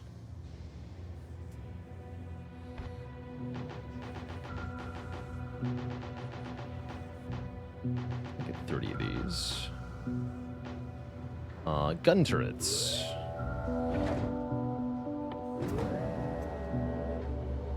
You'd only need 2, I think. Yeah, very useful feature, but definitely don't want that all the time. Lesson learned.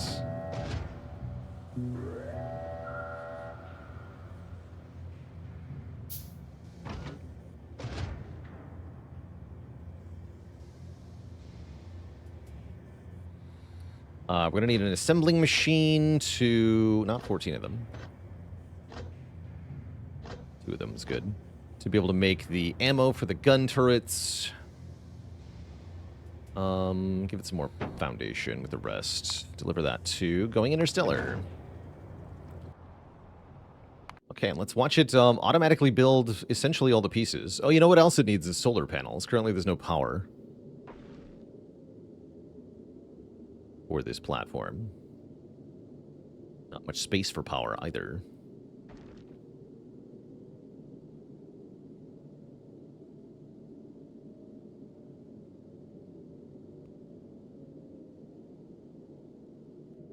Hello?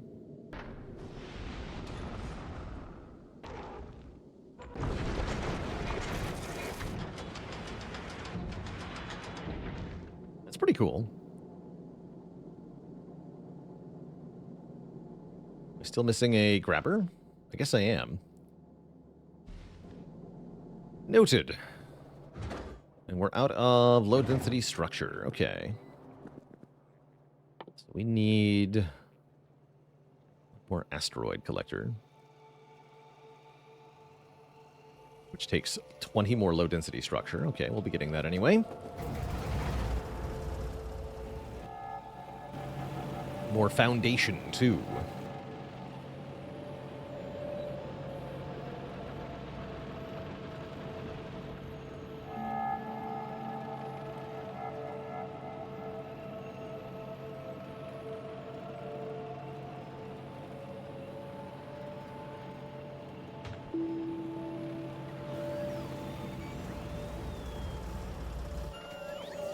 Definitely scary that that doesn't come to a stop so easily.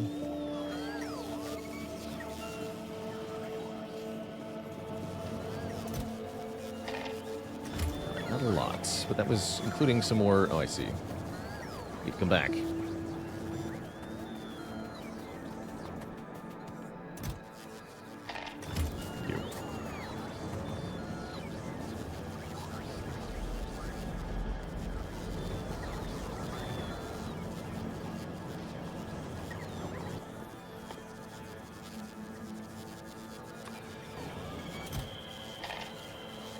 Let's get 100. 100 is enough for 2 rockets.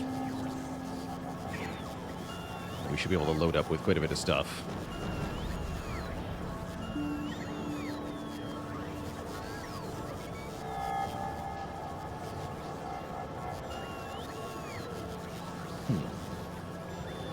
Are we going to make power when we get to the surface of the new planet?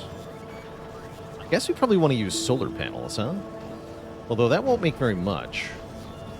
I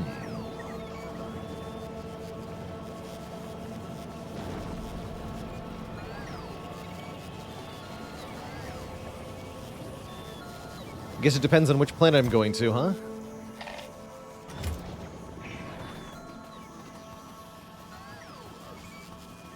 Can't remember if I got the recommendation of Gleba or Fulgora for first planet.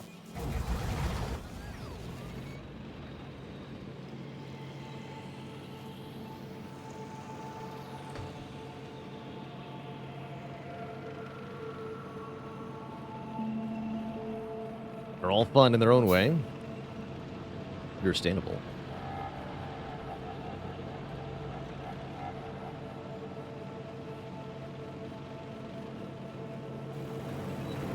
Not Gleba. Sounds like Fulgora, then. Did the Factorio inserter or Defect inserter come first? The Factorio one. The one in Spire is very much a reference to Factorio.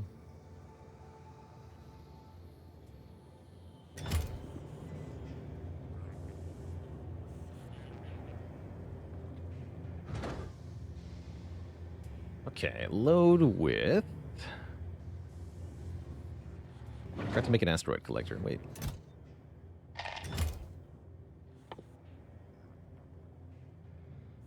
I've already got one, though. Just actually... put it in the thing. Cool, don't make a new one. Good talk. Don't know if I need a cargo bay at this time.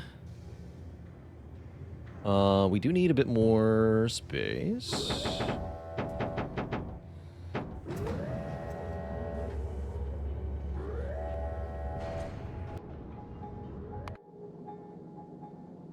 So we have the assemblers already. We're gonna have to design to get the gun turrets, though. Might actually copy the other setup in its own way.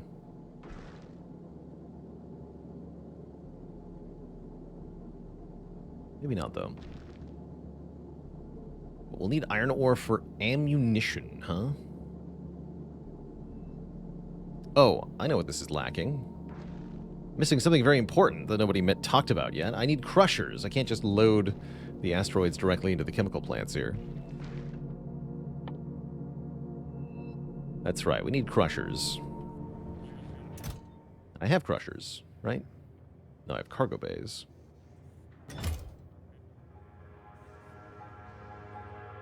Oh, those are 20 low density structure each also? Hell.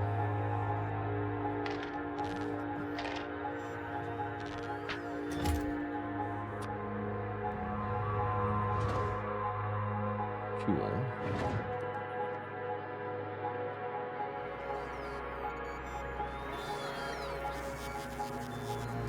Gleba feels tiresome if your brain is tired.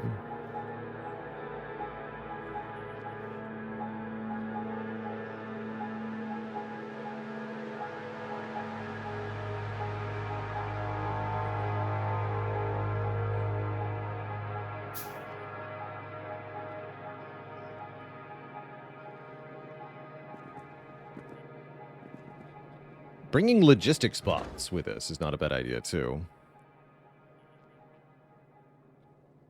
Happy to ship a few bots.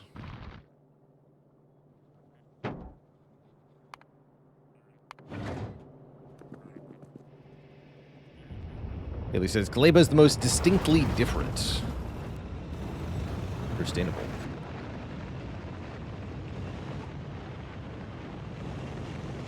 And that's including the water-only planet.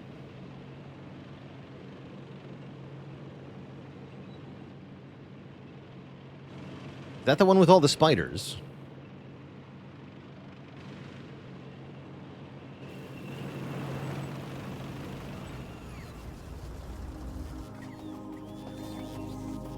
Gleba is Spider Town. Cool.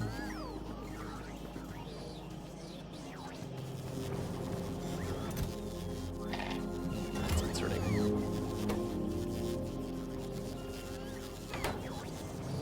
Oh, because they were delivered to me. That's right. We have a bunch. Good. Okay.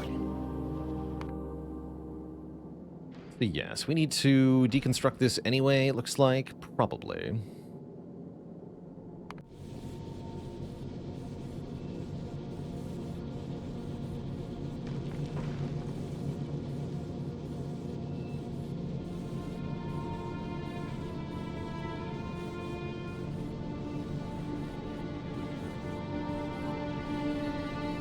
Thinking maybe the sushi belt is good after all.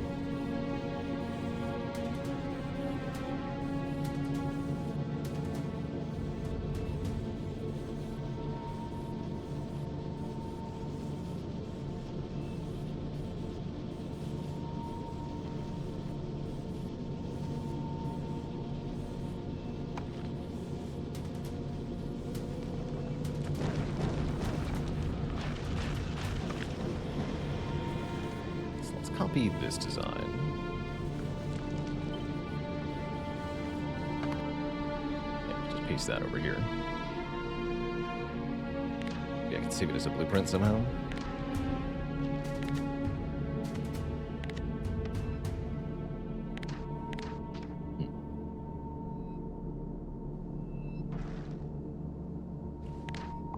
Okay, tear this down for now.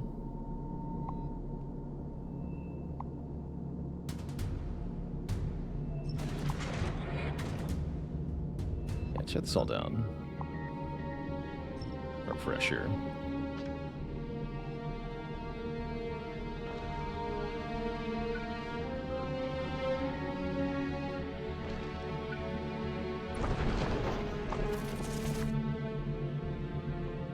Let's deconstruct this.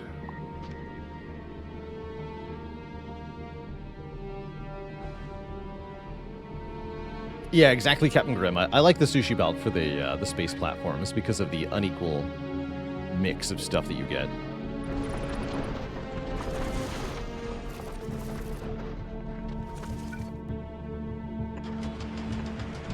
Does feel rather correct.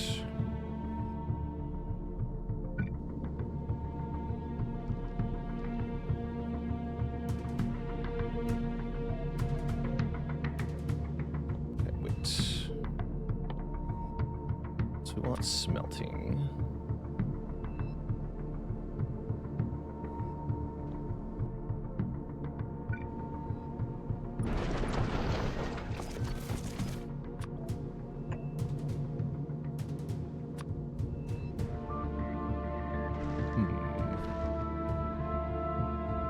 And then that's going to turn into plates. The plates have to be fed into an inserter to make ammunition.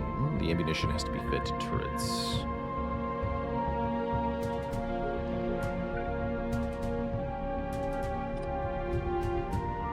I want the assembling machine to be here.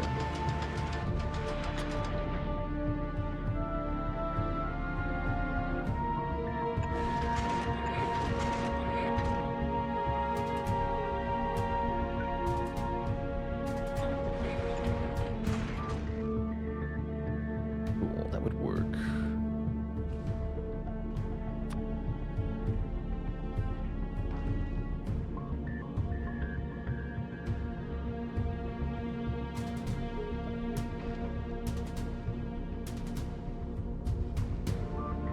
Inserter, fix that too.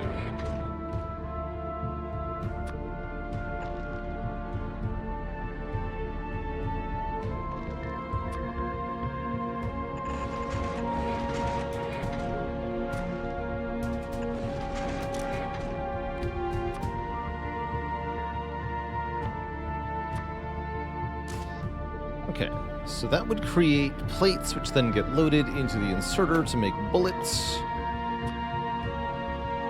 which is then automatically distributed to these two turrets, which have enough radius to cover everything.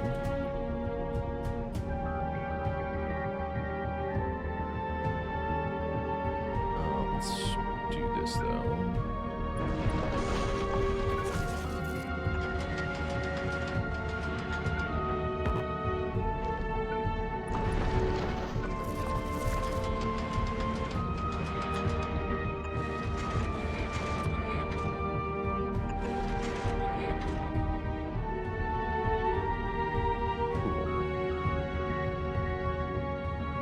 Okay, then we want the products to go onto our sushi belts.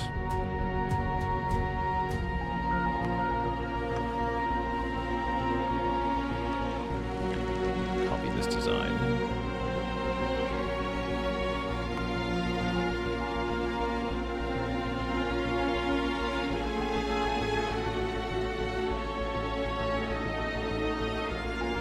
Thrusters need to go. So we need some more space over here. This could work though.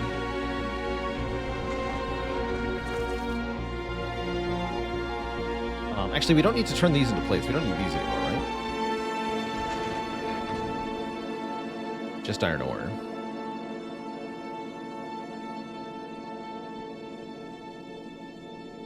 Yes. Just iron ore.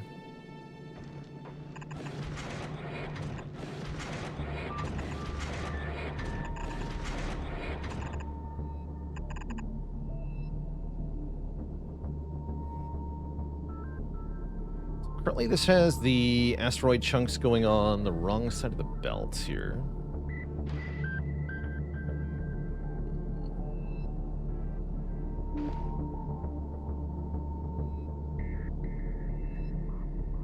It's rather annoying.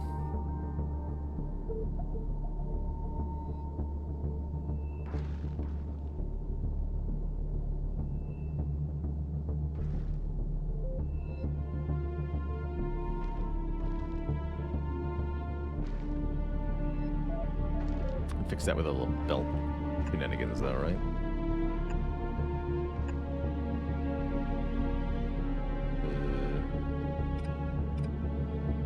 I remember how to do this.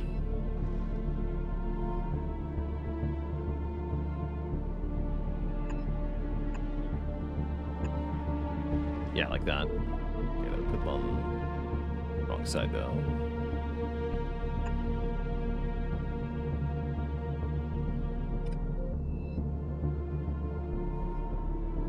That puts everything on the near side. Okay, and then the chunks go on the far side. Perfect.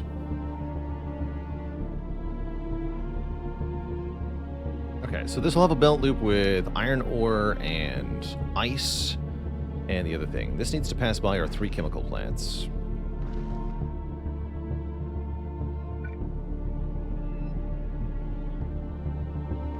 One of which makes water. That one can be in here.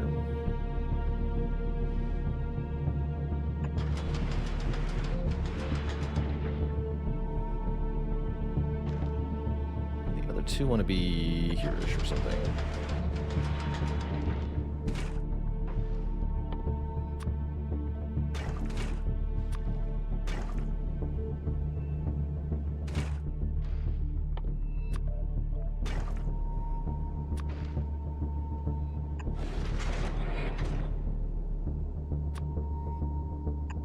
At least I got lots of pipe to ground. Thank goodness for that.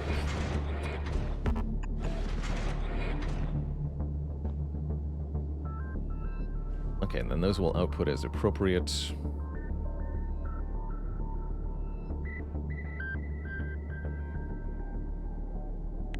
Let's deconstruct all this for the moment.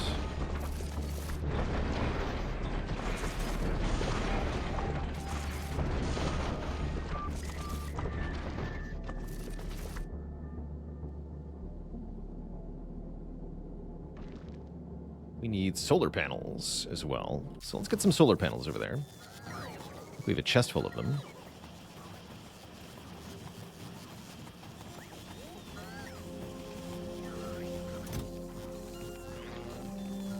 Sweet.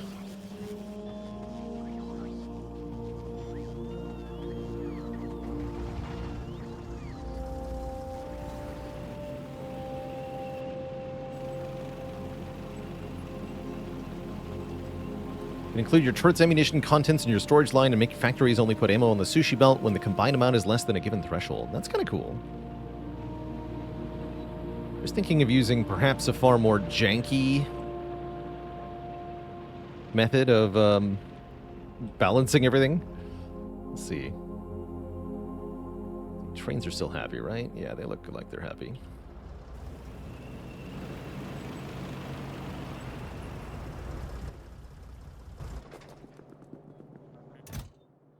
Didn't grab any structure, though. Foolish.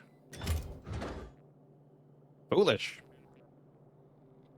Oh, wait. Yes, I did. Okay, good.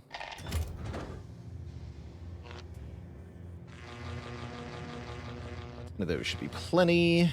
We need a few more long-headed inserters. Need more red belts.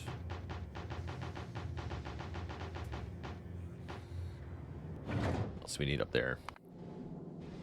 Furnaces.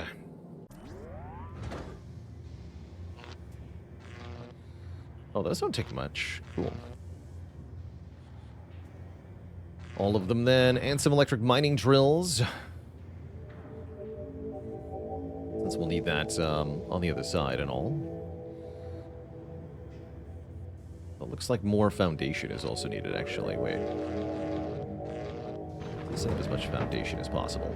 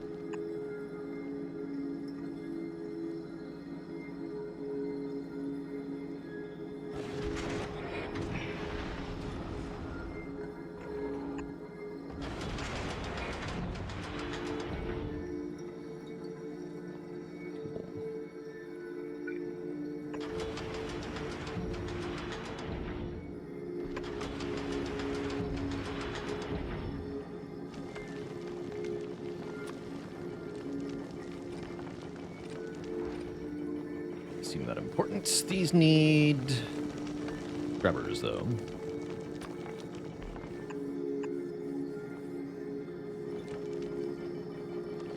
Okay, that's overfilling. We also need a solution for that problem of this being overfull. The sushi.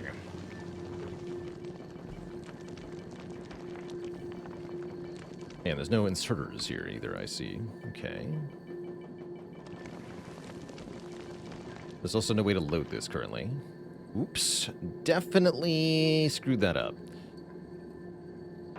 Yes, there's no way for that to get loaded because the iron is not getting crushed in the correct spots.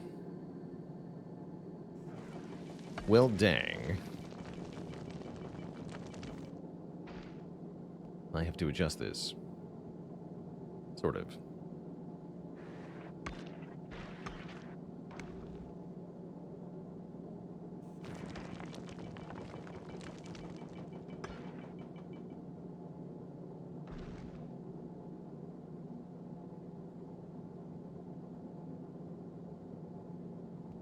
How to load this furnace?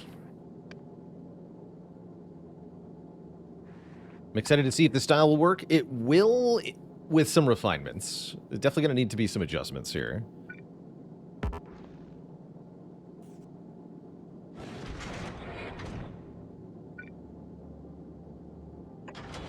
Definitely going to need to be adjustments.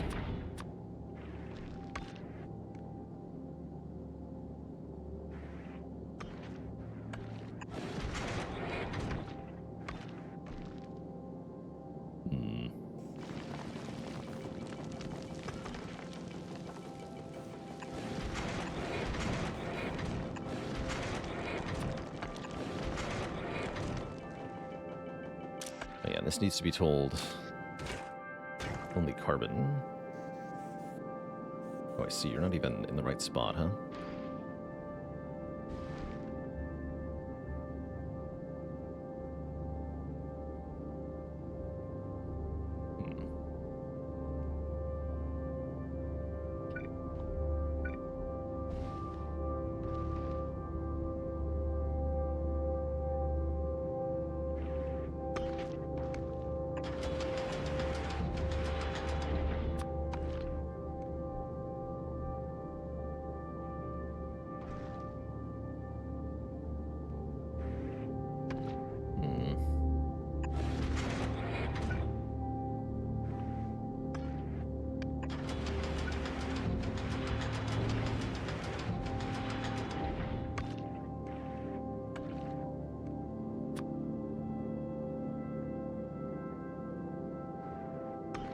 awkward. Tight space is definitely a confounding factor here. Actually getting this piped up correctly. I guess... Wait, no, I can just do something really simple, actually. Let's just be elegant here. Come up like this. There we go. That's the least possible connections required.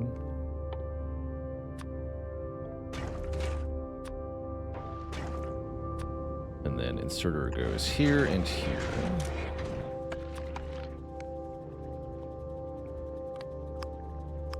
Whitelist carbon. Carbon, yeah. Whitelist iron. Okay. We need a sushi belt declogger, though. Currently don't have. I have an idea.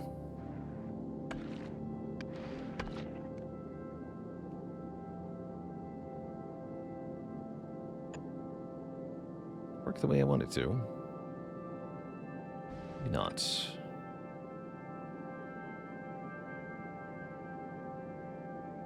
Oh, we can do it here, though. Perfect.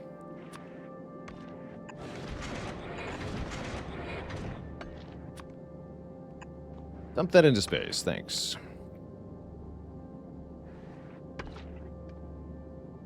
Any chunks that make it around the loop end up on the inside? Oh yeah, they do.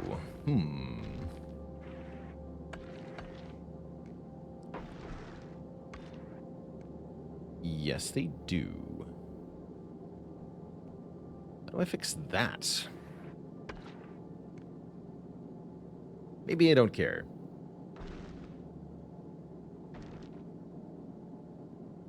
Unclear. Better question, how do I still load this thing?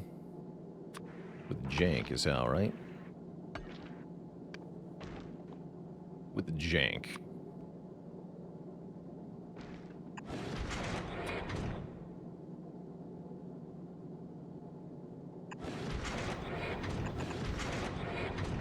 More.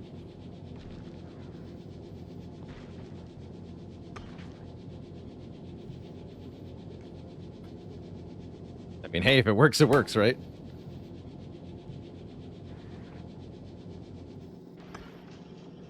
I like the really slow arm grabbing because of the reduced power. It has full power. And yes, we have bullets in the gun. Good. Good work. Okay, so we're gonna need more stuff. We already knew that. If it's stupid and it works, then it's not stupid. Correct. Correct.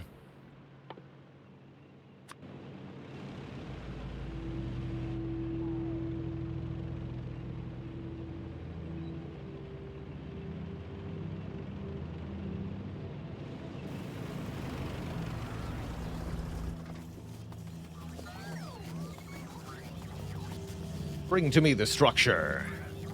Thank you. How many more do we have? Not that many.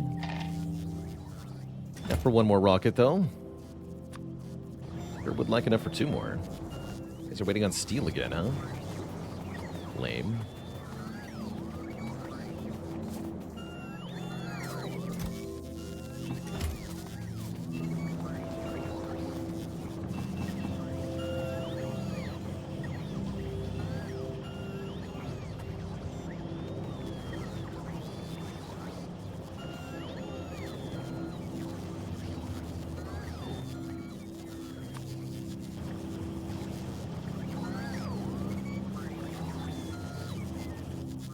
Okay.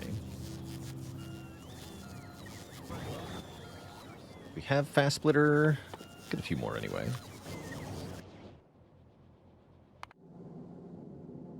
So, okay, we're gonna need to type these to engines now.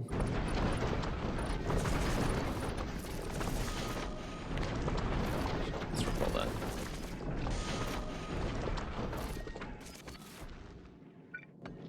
I'd like to do a twin thruster setup. We could just do one. wanted to be boring about it.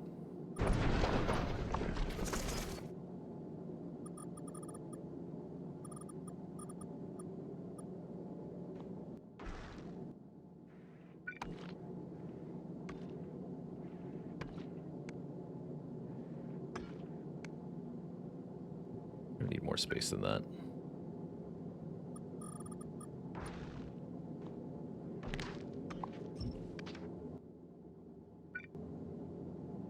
That looks good. Okay. So then you go over here. This should be enough to actually cross-feed these correctly. Be cool.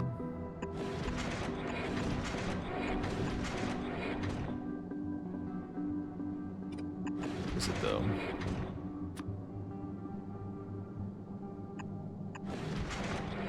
No.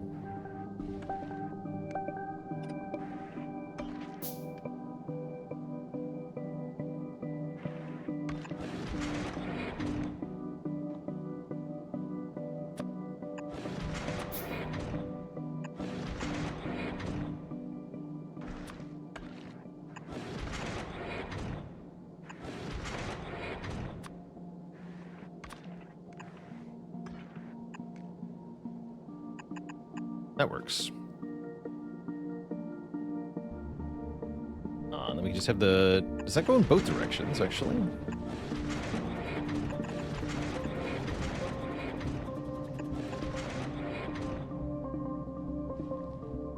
As in both engines will be satisfied. In fact, I don't even think I need this pipe.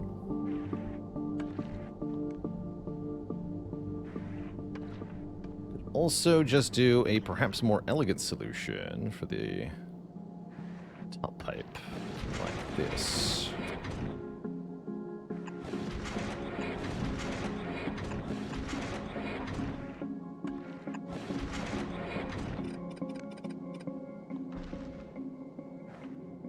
That looks pretty good.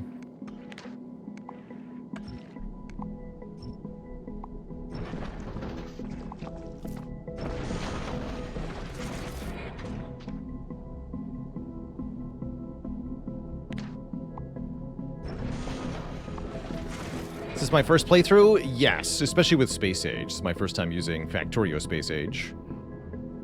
It's a janky looking platform. I kind of like it though. Alright, that's enough for 2 more rockets. That should be enough to get us started, I think.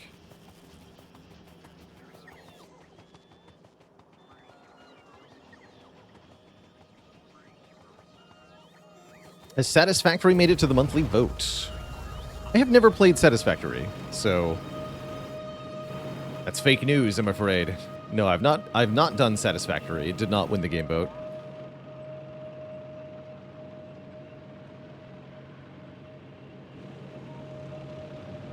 But I would definitely be open to playing that. Got vivid memories? That's funny. Oh no! I mean, totally on purpose. Just stress testing the construction robots.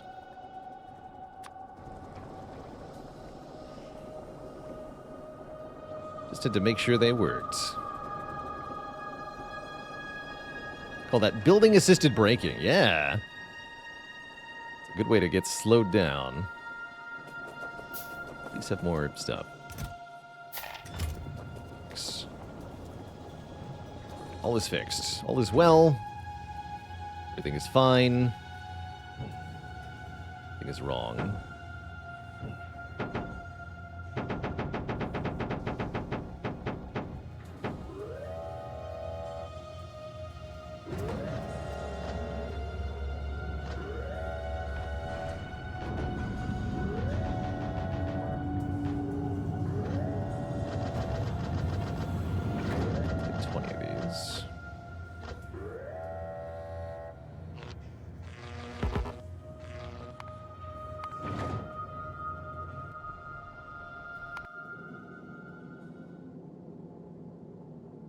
Oh, we still need a fast inserter, I see. amongst other things. We'll have to install a few inserters here. Like I said, we want to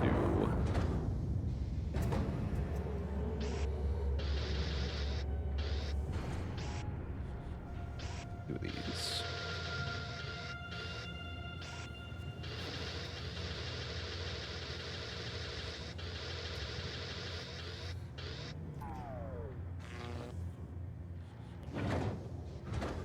Seems good. How is going Interstellar doing? No, the other one. What's this doing? We're still missing that one fast inserter. That's right.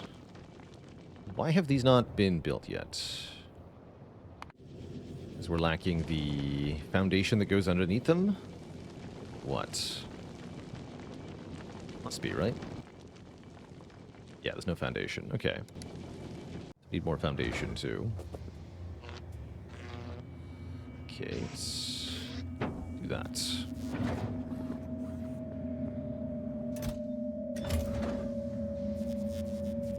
Soon. We almost need a second rocket silo? Almost. If I could keep up the low-density structures, it'd be more worth it.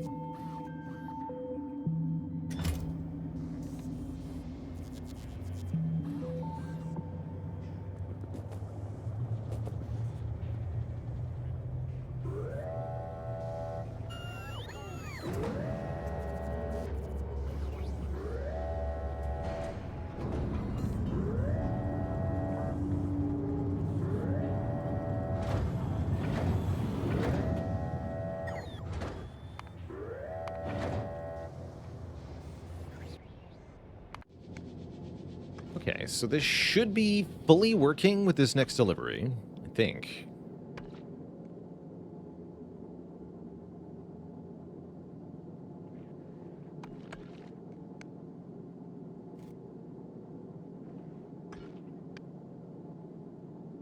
Soon the unclogging will begin.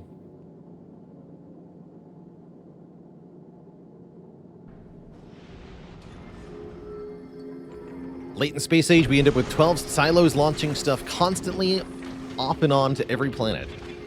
Pretty badass.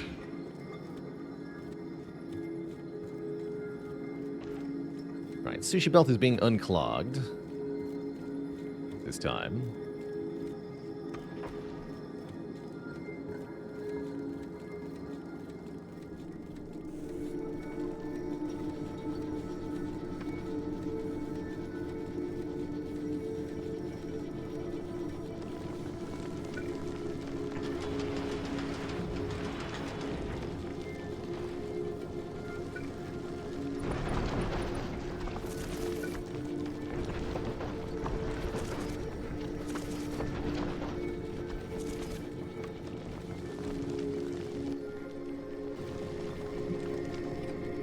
I see.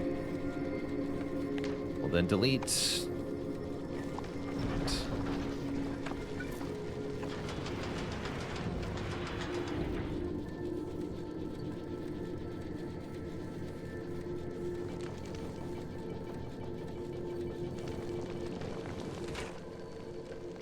There's more water. Oh, because this isn't right. Ah, something goes missing.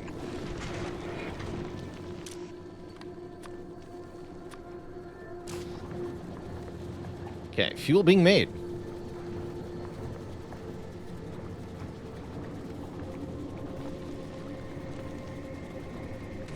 Different amounts. 25. 25, okay.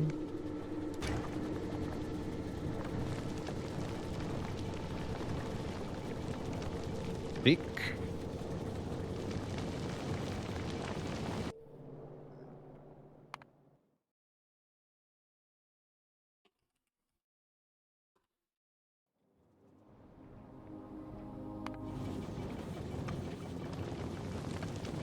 So. Wait, did I discover the other planets yet? No. Okay, we have to do that first. Swamp terrain can be landfilled. Lightning storms on plateaus. Let's check out Gleba. Isn't that belt going to get stuck with one type of item eventually? No. No, the inserter will always unclog it. Is it going to efficiently use all of the things that we collect? No. No, it won't. But it won't clog permanently. Looks like that needs to be a stack inserter.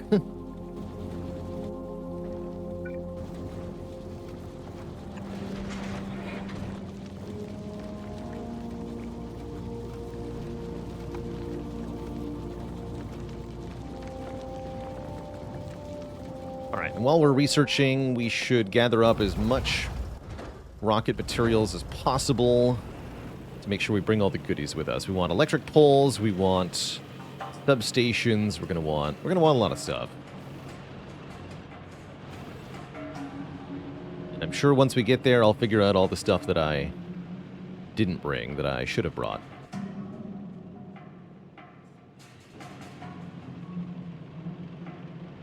We will ship some bots. Uh-oh. Oh, God. My train.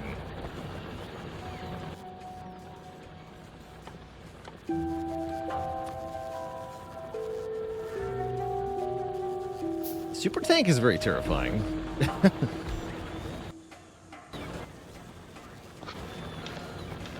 Alright, you still have your schedule? Alright, you're fine.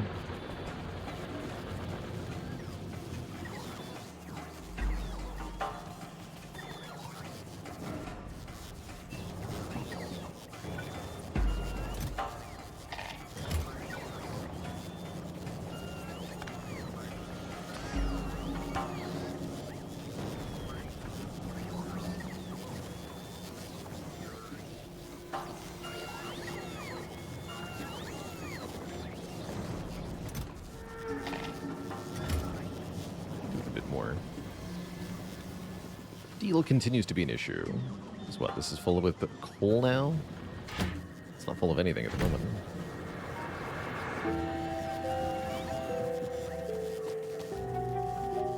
But yeah, why don't we just fix that with a requester chest?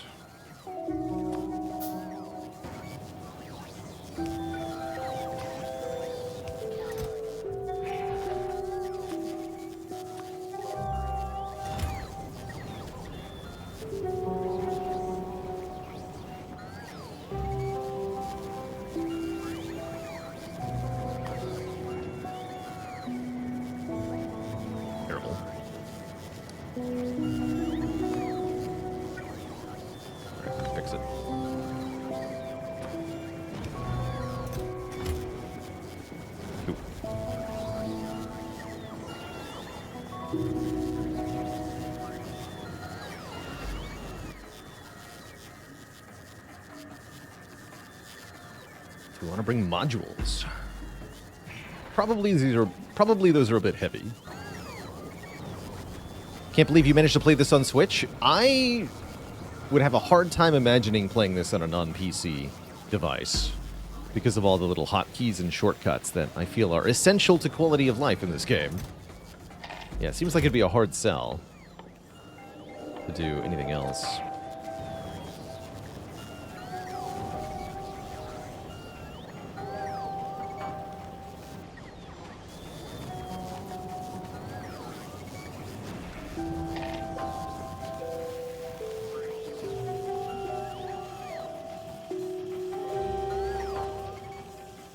So we have lots of electric mining drills. How about these? Give me these. What else do we want to bring with us? Inserters. Engine units, maybe? A tank would be a good idea.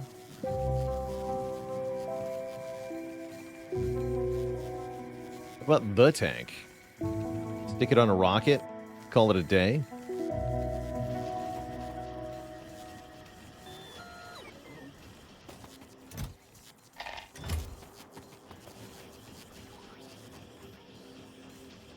We don't need science labs, but maybe.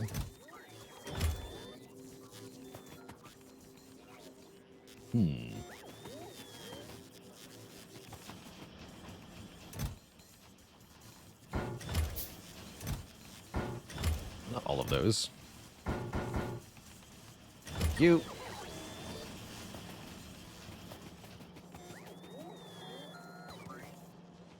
Okay, be careful with the tank. That's what I learned.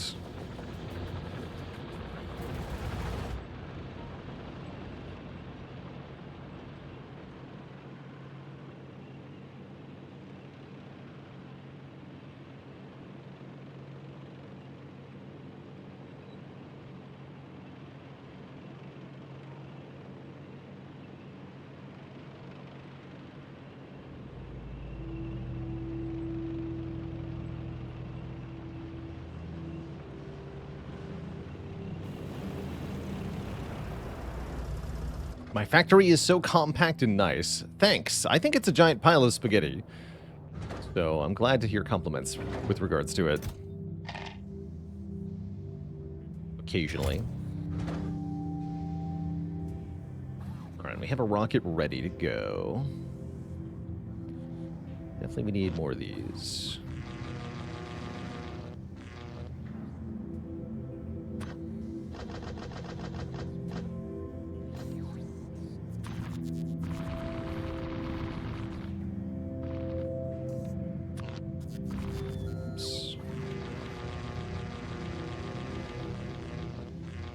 Annoying.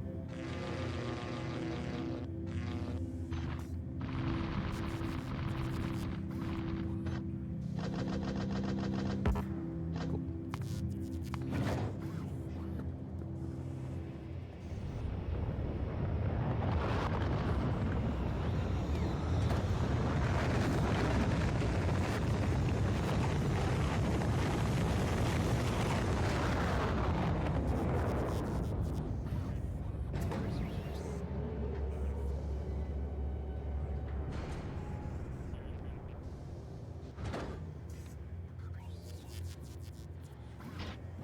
Yeah, 50 modules would be a whole rocket worth. Sounds pretty mediocre. We need robots, that's right. Logistics bots. 50 to a rocket. Let's send up a whole load of 50. We're also going to want a roboport. Several roboports.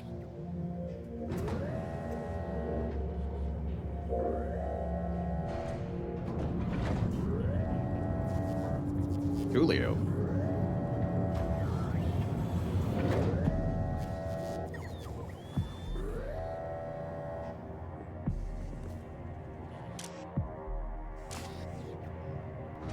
Real issue is playing in 1080p. Understandable. As an issue. Definitely understandable.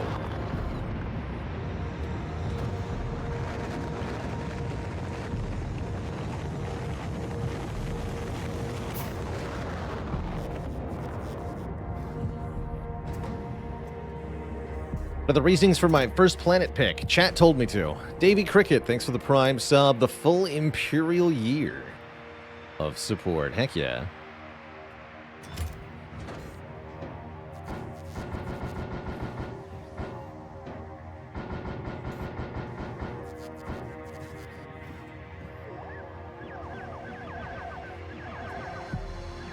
Sounds so cute.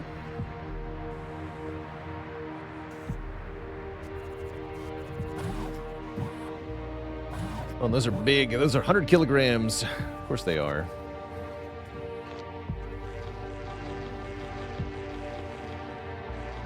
Cool. If I have beacons researched, I can swap the speed module in the rocket silo with a productivity one and recoup the speed bonus with speed beacons spanned around it. Oh yeah, I haven't really looked into effect transmission much. It definitely seems like a nice way to min-max stuff.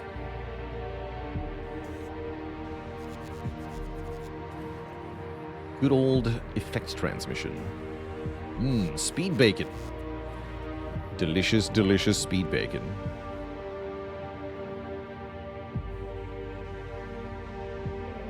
Beacons are better. Used to be half effect, now it's 1.5. Oh, really? I definitely have to look into those more.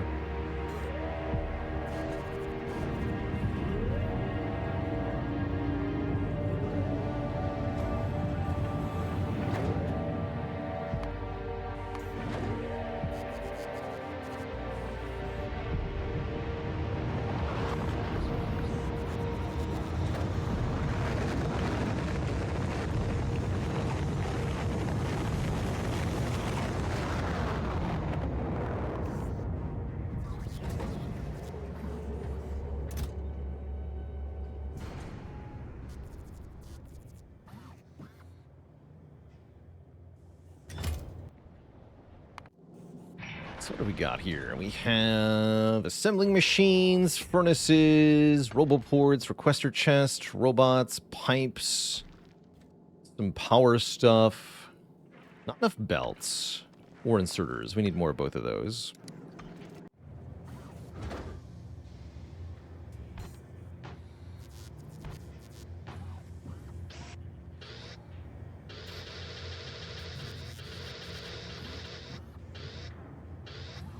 Looks good. Gonna need lots of belts and inserters for Gleba, I bet. I imagine we can make more once we get there, question mark? I sure hope so, anyway. So we just need enough to get started, at least in theory.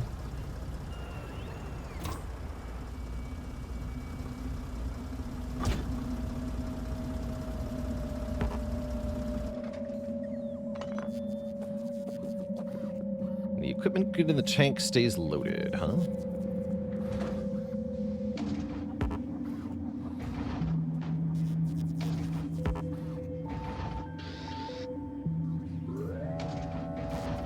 Okay, sending that would be a whole rocket. Then we'd have to send up ammo separately. Just gotta get ammo. 50 shells for one rocket.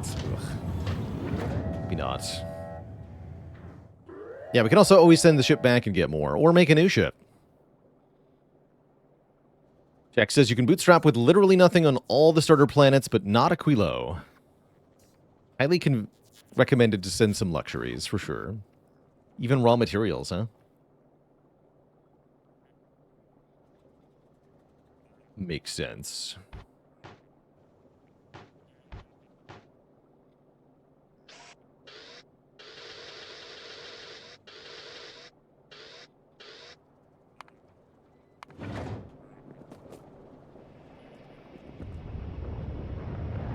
Oh, and materials have little cargo space, apparently. Let's see. That would make sense. We discovered Gleba. Let's research the other ones, too.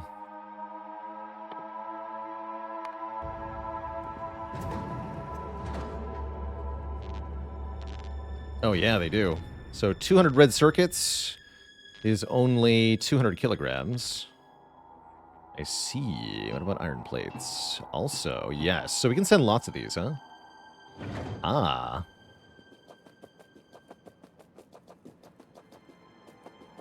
We can also get iron from the spaceship itself. We can make those on the ship if we wanted to. Anything pure iron involved. Noted. And that's really easy to do, right? We can just,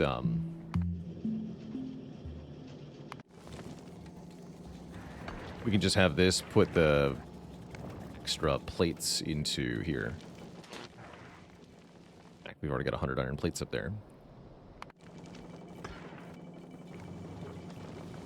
Although with the current configuration, that's not possible. What if I did this?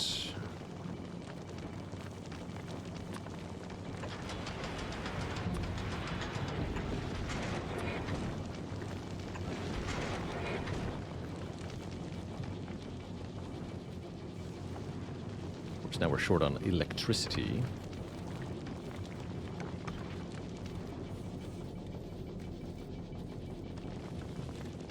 So, looks like we need some more foundation, too. Well, we're out of thingies, so go get more. Here, I thought I'd be ready to leave soon. Yuck. I guess we could increase our quality of life, but we are more or less ready to go. Oh yeah, the tank is in my inventory. That's right. Where's my tank? Here it is. How's it going, Jankoviak? Efficiency modules go a long way in space. Makes sense. Oh yes, of course, they would. Yes, we have a few of those. Do I have any quality items? Not yet.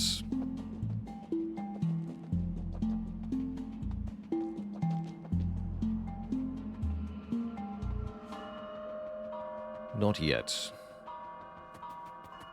But yes, efficiency modules, those I can see being very good here. In fact, we can even make some efficiency module 2s, perhaps.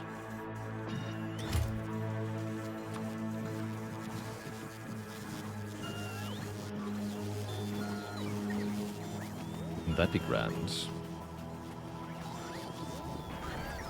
Now we're out of coal again somehow. This just keep happening.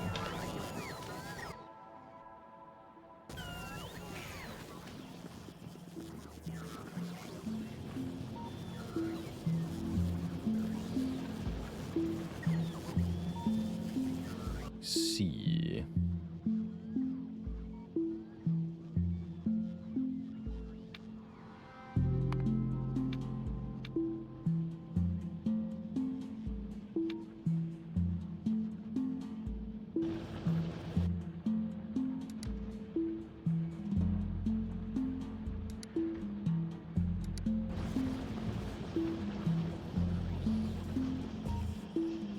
Too full.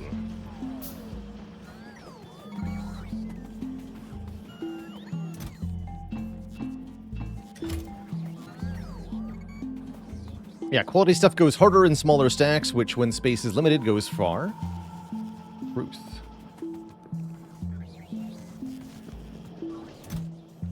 From one more rocket, huh? Alright, well, I want to get going here, so let's just load up the rocket and see what happens.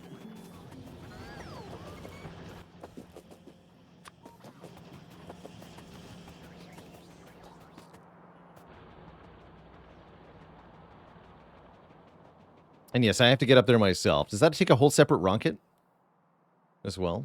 In which case, we're going to get nothing more.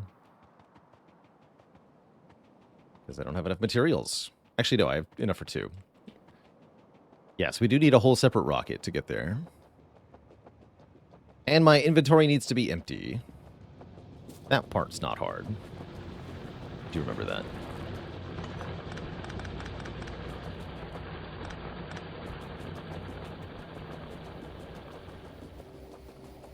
You weigh 1 ton. Okay, 15-foot engineer confirmed. What do you mean I weigh 1 ton?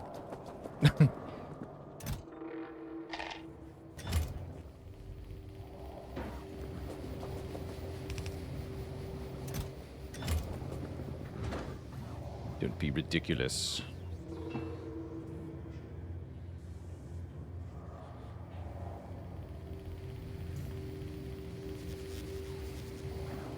With armor on. Fortunately, we get to bring the power armor, if I understand correctly. That seems nice.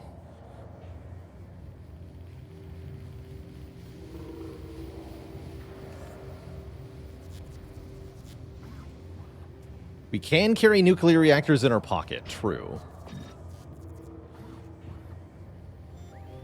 That is true.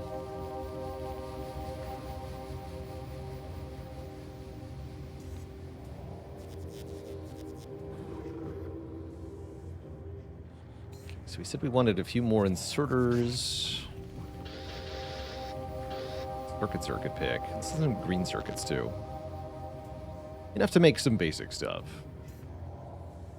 To assemble the things that we forgot about. Copper plates seem like a good idea as well. Maybe some steel. That's not very much steel. But steel we can also make with iron along the way.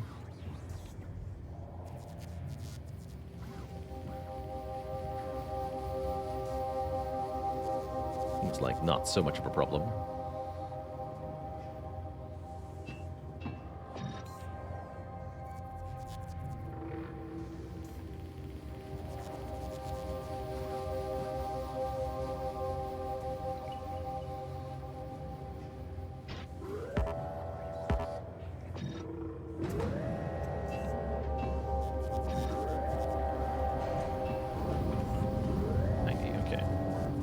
We'll send this up.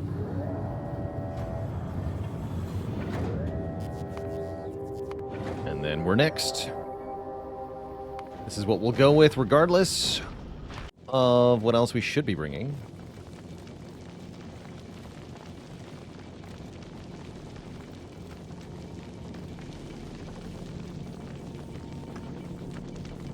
Yeah, we'll need to be efficient here. Gonna gamble on if I make it. Let's see why we wouldn't make it. Surely we'll be fine, right?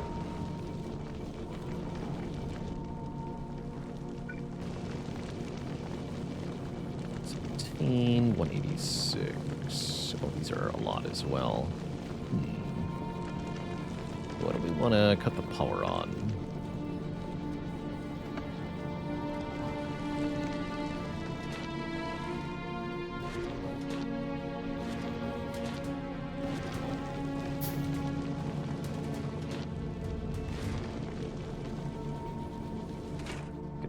Too. That does seem happier. Everything seems quite a bit happier now.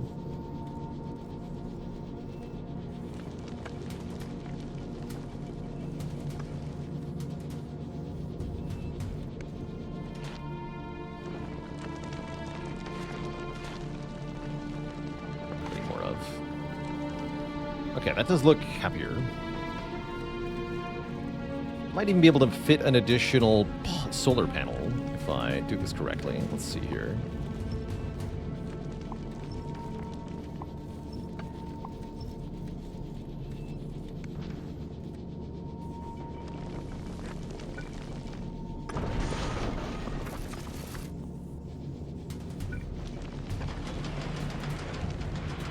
Okay, that should satisfy our power pretty well.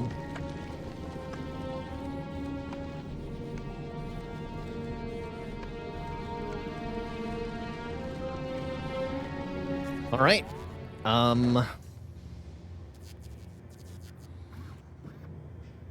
Right.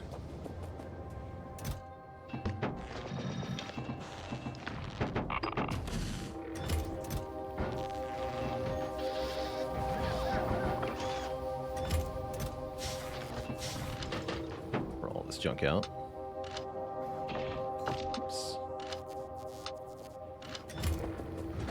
Okay, so we can travel to the space platform. Let's make a save here. Flight depart.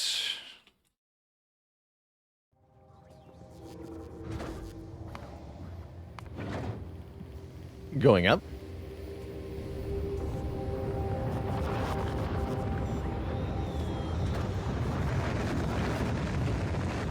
To space. The one place untainted by capitalism.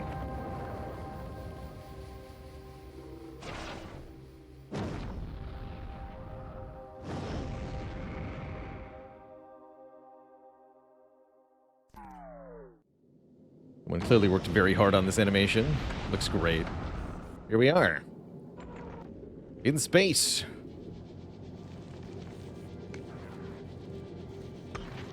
Alright, so...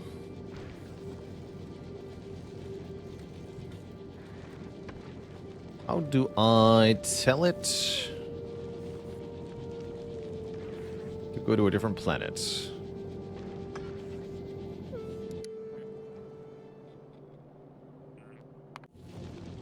Space map. Gleba. Hub Ab Station. Gleba. Oh, I see. And we can just have it automatically go back and forth. Like a gigantic space train. Automatically carrying goods from one planet to another. That sounds like some high-level logistics right there. And yes, it's even got interrupts. Just in case. Alright, there's that save. Let's see. Space thrusters activate. And boy, they look cool.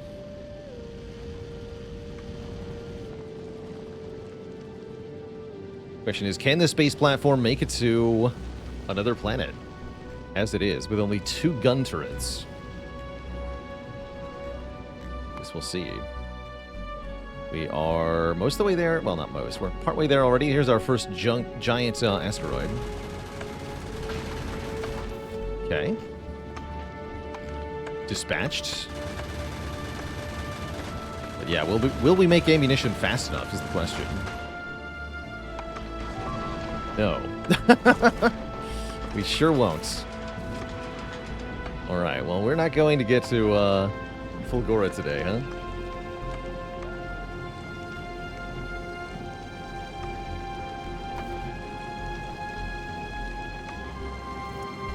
We're not smelting plates fast enough. That makes sense, but the ammo consumption would be higher than expected.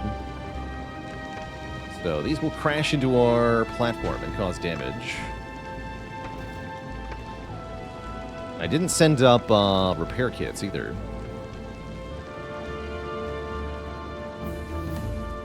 You are having a bad problem and will not be going to space today. Oh yeah, we can pause thrust. That's right.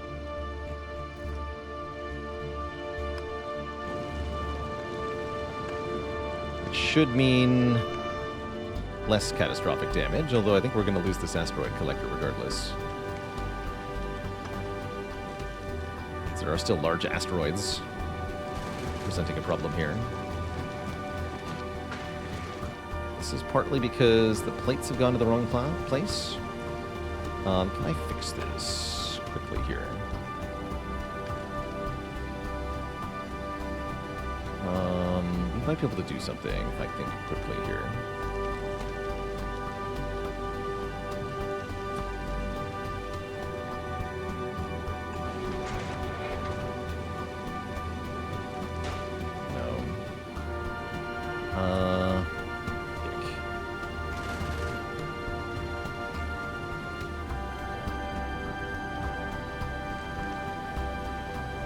Currently slowly drifting back home. That is not how space works, but not important right now.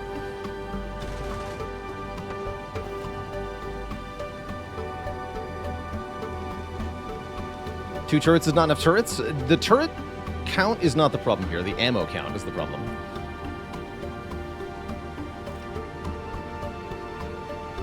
I'm trying to figure out a way to load this correctly, though. We want to take the metal plates out of here.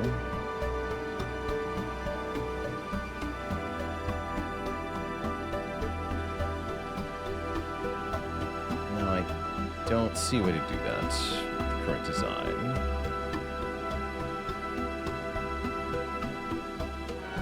Okay, let's load our save here.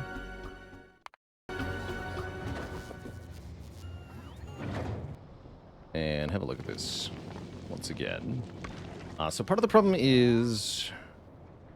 Well, we have two main problems. One is that the metal plates are getting loaded here, which we shouldn't be doing. Let's stop that. Two is that... Let's see, automated insertion limit 10. There's no way to override that, huh?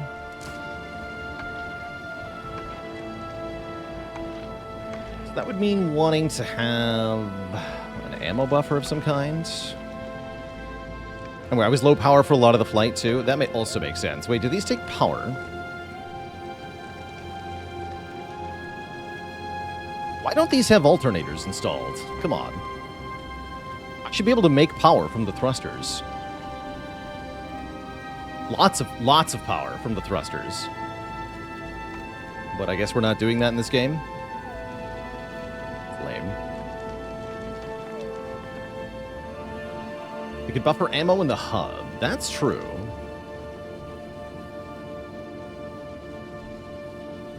Yes, and skip the janky loading process here, actually.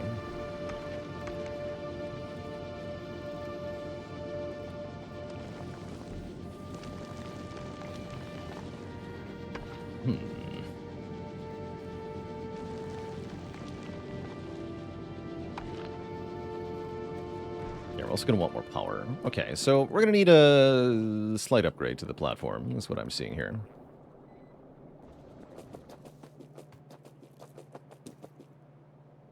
Yeah, we're just going to buffer some mags, though, for sure. But I need more space to actually redesign my thing. Well, heck. Space is hard, man.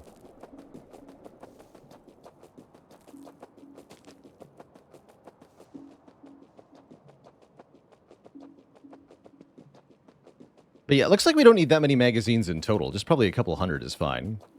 We already got almost halfway to our destination.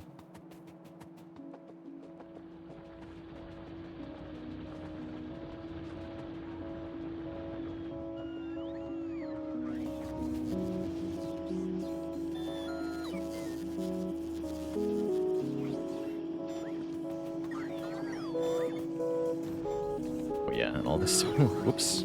Wait a minute. I don't need this. Help!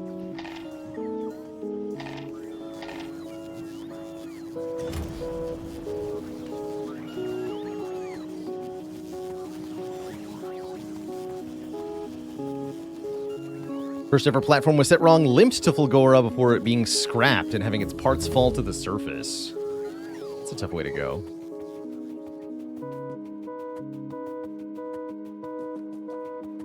It's definitely a tough way to go.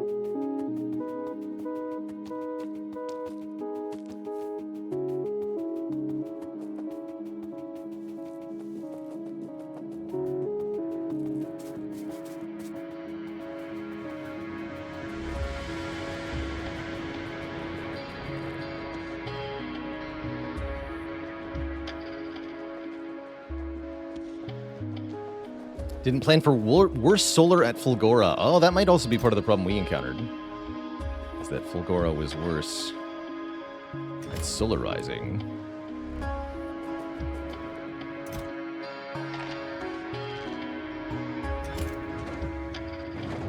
Alright, what are we loading here? We're loading more space platform pieces. This stuff.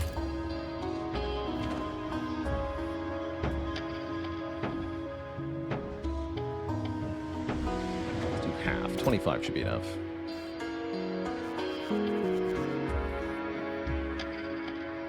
Set up more of these efficiency modules, too.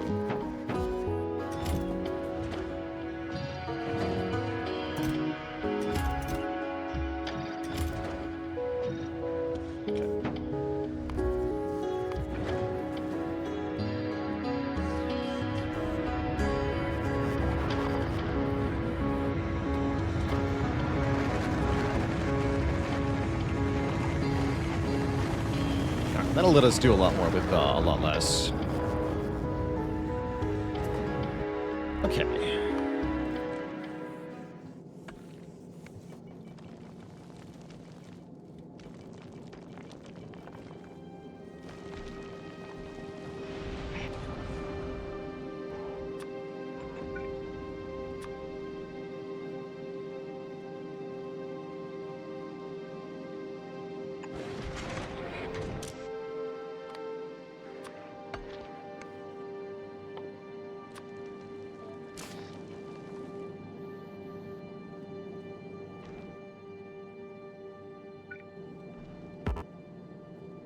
Oh, interesting.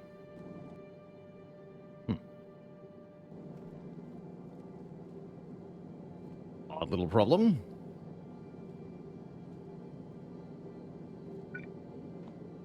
That said, I should be able to do something janky here.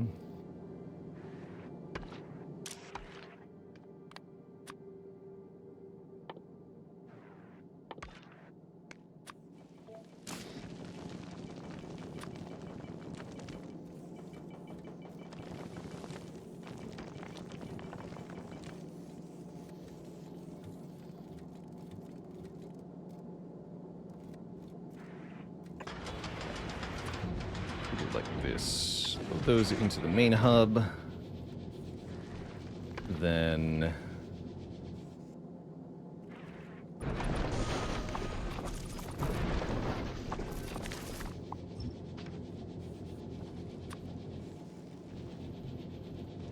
an inserter. Making firearm mags. Like that.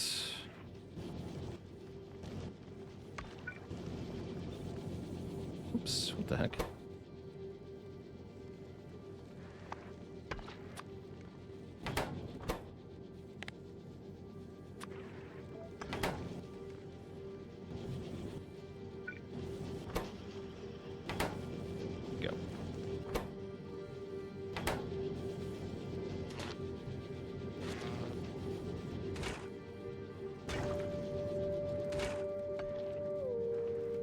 minus 90?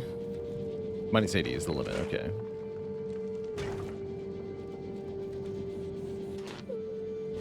Okay, that should run more smoothly. For sure.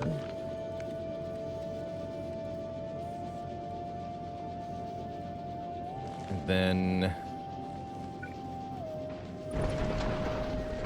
do something hilarious for a second. Which is now we can make stuff up here. So you're telling me... wait, you're telling me I can't use any kind of chest, though, right? Yes, gravity has to exist for a chest to work. Noted. No chests. Alright, then... jank it is.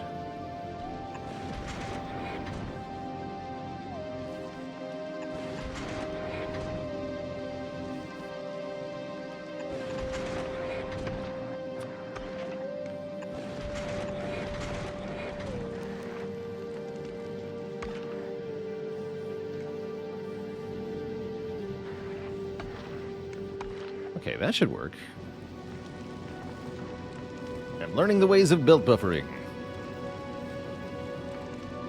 In that case, we don't need this. Any of this. Okay, let's try writing on this. Take 2. Flight to depart.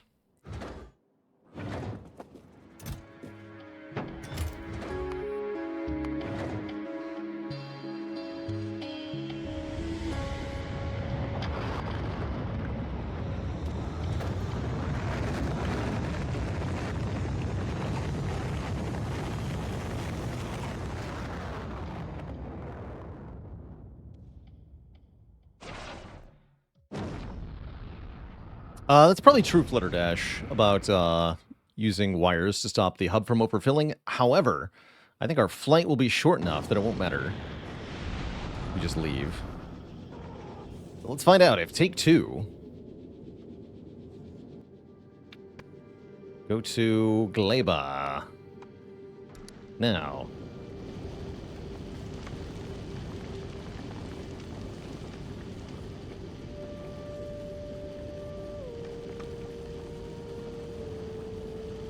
There's a damage taken counter, I see. Interesting.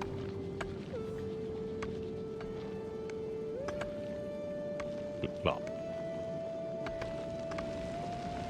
This approach will have issues. Can't wait to find out what those are.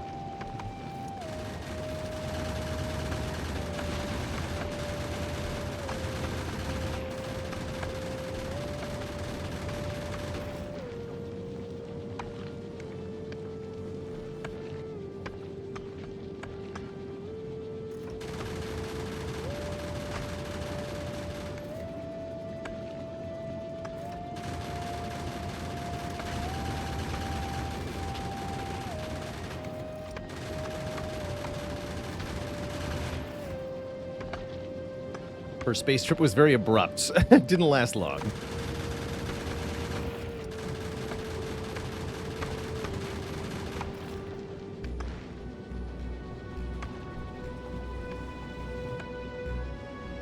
About halfway there. Speed is dropping.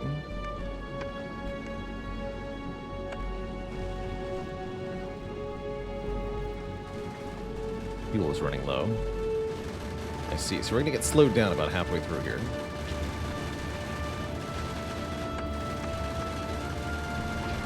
Oh, is that all our ammo? Alright, hold on. Pause thrust.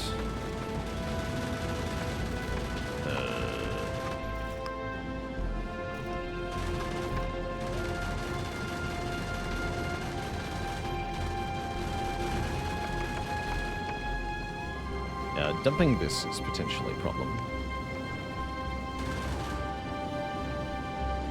Well, there's our first damage. Didn't have enough ammo stored. Worked better, though.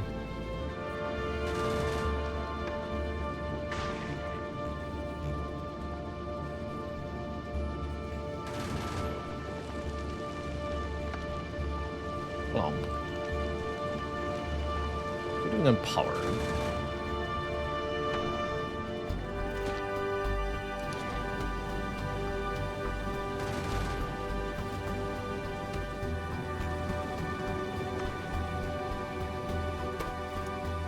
Mostly waiting on the iron plates to be faster.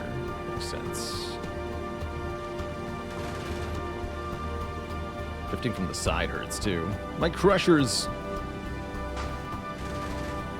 At least we're drifting towards Fulgora this time.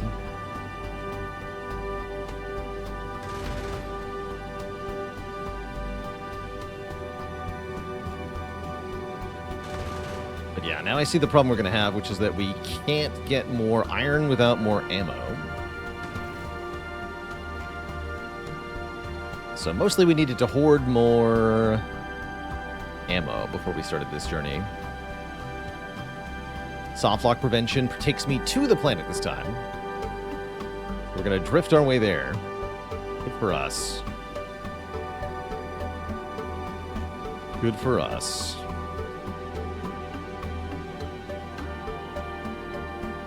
I guess turn the thrusters back on, see what happens.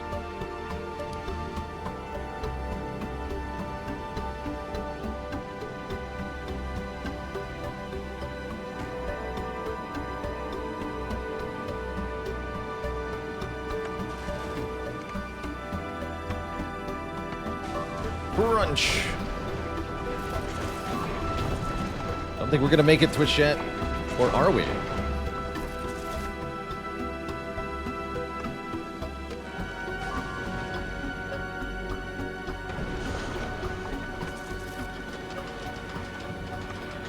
We are almost there,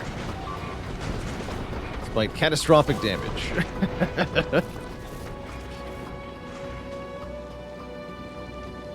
It's fine.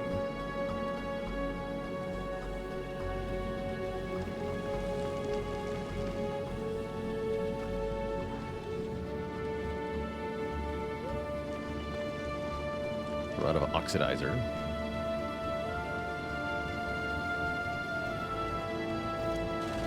Impressed I made it? Well, we're not quite there yet.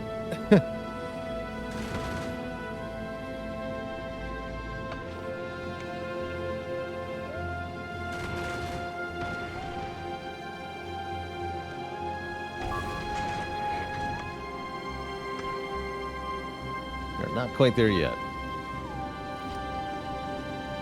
If it gets hit, it's armor. That's right. It was all just armor in the end.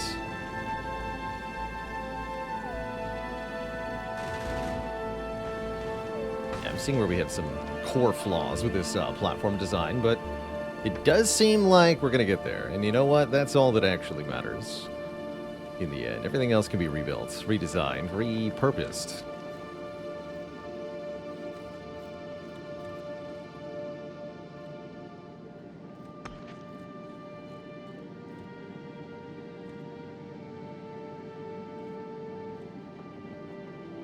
How long does it take to progress through this game? Definitely depends on your own personal pacing and playstyle, but a long time in general.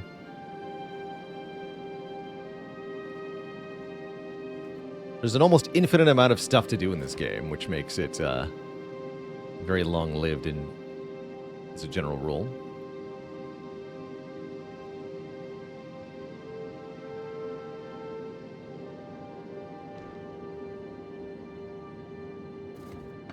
Stopped at Gleba. We did it. We actually made it. The Gleba. All right, let's make a save here. Gleba arrive. Success.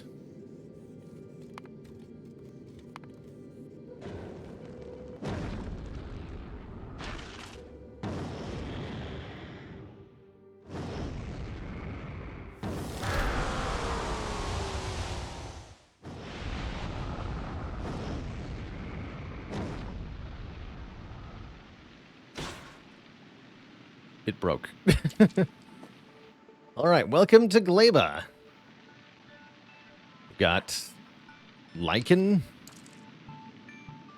Honeycomb. All right, we want to drop the stuff from the space platform before it gets broken by an asteroid.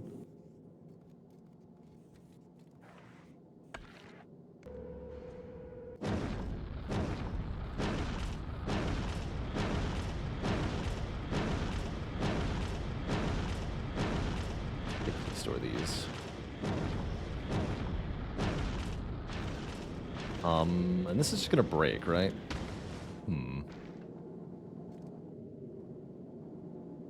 Well,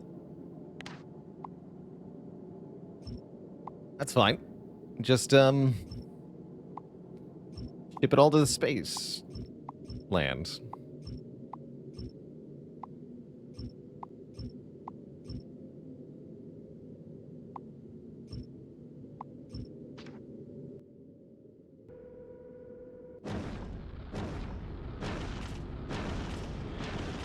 All right. Sweet.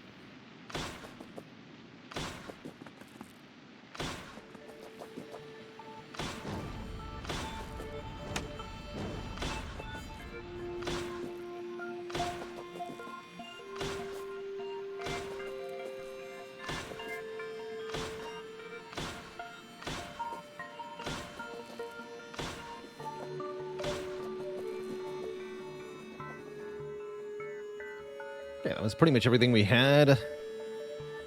Hope an important lesson about platform design was made? Yes. Definitely. Definitely. We'll have to come back eventually. We'll also have to replace this space platform, I have to imagine, as it will be destroyed in orbit eventually.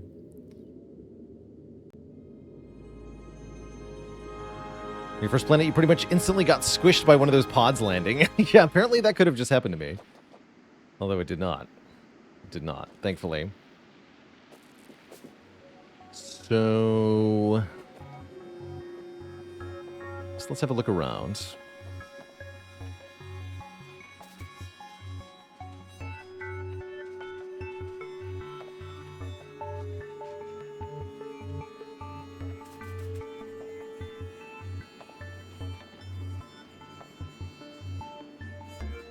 Copper stromatolite. Rocky formation caused by copper bacteria. There is copper ore here in this rock. That's right, we have no ammo at the start. So if we run into any hostiles, I'm currently defenseless against them. What I should have done was brought some construction robots. I brought logistics ones, but not construction ones. So our personal roboport won't work very well. And our only gun is a pistol. At the moment. So much for getting iron from space, huh?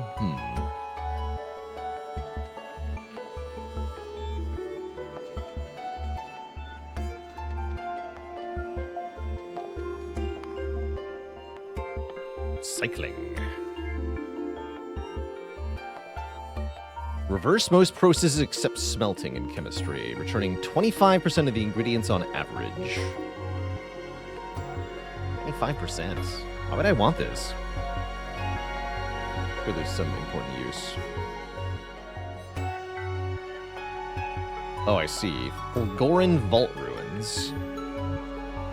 We can recycle. Oh, that's from Fulgora, I see. Heating tower. Generate heat from chemical fuels. Heated areas prevent structures from freezing. Interesting. Okay, so we should mine some of this stuff. Flub nubs.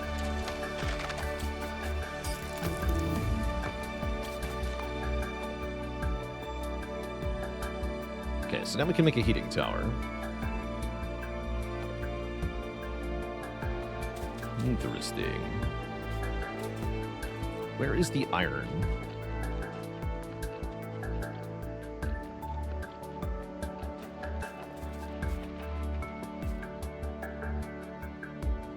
Heating tower is more useful for Aquilo, but also useful on Gleba. Duly noted. We get bacteria, copper bacteria. Decaying freshness. First, we must find Yoda. Okay, here's iron stromatolites. Good, perfect. There is iron. I was hoping. From iron, we can get everything else. Although we'll need to generate power, right?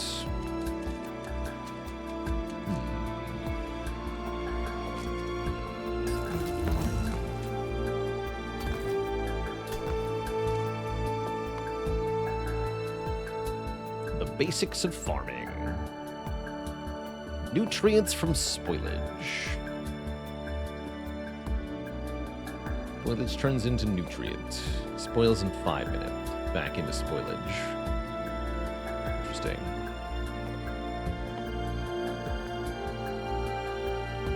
The jelly stream yields gelatinous jelly nuts. Plant the seeds on jelly nut soil.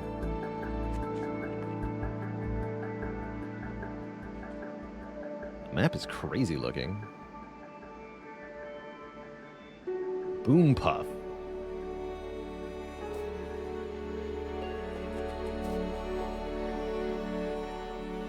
Yes, the iron is in the water.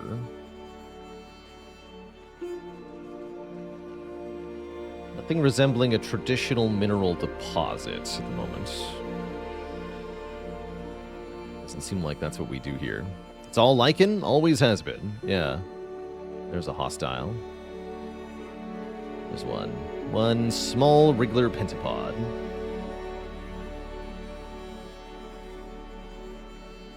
With laser resistance. Did I read the tips? What, not all of them? Or, well, really any of them.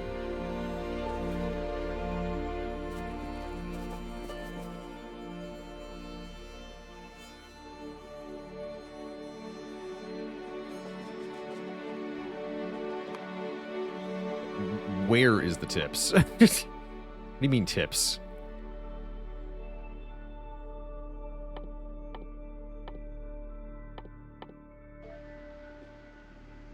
Cat icon. Oh, these.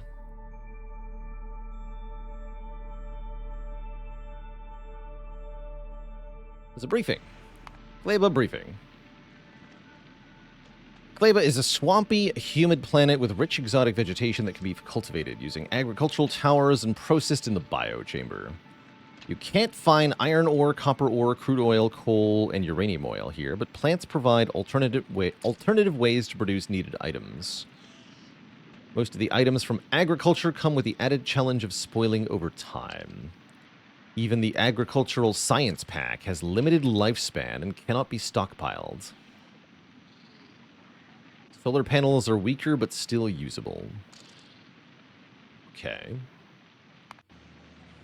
The agricultural tower allows planting seeds into seedable soil. Growing into trees that can be harvested. Okay, so that's how I get copper and iron, right? We have to plant nodes that grow.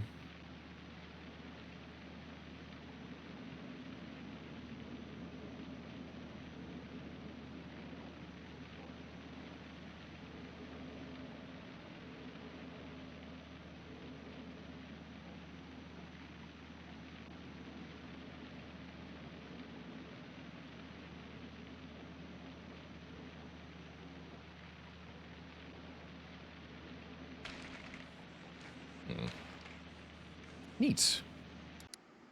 Very, very neat. I think we'll be sort of starting from scratch and figuring out what to do next time we play Factorio, dear Twitch chat. This fresh start on a new planet is, I think, perfect for a fresh save, or a fresh play session. I don't really want to scratch my head at the basics here when I'm already tired. So, I think I'm going to save right here.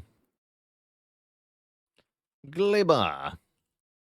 We begin our adventures on Gleba next time we play Factorio.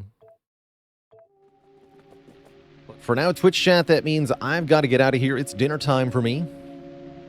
I'll see you later at Tito, Nicholas Clooney, Duncan Anarkib, Flutterdash, Jack, Banished King, Fireworks, and everybody else. We'll be back at it tomorrow with some modded Slay the Spire.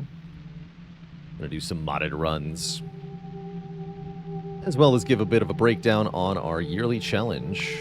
One entity is being damaged, I bet. Yeah, that's not going to last too long up there. So we might be stranded here on Gleba, but that's a problem for a future time. We'll figure it out, I'm sure. In any event, dear Twitch chat, have a great night, a great evening. Until next time, my friends, stay cozy. Yes, tomorrow will be our last stream before the new year. That's correct. Last stream before vacation. Can always build an entire new ship on Novice without being there, if we have to. Which we hopefully don't have to. Anywho. So long, farewell, and good night, dear Twitch chat. For I am out of here. Happy holidays. And toodaloo, everybody. Ta-ta.